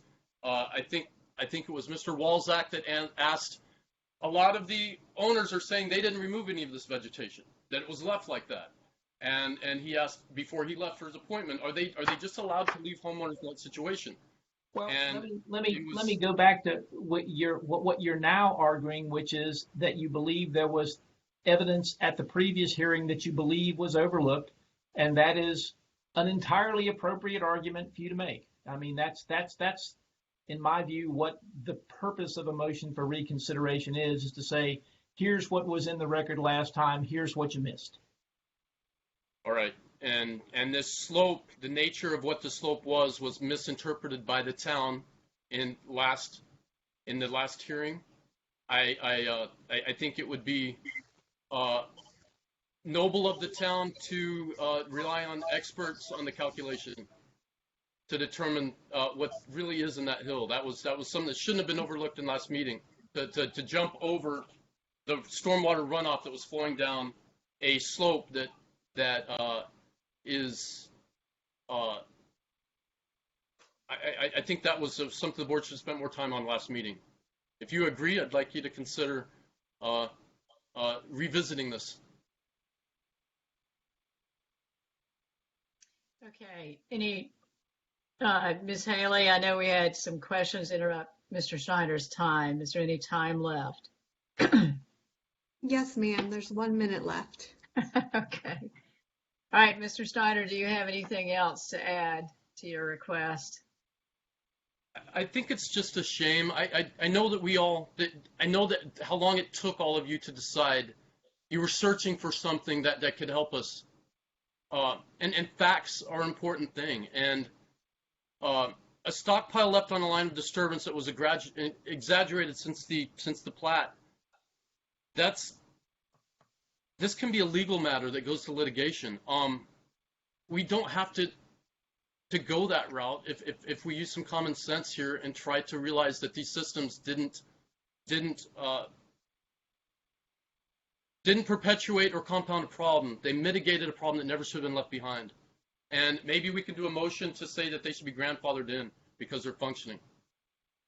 Otherwise, I'm interested in anything you can do to give this one more thought on doing the right thing. And thank you for your time, everyone, and the town and everybody I've worked with. I've been emotional, and I've been grumpy, and I've been hard to deal with. But it's going to be quite the expense that I don't really have right now with employment and the pandemic to go do a science experiment in my backyard in a shaded area. I don't know what the town wants from me. Even Rocky and Brian were scratching their heads. We don't know what can make it better. Madam Chair, sorry to interrupt. This is Teresa. That is Yes. the timer. Thank you. Okay. Now we are to any staff rebuttal. Mr. Newman, any staff rebuttal?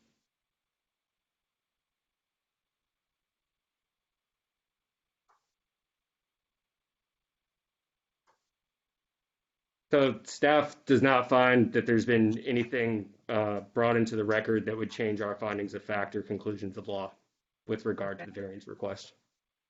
Okay. Well, since there's no staff rebuttal, there would be no applicant rebuttal to the rebuttal, as I understand it.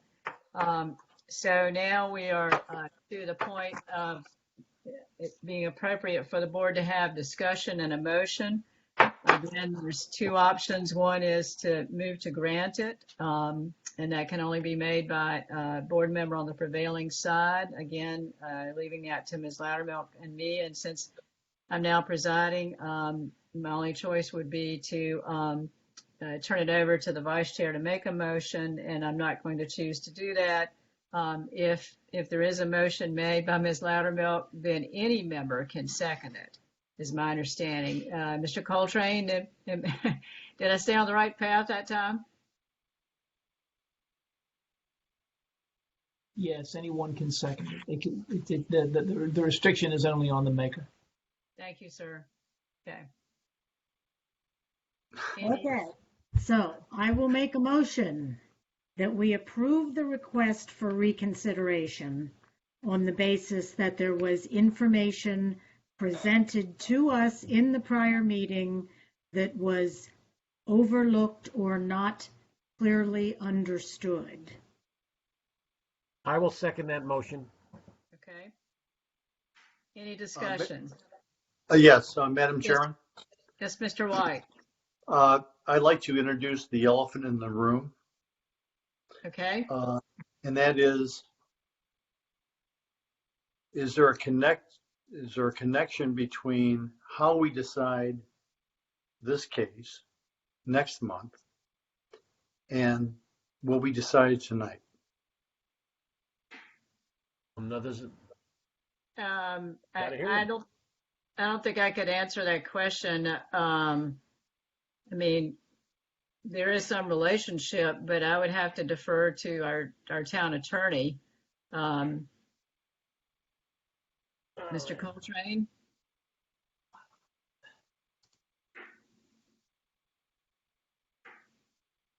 Well, I'm not 100% sure I understand your question.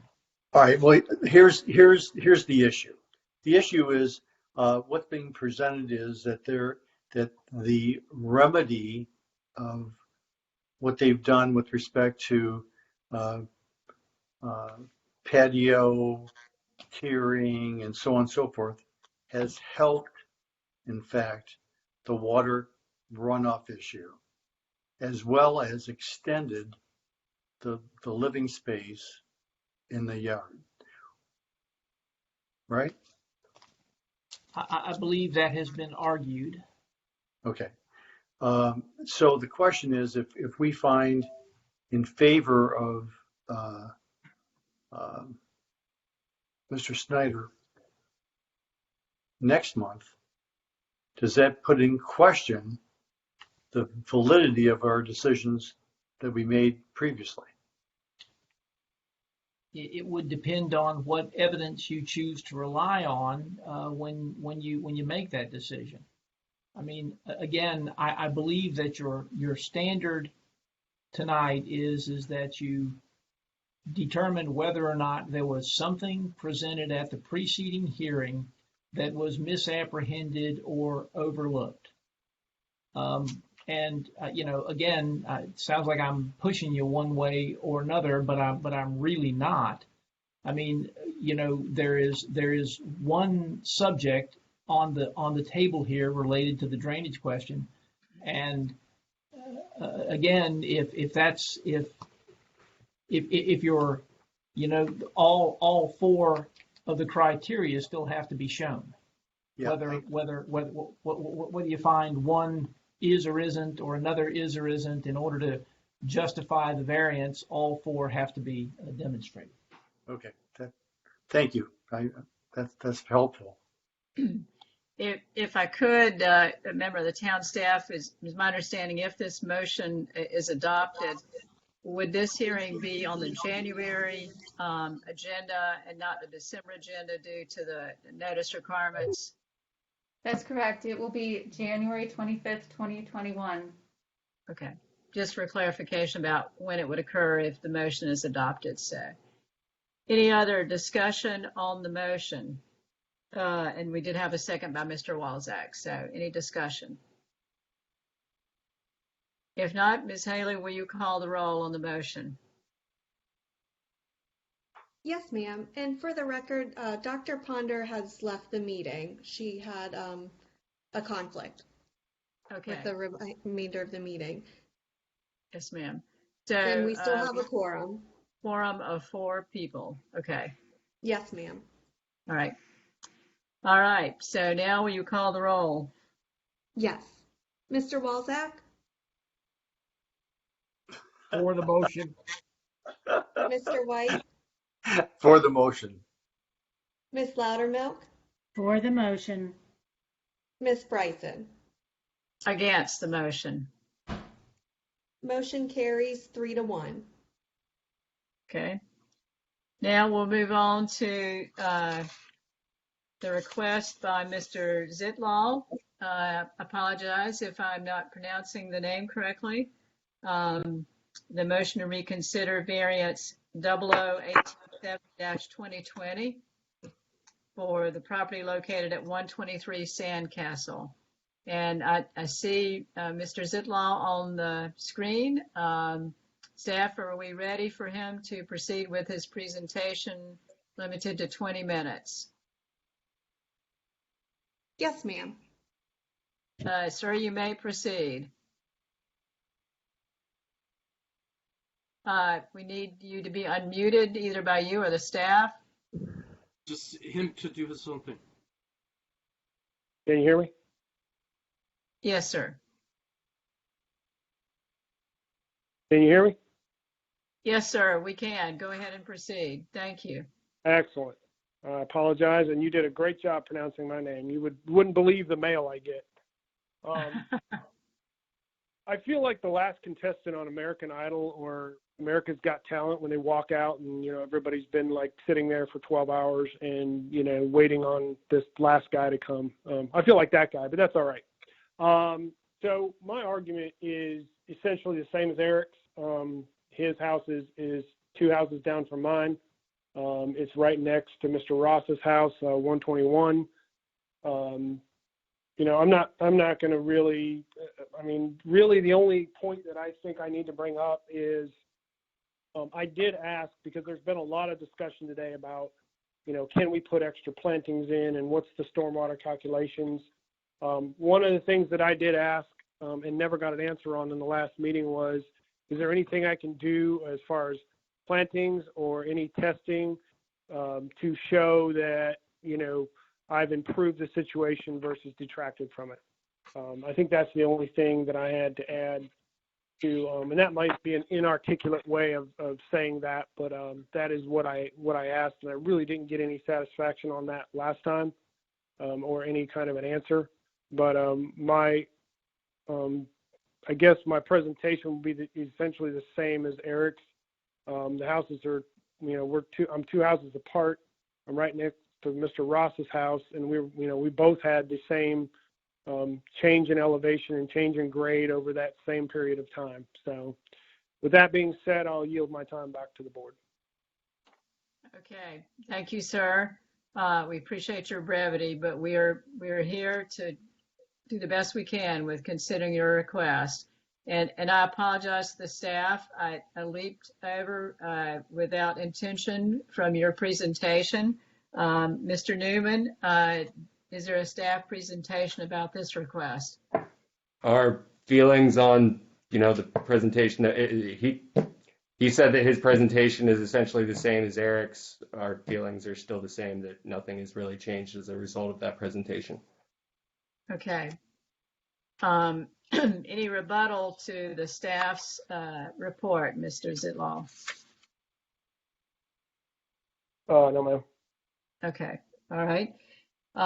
Any questions by the board members? I'm just going to open it up if anybody has any questions, since there are 3 of you left and me. Anybody have any questions at this point? So yes, this is Lisa Laudermilk. Mr. Yes, ma'am. Zitlaw, so can you just summarize what is the basis for your request for us to reconsider? I agree with Eric's summation, and him and I have been talking a lot about this, and he's had the SCDX gentleman out there, he's had Rocky out there, he's had Jacob, I think, the plant guy. I call him the plant guy. He's been out there. I think there was a lot of confusion and a lot of misrepresentation as far as the condition the property was left in and how we were asked to deal with it, or for lack of a better term, we had, as Eric stated, we had several professionals basically put their stamp of approval on there, and we were kind of left to clean the mess up the best that we could. And again, I'm not arguing a case. I'm just saying I think there were things that could and should be discussed again. Okay, thank you. I have a question. Yes, sir, Mr. White. Mr. Zitlaw, I'm just curious, and I've been hearing this throughout the afternoon, that the builders left this pile of awful stuff on your property after they built your home. What precluded you from saying, "Hey, I'm paying you, get this stuff out of here"?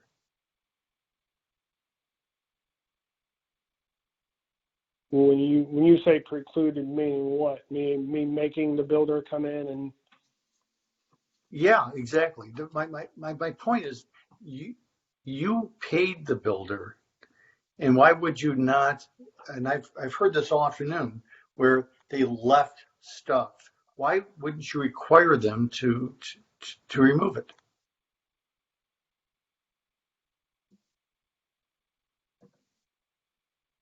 If I remember correctly, and pardon my memory because it's 3-ish years old memories, but we did not require them to do that because they laid grass down in the back area, and that's how they were able to obtain a CO.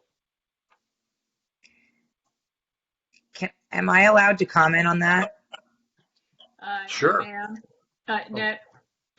No. There's no public comment during this section.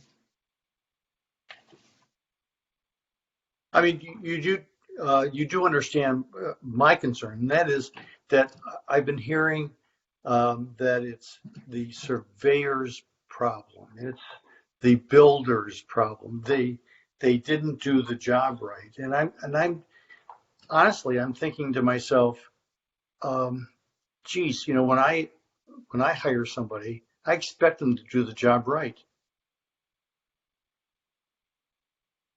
Correct. So my remedy was tear it all out or mitigate it in place, and I chose to mitigate it in place. I've built 5 houses. If you've ever done that and ever been through that process, getting the builder to do things is somewhat challenging. That's basically what we chose. And also when we built our house, going back to the looking like everyone else, I liked the wall. I liked the presentation. I liked, the pavers, and and I did discuss a little bit with our property manager and other people in the development. What do you like about this? How does this affect the property? It's a little bit of discussion. I'm not an expert in this area. I'm an IT guy. So, when I looked at it, I really didn't think about it. I was like, well, what can I do to keep the hill there? Because if I don't fix it, or even what if the builder doesn't come back to fix it? Those were all things that kind of went through my mind. And I like the wall and I like the pavers. I think it created an area, like Rick mentioned earlier, that, was acceptable and good for drainage. And it also allowed us to use the area for entertainment. I understand that. I think, anytime you can enhance your living space outside and deal with any kind of water issues is a good thing. I'm just trying to wrap my head around the whole issue, and that is, you guys were paying serious money to people that I would expect that you would have held them responsible. Well, that's a valid point. But at the time, I went with other recommendations, I guess is the best way to put it. Okay. I appreciate it. Thank you. Any other questions by board members? Okay, if not, is there a motion? And again, we're faced with the same procedure and the same folks involved. So my apologies, Ms. Laudermilk. Now, at the sake of being redundant, I will move that we approve the request for reconsideration on the basis that there was information in our original meeting that was overlooked or misinterpreted. And I will second that motion again. Okay, thank you, sir. Any discussion on the motion? If not, with thanks to Ms. Haley, who's still hanging in there, will you call the roll? Certainly. Mr. Walzak? For the motion. Mr. White? For the motion. Ms. Loudermilk? For the motion. Ms. Bryson? Against the motion. Motion carries 3-1. Okay. Thank you, Mr. Zidlaw. Then your case will be heard, and the staff will be back in touch with you about the hearing on January 25th. Apologize, Mr. Schneider, if you're there. I didn't say that to you as well, but that's when your hearing will be scheduled, and the staff will be back in touch with you about that process. That concludes our public hearings. We will go on to the board business. There's no business that I know of. Is there any other business that other board members are aware of that we need to discuss? Just one thing. Yes, sir. This has been a long afternoon, and how do we dissect this evening's stuff or last month's stuff to the things that we talked about tonight?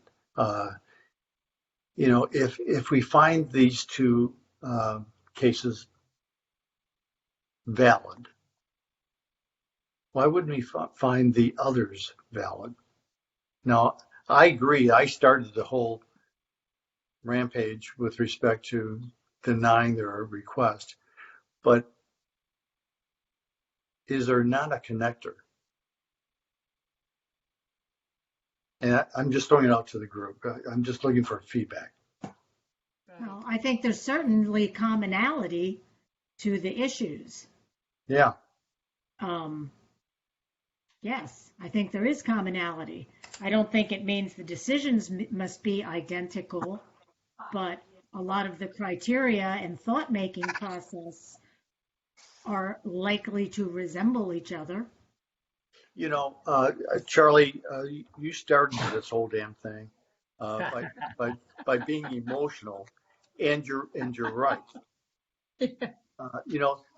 I feel for these people. I mean, I really do. They they have been given a kind of a kettle of fish, and they're trying to figure out how to best serve it. You know how I And think this should be resolved. The easiest way to resolve this is to change the buffer line in this particular case because it is unique. yeah, It just the LMO, as well as it's written, doesn't seem to apply here in this particular case because I'm talking about these properties that line up against that town property with a fence, with a solid fence. It yeah. just doesn't seem to apply here.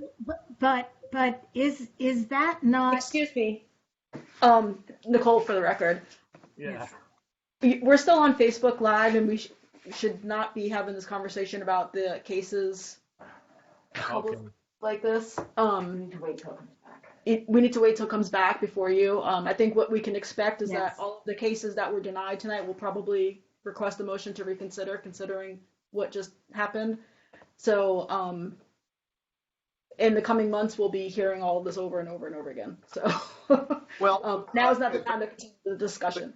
But Well, I Nicole, certainly didn't want to discuss it in private, Nicole. We're not allowed to do that. yeah, but Nicole, I don't have a problem with them looking at the very beginning. I suggested that we all look at this in totality because the issues are all the same. I realize that there are procedures, but for God's sakes, let's bring some common sense to this thing. Well, this is the chair. I think Ms. Dixon is correct with regard to considering merits of the cases. I think what Mr. White was asking about is there a better way, maybe recapturing what you're saying, is there a better way to proceed? And I think the only way we can proceed is based on what we've done so far. And that if folks want to petition for reconsideration, they can do the same thing that they did today, that these two applicants did. And then we will decide based on their individual motions for or petition for reconsideration. We must keep them separate. Mr. Coltrane has said that we must vote on individual requests, and that's what we're doing. Yes, there's some commonality, and that's why the staff has given us a report globally to the extent that they could, just about the subdivision itself and any characteristics in common. In addition, some of the applicants have done the same thing to try to condense some time period. But we must consider these cases individually, and we should not reconsider them during this part of the discussion. All we can talk about is there a way that we can address our procedure that might be different? And we can't change the LMO. That's not our job. Our job is limited to considering the requests as we're authorized under the LMO. Yeah, that's a very good point. I understand that, but the reality is every one of them have exactly the same issue.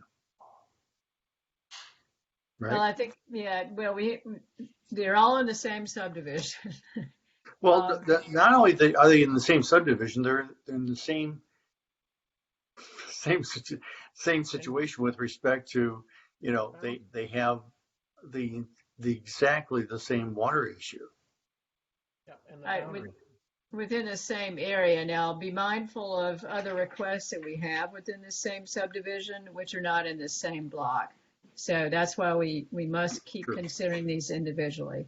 Yeah, but the two that aren't in the same block have been moved off to a different date. That's correct. Right? But a common date with some of these.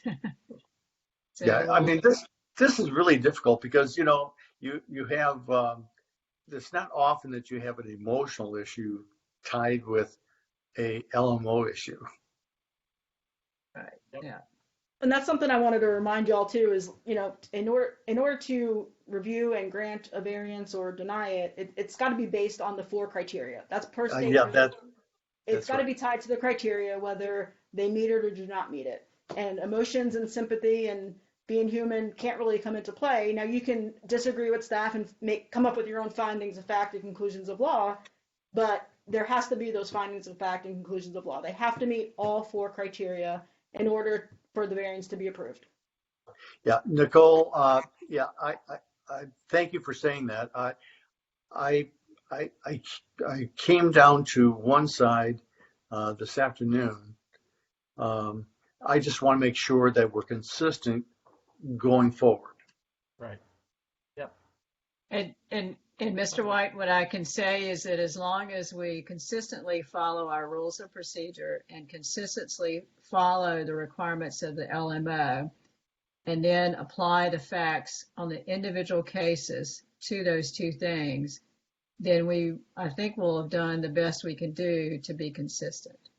Yeah, very good. Yeah. Thank you, Mr. Chairman. Yes, sir. Well, with all due respect, can we move on for a very brief waiver report from Ms. Lewick? All right. Can we waive that? We're going to waive the waiver report. Yeah, I think it's very.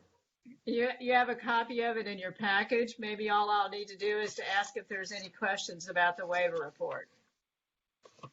Okay, hearing none. I'm sure there are none. Thank you, town staff and board members. And I have asked Ms. Lewick to put on our next agenda a report on our inquiries about LMO amendments and whether or not any are appropriate. So we will have a staff update on that at our next meeting. And our next meeting is December is it the 28th? Am I right about that? December 14. Oh, thank you. So December 14, also at 2:30 we haven't changed that time as far as I know. Does the staff know how many matters we'll have on the December agenda? Yes, we have 1 appeal and we have 1 Sandcastle case.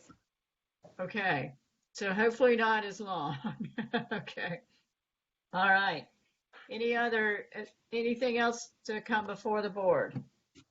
Happy Thanksgiving, everybody. And I second that. Okay. All right. Thank you all for your patience, and we'll proceed and keep going as best we can. Everyone take care and be safe. Bye-bye.